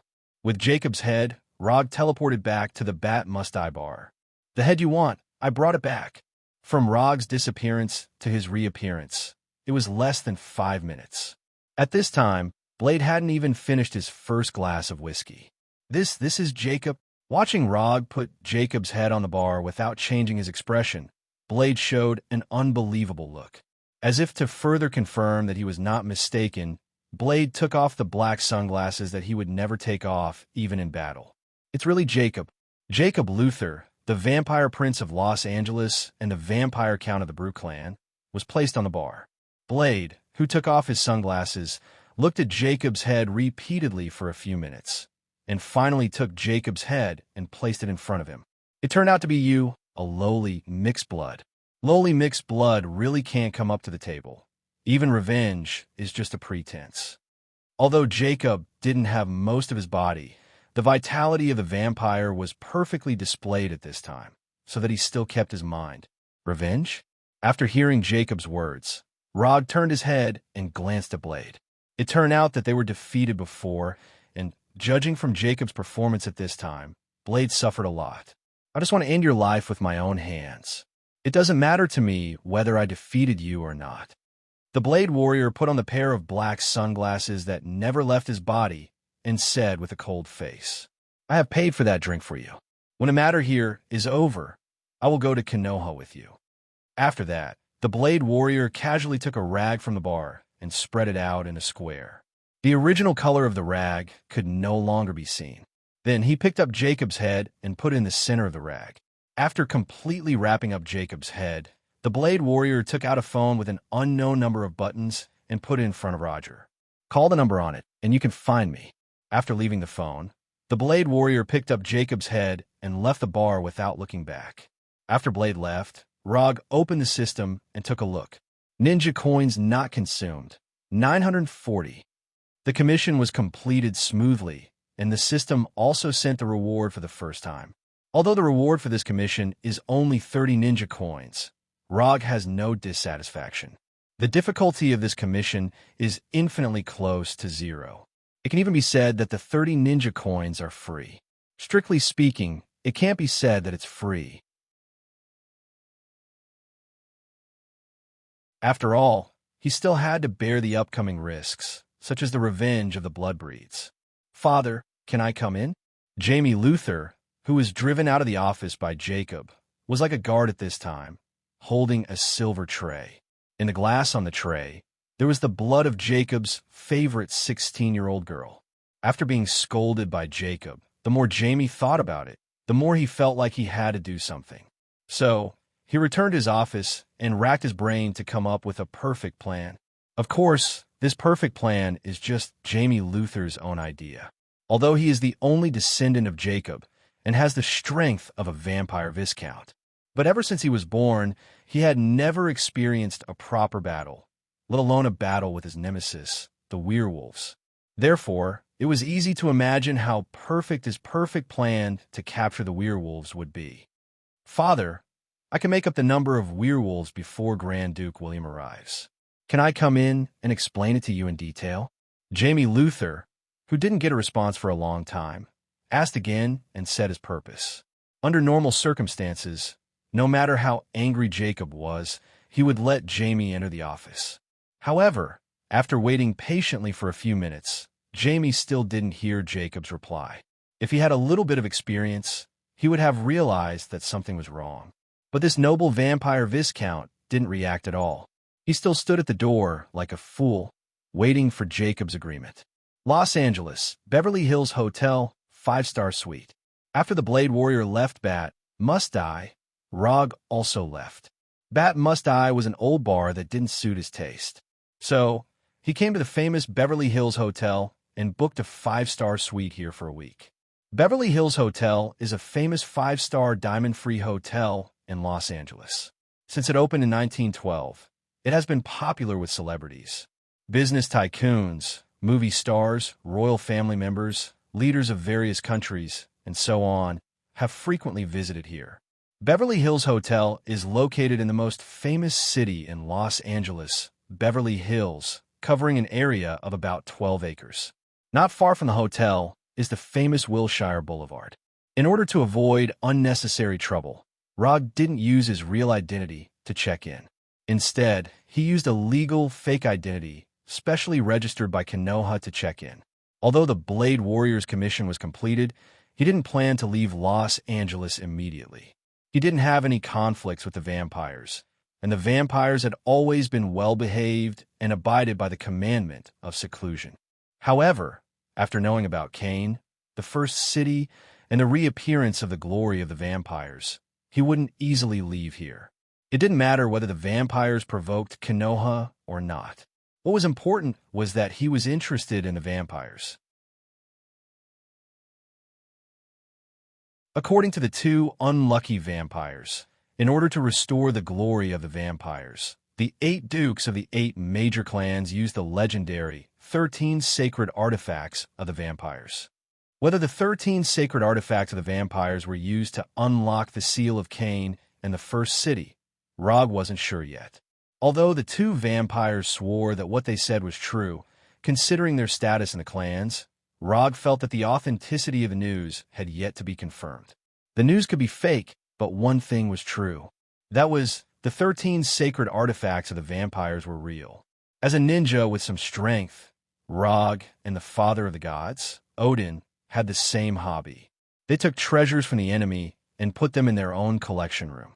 The box of ice, the eternal fire, the tesseract, and so on in the treasury of the Asgard Palace were all obtained in this way. Putting aside whether or not they could be used, just the fact that these treasures were placed there was enough to make people happy. Collector Tanya Divan was a typical example of this. And this hobby had nothing to do with the level of strength. Even ordinary people would have a similar collecting hobby. The only difference was that the items they collected were different. For example, some people like to hoard figurines, some like to hoard Lego, and some like to hoard money. While thinking about how to make the 13 sacred artifacts of the vampires his own collection, Rog took out the phone left by the Blade Warrior and took out the SIM card inside. Then, he threw this outdated phone into the trash can and inserted the phone card into the latest fruit phone. After doing this, he summoned a shadow clone and gave the special bullets he bought from Bat Must Die to the shadow clone. Since he was going to deal with the vampires, it was reasonable to prepare some weapons to deal with the vampires. When the shadow clone returned to Konoha with the silver bullets and ultraviolet bullets, Rog picked up the phone in the room and called for room service. The Beverly Hills Hotel was famous for its luxurious rooms and exemplary hotel service.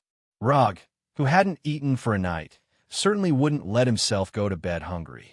The next morning, Rog, who had changed into casual clothes, drove the Chevrolet SUV out of the hotel. This Chevrolet SUV wasn't a psychic one. He had rented it from the hotel. As for why he didn't drive his own sports car, the reason was simple. The place he was going to next was not suitable for a sports car. Last night, outside the secret base of the Blade Warrior, in less than 10 minutes, he met 3 waves of gangsters who tried to steal his Dodge Tomahawk. In order to avoid this kind of thing, he chose a more ordinary SUV. I don't believe that you won't even let go of a car worth tens of thousands of dollars. From the prosperous Beverly Hills Hotel all the way to the gate of the Blade Warrior's secret base, Rog once again saw the special scene of 2 worlds in one city of Los Angeles. "I'm at your door, come out." Rog didn't tell the Blade Warrior what he was going to do next. With the character of the Blade Warrior, even if he just asked him for lunch, he would bring all his weapons and equipment. A few minutes later, Rog saw the Blade Warrior, who was obviously not as energetic as last night. "Aren't you not afraid of the sun? How can this happen?" Rog asked curiously. "Not afraid doesn't mean I like it." The Blade Warrior with sunglasses answered with a blank expression. "You don't like the sun, then the vampire must dislike it even more." After that, Rog started the car and left the slum where the security environment was only a little better than Hell's Kitchen. The Blade Warrior didn't ask where Rog was going to take him. Anyway, it didn't matter where they went. However, the Blade Warrior would never have thought that the place Rog was going to take him to was the vampire's castle.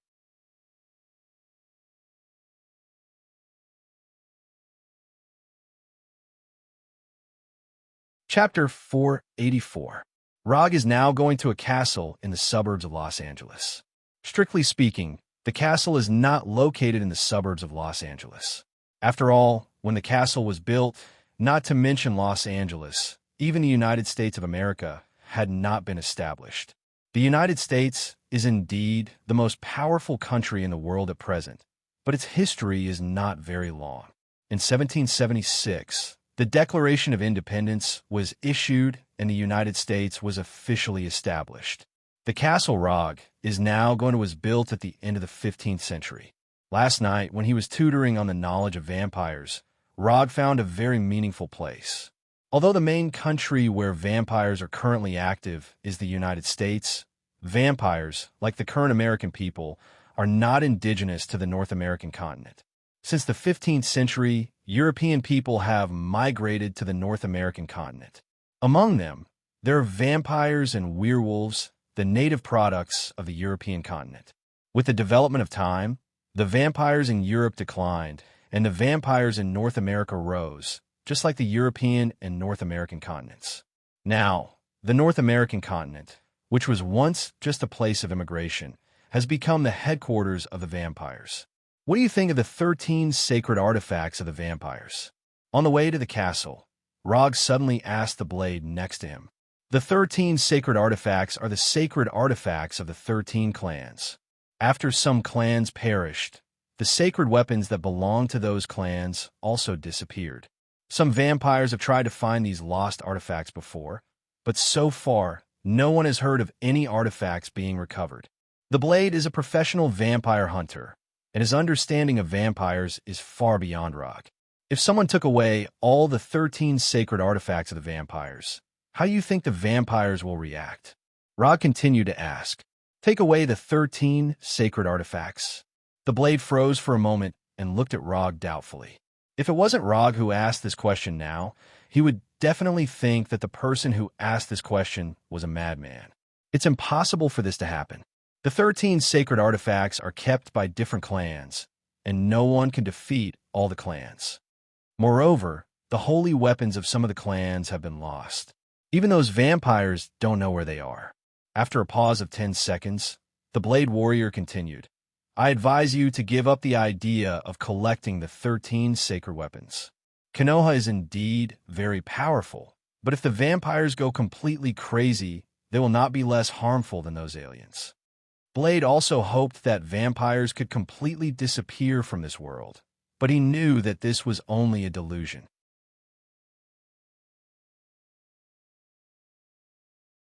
Ever since the first vampire, Cain, appeared, no matter how people dealt with these vampires, they were like malignant tumors that clung to the human world. No matter how they were killed, there was no end to them. Even the church that worshipped the Heavenly Father could not do this.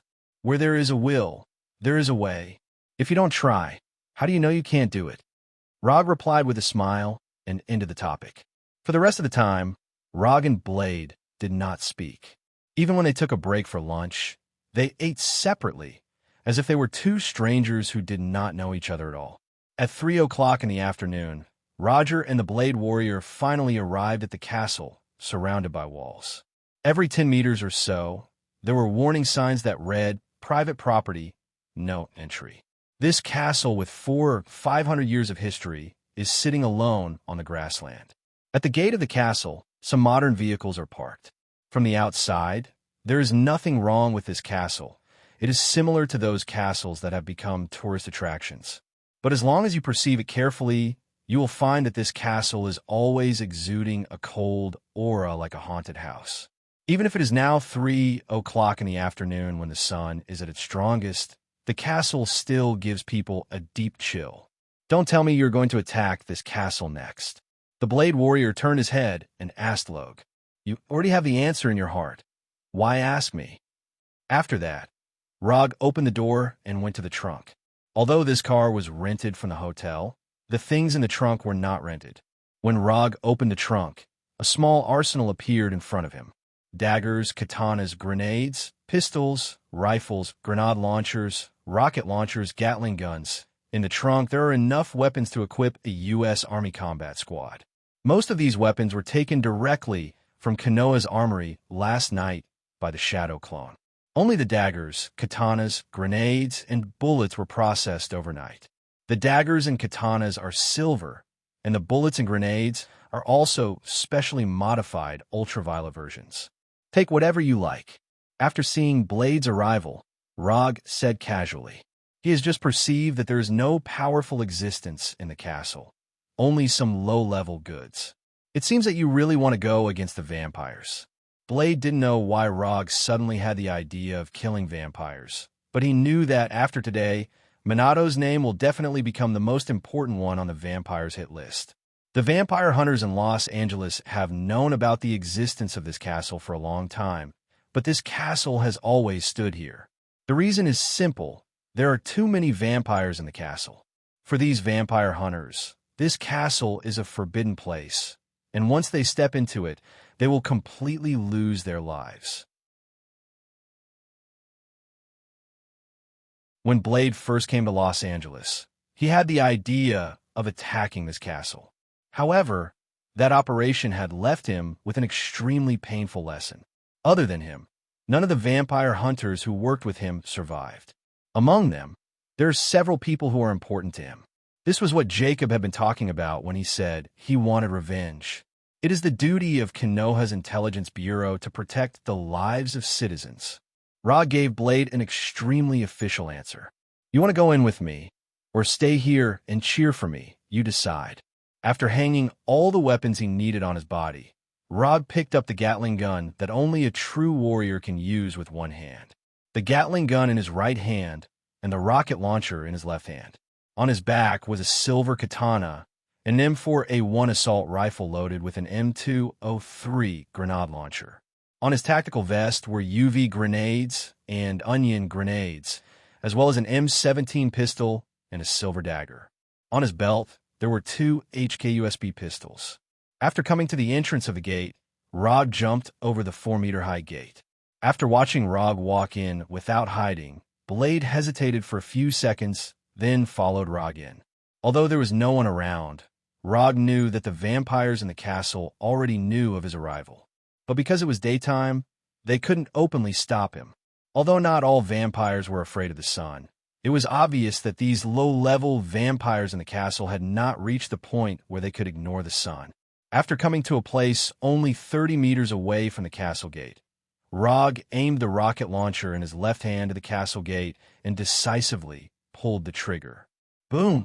A huge explosion instantly resounded through the castle, and the solid wooden gate that was several times older than him shattered. After blasting open the castle gate with a rocket, Rog did not hesitate and immediately used the body flicker technique. When he pulled the trigger of the rocket launcher, he sensed the eyes that were aimed at him. Although vampires are a very traditional race, it doesn't mean that they don't use human weapons. In the study of lethal weapons, human talent is much better than vampires. Rog, who used the body flicker technique, instantly disappeared in front of these vampires. The next second, his figure appeared in the hall of the castle. The range is the truth. The caliber is justice. Gatling gun, fearless. Rog, who entered the hall of the castle, showed a crazy smile and pulled the trigger of the Gatling gun like a devil.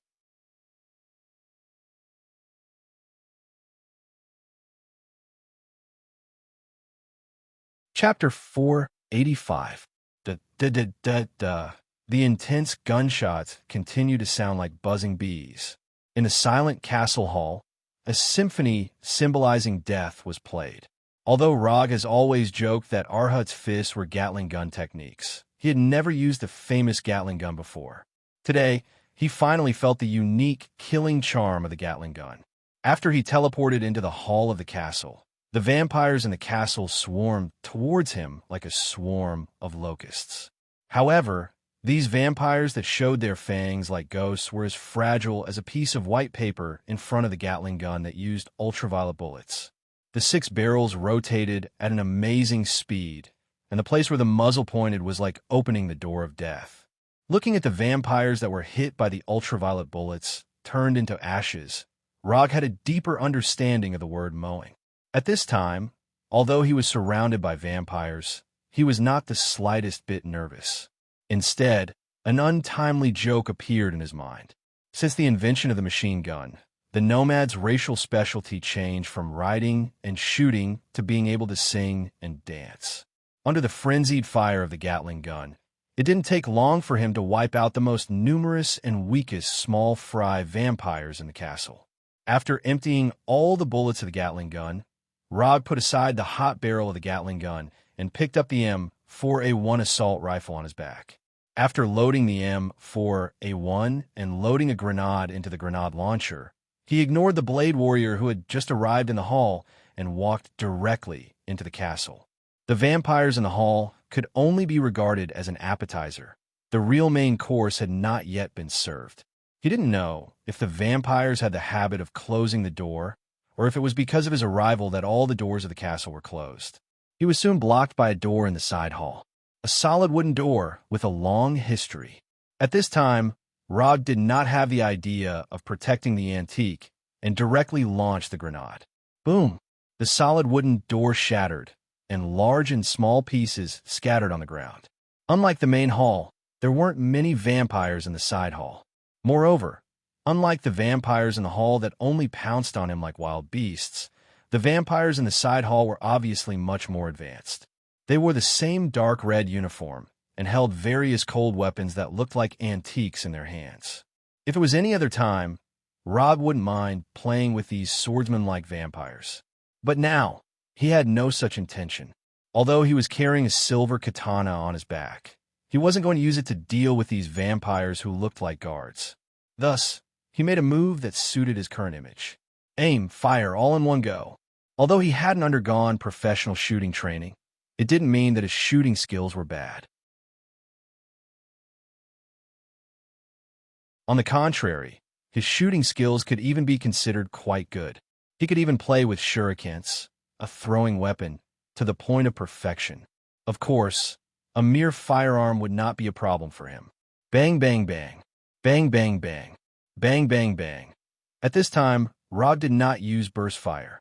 Instead, he switched the safety on the rifle to triple burst mode. Note 1. Using hot weapons to bully cold weapons was not a very fair thing in the first place. Especially now, the people with hot weapons were far stronger than the people with cold weapons. The result was obvious. Hot weapons were superior to cold weapons.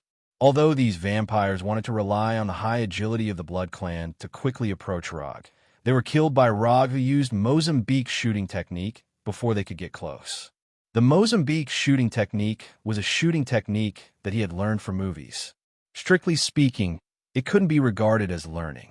He just opened his 3-tomo Sharingan and watched it for a while. Mozambique shooting technique, simply put, was to shoot the target's body twice and then shoot the target's head once. The principle of the shooting technique was very simple. That is, the body was hit the largest area, and it was the easiest to hit. Shooting at the body first can effectively reduce the target's mobility, and then shoot the head to completely kill the target. In game terms, it was a hard hit first, and then a critical hit. After easily killing the 7 vampire guards with Mozambique shooting technique, Rog took out the unfinished magazine and replaced it with a full magazine. He knew that the bullets in the magazine were not finished, but he couldn't change the habit of reloading cancer in the game. Since he couldn't change it, then he wouldn't change it. There were many players who had reloading cancer like him. People like them, as long as there was a little gap, they would unconsciously reload. Although this would lead to an accident of being killed by the enemy when reloading, a full magazine could provide them with a sense of security and satisfaction. However, other people's reloading cancer only appeared in the game. There were not many people who brought this habit to the real world except him. After reloading, he did not stop and continued to walk inside the castle. Bang, bang, bang, bang, bang, boom. Boom! Intermittent gunshots and explosions sounded in the castle. Rog was like a special forces member who was clearing out terrorists, one room after another. Although his speed was not fast, his clearing efficiency was not low at all.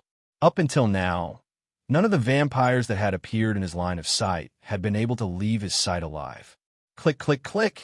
Because of the wasteful behavior of reloading cancer, Rog quickly used up all the rifle magazines on him. After throwing away the M4A1 that was out of bullets, he also threw away the remaining grenades. Then he pulled out the 2 HK USB pistols on his belt. Although the firepower of pistols was not as good as rifles, it was more than enough to deal with these low-level vampires. Bang, bang. Bang, bang, bang. Bang, as he continued to go deeper into the castle. The vampires he encountered became more and more powerful. The vampires in the hall, as long as they were hit by the ultraviolet bullets, their entire body would turn into ashes. When he reached the side hall, the ultraviolet bullets could only turn the body parts of the vampire guards into ashes. Now, the power of the ultraviolet bullets was almost the same as the effect of ordinary bullets on humans. If he continued to develop at this pace, it would not be long before he encountered vampires who were not afraid of the ultraviolet bullets at all. Is there no one among you who knows magic? You are vampires born with long lives? Is there no one who is aggressive? While killing these vampires with pistols, Rog calmly said to the vampires who were besieging him. Although there were many vampires present, none of them answered his question. The only thing these vampires could do was to attack him with the weapons in their hands, or aim and shoot at him. Yes, shoot. When he came to the second floor of the castle, he finally encountered vampires who knew how to use firearms. Unlike him who used ultraviolet bullets, these vampires used silver bullets. It could be seen from the bullets that these firearms were not prepared for him, but specially prepared for the werewolves. However, these vampires could not be blamed. They would never have thought that the one who attacked their castle was not the werewolves they imagined, but a human who was equivalent to food in their eyes. Relying on more powerful firepower, these vampires temporarily stopped Rog's advance. "Sigh, why bother?" Rog, who was leaning against the wall, sighed helplessly, and then used a ninjutsu that he had not used for a long time. Right-un, Thundercoat Armor. Thundercoat Armor was a right-un defensive ninjutsu that he developed after studying Electric Man Max in detail. The principle of defense was very simple. It was to use a powerful electric net that could decompose metal to defend against attacks from all sides. Of course, in the process of defense, it also involved the use of some electromagnetic force. After using Thundercoat Armor, Rog directly came in front of these vampires and aimed a pistol at them. These vampires certainly would not be stupid to let Rog attack them. Almost at the moment when Rog came out, they pulled the trigger. Zzzz. The silver bullets used to deal with the werewolves flew in front of Rog without any suspense, causing a circle of ripples in front of him. Under the gaze of those vampires, these silver bullets were quickly decomposed by the transparent layer of Thundercoat, and then completely dissipated. While using Thundercoat Armor for defense, Rog was not idle, and sent the ultraviolet bullets from the pistol into the forehead of these vampires. After killing all the vampires on the second floor, he took the remaining ultraviolet grenades and onion grenades, as well as the silver katana and silver dagger to the third floor. This castle only had 3 floors, and this was his last stop. After dealing with the vampires here, he could return to Los Angeles to enjoy a delicious dinner at the Beverly Hills Hotel. The number of vampires on the third floor was far less than the first and second floors, but their life signal strength was far stronger than the vampires on the 2 floors below. If nothing unexpected happened, he should be able to meet a vampire who can use magic here. Compared with the 2 floors below, the environment on the third floor was relatively less gloomy, and the light was more abundant. Just as Rog was considering whether to throw out the ultraviolet grenades and onion grenades, a noble-looking vampire appeared in front of him. Just by looking at the appearance, this was a slender and handsome vampire. If you ignore the blood on his mouth and hands, and the girl lying not far from him, with bite marks on her neck and completely dead, he should be the perfect lover in the eyes of many women.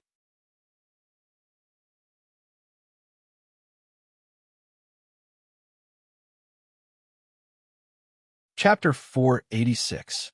Her white dress was stained with blood, and her messy blonde hair was spread out. Her eyes were wide open, and her face was filled with horror. The girl's fear before her death was vividly displayed. Although Rog didn't have any personal grudges with vampires, there was one thing that he hated. Although vampires needed to consume blood to survive, he hated the way vampires treated humans as playthings. Natural selection, survival of the fittest. In order to survive, it was understandable for vampires to consume human blood. But there were some vampires that consumed blood not to survive, but to satisfy their own perverted desires. For example, they enjoyed the fear and panic of humans when death approached, and used the insignificance of humans to contrast their strength and superiority, thus obtaining pleasure. You were able to come here under the siege of those trash. You have the qualifications to be my descendant. Kneel down and submit to me. I, Alexander Christ, will grant you eternal life. The vampire named Alexander opened his arms and spoke to Rog in an exaggerated tone, as if a superior emperor was bestowing a gift to a commoner. Idiot. Rog's answer to Alexander's suggestion was abnormally simple. After he finished speaking, he ignored Alexander's increasingly cold eyes and directly removed the last few ultraviolet grenades and onion grenades from his tactical vest. Ignorant human, you know what you rejected. Just as Alexander Christ was about to let Rog understand what he rejected, 2 ultraviolet grenades with the safety pins removed flew in front of him. Behind the 2 ultraviolet grenades, there was an onion grenade. The onion grenade wasn't a grenade made of onions, but a tactical grenade filled with onion extract. For example, the common flash grenades, smoke grenades, and so on were tactical grenades. Boom, boom, boom. 3 consecutive explosions rang out, and the originally quiet third floor of the castle instantly became lively. The power and impact of the explosion wasn't small, but it didn't cause any damage to Alexander. Before the grenades exploded, Alexander's body disappeared like an illusory shadow, completely disappearing in front of Rock. Shadow jump. Using the power of shadows, Alexander disappeared from where he stood and suddenly appeared behind Rock. Just as Alexander, whose mouth and hands were stained with the girl's blood, was about to use his sharp right claw to pierce through Rock's heart, a silver-white dagger appeared in front of him at an unimaginable speed and stabbed into his right eye. Ah! The excruciating pain from his right eye made Alexander scream uncontrollably. He struggled to retreat. Did you know that I rarely kill my enemies in battle? And you just so happen to have the qualifications. After blinding Alexander's right eye with the silver dagger, Rog slowly turned around and said coldly, "Kneel down and beg. Beg me to mercifully end your life." As he spoke, Rog took off the silver katana on his back and looked at Alexander as if he was looking at an ant. "Ha ha! Interesting, interesting." Alexander didn't expect Rog to return the words he had just said. Laughing wildly, Alexander pulled out the silver dagger that was stabbed into his right eye and licked the blood on the dagger. "Come, let me see how you're going to end my life." Under the nourishment of the power of blood, Alexander's pierced right eye quickly recovered. Within a few seconds, his right eye returned to its original state, as if everything before was just an illusion. The vampire's recovery was originally very good, and Alexander was one of the best. Unlike the vampires who pursued physical strength and magical power, Alexander didn't choose the two most stable paths. Regeneration. On the basis of the vampire's amazing recovery, he pursued an immortal regenerative ability. Alexander's choice was very unconventional, but he relied on this unconventional choice to walk his own path. Relying on this obsessive pursuit, Alexander was promoted from an ordinary vampire to an earl, and even received the title of Alexander the Immortal among the vampires. If you don't go crazy, you won't live. Alexander Christ was a typical representative of this philosophy. Rog ignored Alexander's maniacal laughter and shifted his gaze to Alexander's limbs. The best way to communicate with a perverted vampire like Alexander was not words, but violence. Thus, when Alexander opened his mouth and laughed wildly, Rog directly launched an attack. Body flicker. The shadow leap that Alexander just used was not bad, but for Rog, who was used to high-speed combat, it was nothing. The speed that Alexander just displayed didn't even make him interested in using lightning body flicker. Before Alexander's laughter stopped, Rog was already in front of him. Then, a silver arc flashed across Alexander's sight. Before Alexander could react, his right hand holding the silver dagger was completely separated from his body. After chopping off Alexander's right hand, Roger did not stop what he was doing. He continued to wield the silver katana. Left hand, right foot, left foot. In less than 3 seconds, Alexander's limbs were all removed by Rog. Bright red blood splashed out from the wounds on his limbs, and Alexander fell back uncontrollably. However, Rog's attack still didn't stop. Before Alexander's body fell to the ground, the silver katana slashed across his chest again and again, cutting the clothes on his upper body into pieces. As the pieces of clothes fluttered like fallen leaves, the wound on Alexander's chest was fully revealed. Rog didn't use the katana to write on Alexander's body, but used the sharp blade to draw a bloody hexagram. After doing all this, he summoned a small cluster of hellfire to his left hand and let the hellfire burn on the middle finger of his left hand. Alexander didn't expect Rog's attack to come so quickly. It was indeed painful to have his limbs cut off, but it couldn't suppress the shock in his heart. "Who are you?" Alexander, who was cut into a human stick, shouted in horror. Rog didn't answer his question, but slowly came to him with the katana that was still dripping with blood, waiting for him to recover. Alexander's terrifying regenerative ability, which he obtained with all his might, was once again reflected at this time. Under Rog's gaze, his limbs began to recover quickly. However, just as Alexander's limbs were about to recover, Rog once again waved the katana in his hand. Chi. It was another 4 slashes, and Alexander's limbs were once again separated from him. "Who are you?" Alexander asked Rog loudly again. Rog still didn't answer, but at the moment Alexander finished speaking, he flicked the small cluster of hellfire on his left middle finger. The hellfire bullet, which was only the thickness of a finger, hit Alexander's chest like a bullet, and then ignited the blood on Alexander's chest like igniting oil, igniting the hexagram cut out by the katana. Alexander screamed again. The burning hellfire on his chest not only brought him extreme pain, but also completely disrupted his control of the power of blood. Just now he seemed to have lost control, but in fact he was secretly mobilizing the power of blood in his body, trying to cast magic to completely get away from Rog. But his plan had just begun, and it was seen through by Rog. Looking at Alexander, who was rolling on the ground and constantly screaming, Rog's face didn't change. Torturing the enemy to death is not a praiseworthy thing. Similarly, playing with human life with self-righteous arrogance is not a praiseworthy thing. Defeating Alexander, Rog wasn't dissatisfied at all, but he didn't do that because he wanted to let this self-righteous vampire feel the despair experienced by the humans who were played to death by him. He wasn't fighting Alexander as Konoha's Minato, but as a human to avenge Alexander. Alexander, the vampire count's screams lasted for more than 5 minutes before they gradually grew softer. Then they stopped. The silver katana was inserted into Alexander's head and nailed him to the ground like a worm.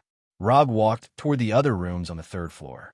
A few minutes later, Rog, who sent all the vampires on the 3rd floor of the castle to hell, returned to the gate of the castle that was blown up by the rocket.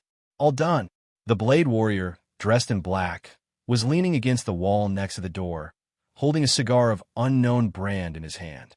"Of course," Rog simply replied, then turned to look at the castle where there were no vampires. "Aren't you going to deal with it?" After taking a deep breath of the cigar, the Blade Warrior pointed to the surveillance cameras next to the gate. "I killed so many of their people, I have to leave them a target for revenge, otherwise it would be too unreasonable." Rog came with the idea of completely offending the vampires from the beginning. Otherwise, how could he wait for the revenge of those vampires? Without these vampires, he couldn't get the collection he wanted. After returning to Los Angeles, "Help me spread the news that you and a man named Namikaze Minato have joined forces to eliminate all the vampires in the castle." Before driving away from the castle, Rog deliberately said to the Blade Warrior, "Do you still care about this reputation?" "No, I just hope that those vampires can find me faster."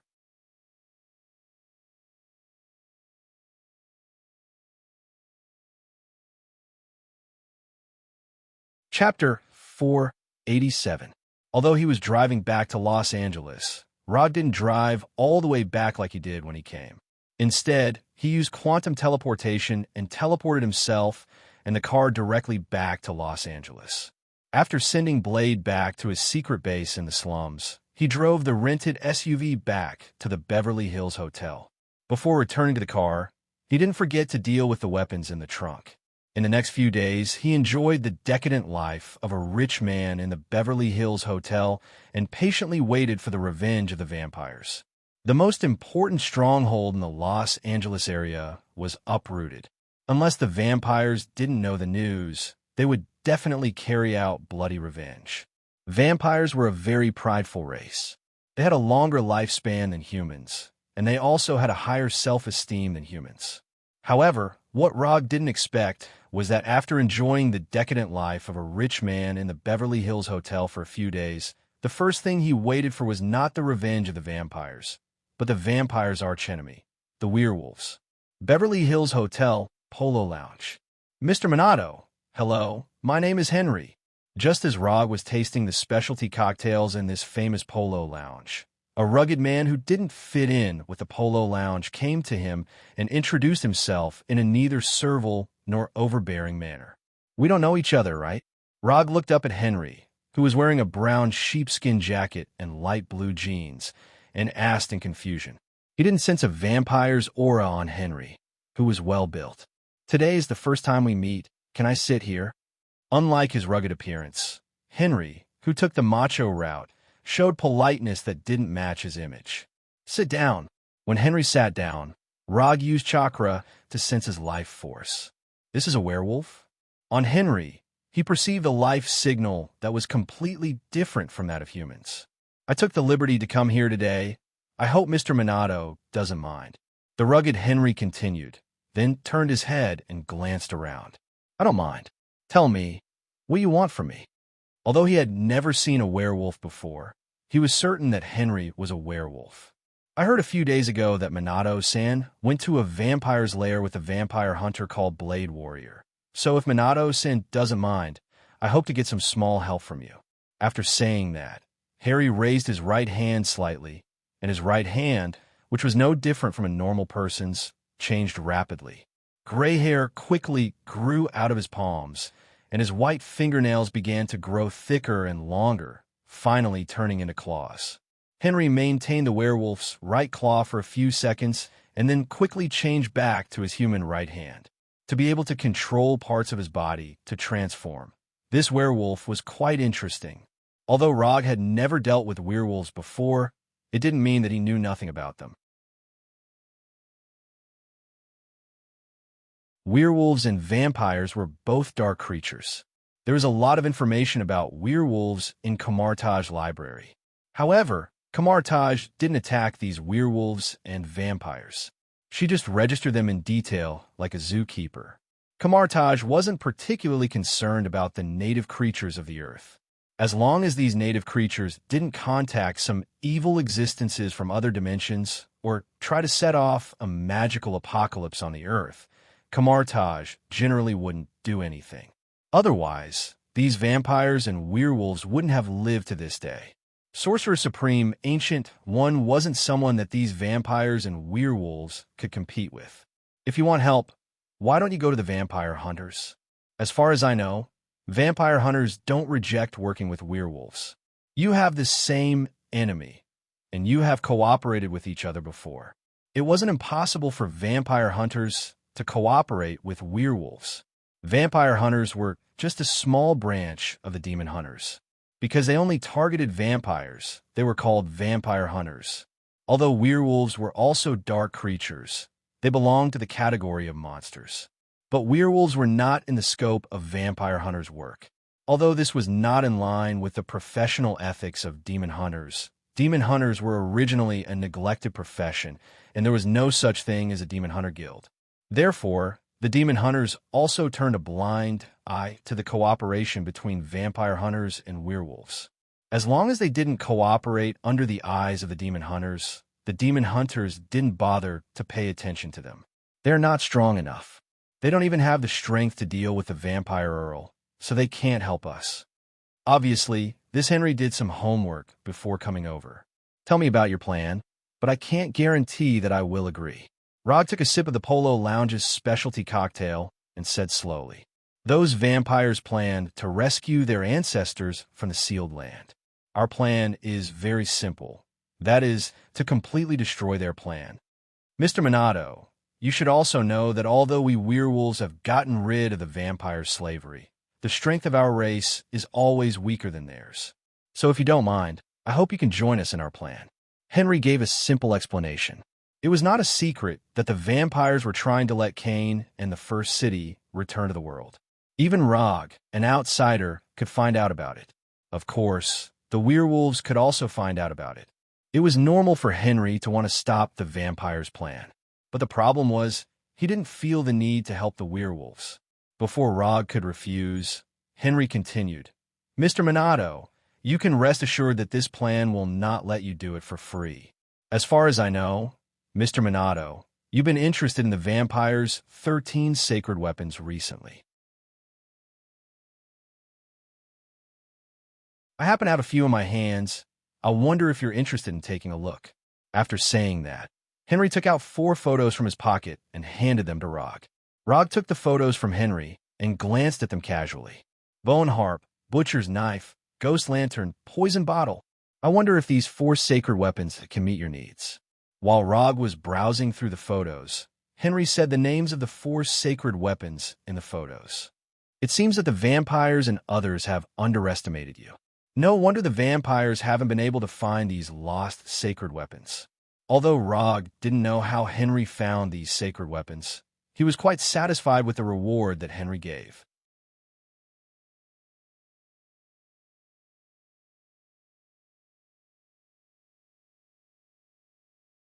Chapter 488. Although Harry had only taken out the photos of the 4 holy weapons, there were only 5 Bloodbreed clans that had perished. This also meant that only 1 saint artifact was still missing. If he could get his hands on the remaining 8 sacred artifacts of the Blood Kindred, it would be no different from gathering all 13 of the Blood Kindred sacred artifacts. 4 sacred tools of the Vampire clan. You should not just want to stop the plan of the Vampire clan, right? If it was just to stop the Vampire clan, Henry didn't need to pay such a huge price. Although the 13 sacred tools were only the sacred tools of the Vampire clan, they were also of great value to the werewolves who were also dark creatures. Stopping those blood-sucking bastards is our main purpose. In addition, we hope Minato-san can help introduce us to Fenrir. Fenrir? Rog was not surprised that Henry knew about his relationship with Konoha. In Bats Must Die, he deliberately revealed this, so it was not strange that Henry knew about it. But what he didn't expect was that Henry's additional request was to see Fenrir. Introducing Fenrir is not a problem, but I want to know why you want to see him. Although Fenrir was also a wolf, his wolf was completely different from Henry's wolves. Fenrir was a native demon wolf of Asgard. Although he looked very similar to the wolves on Earth, when it came to genes and lineage, Henry's werewolves were more similar to baboons than to Fenrir. This is the case, Minato-san. You also know that vampires have a common ancestor, Kane. Although the history of werewolves is not shorter than that of vampires, unfortunately, we still don't know where we came from. Some people say that the ancestor of werewolves was an ordinary person who was bitten by a wolf. Some people say that our ancestor was an out-of-control magician who studied black magic in ancient times. Some people say that our ancestors were a group of sinners cursed by God and could only survive in a half-human, half-beast state. Where we werewolves were born is a part of the fog of history that cannot be investigated. But Fenrir's appearance gave us hope. Fenrir's appearance is definitely not a coincidence. His existence may be able to solve this mystery that has troubled our people for countless years. Harry didn't hide anything and told him the whole story. Through Fenrir, the mystery of the birth of werewolves was solved. It had to be said that werewolves like Henry were quite imaginative. Fenrir's appearance was indeed not a coincidence. It was because he had revived Fenrir and brought him back to Earth. However, this had nothing to do with what Henry wanted to know. Fenrir was not a creature from Earth. It was definitely not what Henry and the others had imagined. Just as Rog was about to use practical actions to tell Henry what it means to be an honest and trustworthy ninja with good morals, he suddenly thought of a problem. Wait a minute. It didn't seem impossible. Although Rog did not know when Fenrir was born, from Gila's age, Fenrir could have appeared on Earth more than 2,600 years ago and left behind some impulsive products. Could it really be such a coincidence? After thinking of this, Rog's eyes looking at Henry became a bit strange. Should I take a little blood from Henry and let number 2 analyze it? It's not impossible for you to meet Fenrir, but I want to ask a digression. If you find out that Fenrir really has something to do with the origin of werewolves, what will you do? This was what Rog was very curious about. Although the nobles in Europe liked to find some famous ancestors for themselves, as far as he knew, werewolves didn't have this hobby. If Fenrir really has something to do with our ancestors, or is the origin of our werewolves, we will certainly treat him in a way that is consistent with his status.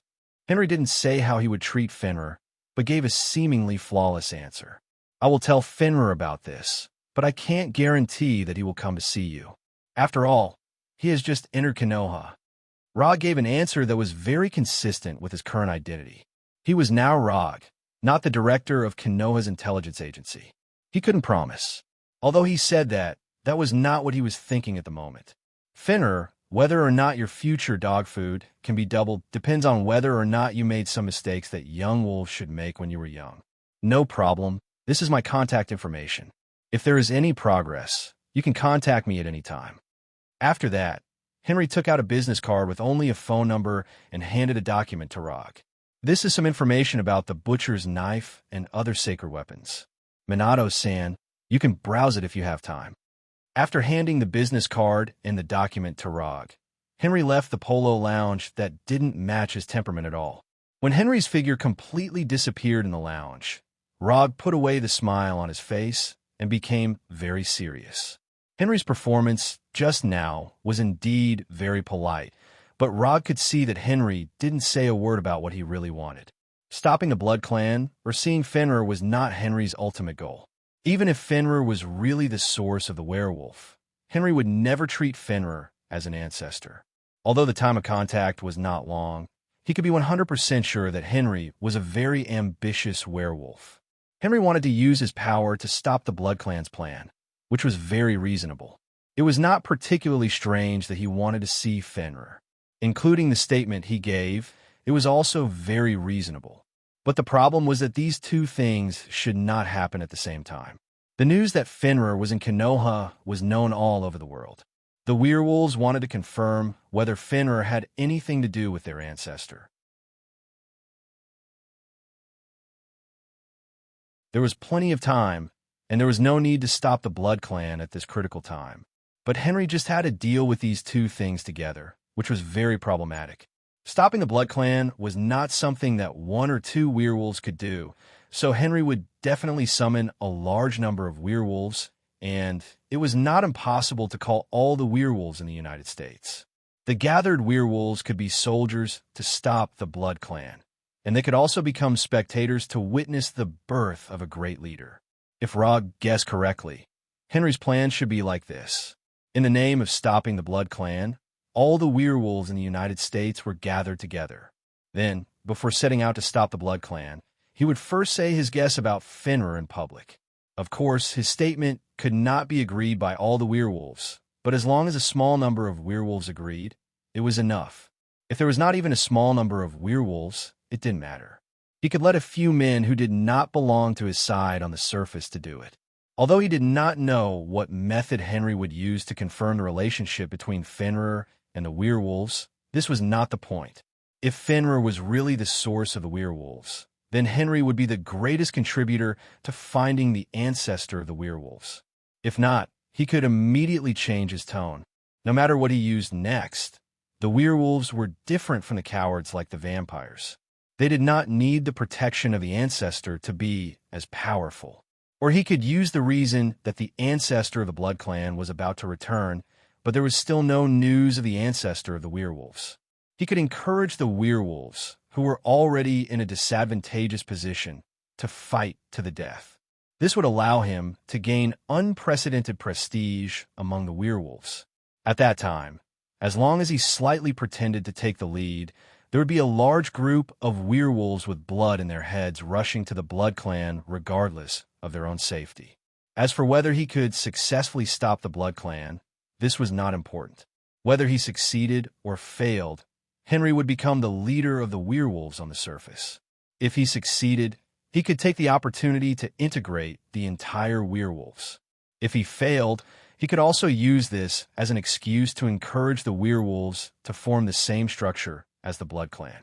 As long as a clan or similar organization appeared among the werewolves, Henry could rely on the previous operation of finding the ancestor of the werewolves and leading the organization of the Blood Clan to successfully ascend to the position of the ruler. At that time, he would no longer be the leader on the surface, but the king of the werewolves in the true sense. Fenrir and other werewolves were just Henry's chess pieces.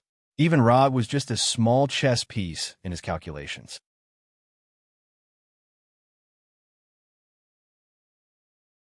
As long as Henry could gather the three elements of the werewolves, Fenrir, and the Blood Clan, no matter how things developed in the end, he would be the biggest winner. Judging from the current situation, except for the element of Fenrir, which he could not determine for the time being, he already had the other two elements. Although these were only his own guesses at present, Rob believed that his guesses were correct. When he sensed Henry's life force, he found that Henry's life force was far stronger than that of the Blood Clan Count. If Henry really cared about the future of the werewolves as much as he showed, he should have come to Los Angeles to rescue his compatriots when Jacob captured the other werewolves, instead of waiting until Jacob died and the castle stronghold in the suburbs of Los Angeles was also uprooted before appearing in Los Angeles. And Rog now had reason to suspect that Henry's plan was temporarily made by him, because he knew that a member of Konoha named Namikaze Minato suddenly fought with the Blood Clan. He made a plan that included Fenrir. Of course, it was also possible that Henry had a similar plan early on, but because of the appearance of Namikaze Minato, he slightly adjusted the plan. After all, Namikaze Minato came from Konoha, and Konoha just had a prehistoric giant wolf Fenrir that suddenly appeared. You're tuning into the Romance Rendezvous YouTube channel. We're so grateful for your support, and don't forget to subscribe to join us on this incredible journey through captivating stories. Your generosity through donations truly makes a world of difference, as it's the primary source of revenue that allows me to expand and enhance this channel for you. Thank you from the bottom of my heart for being a part of this adventure.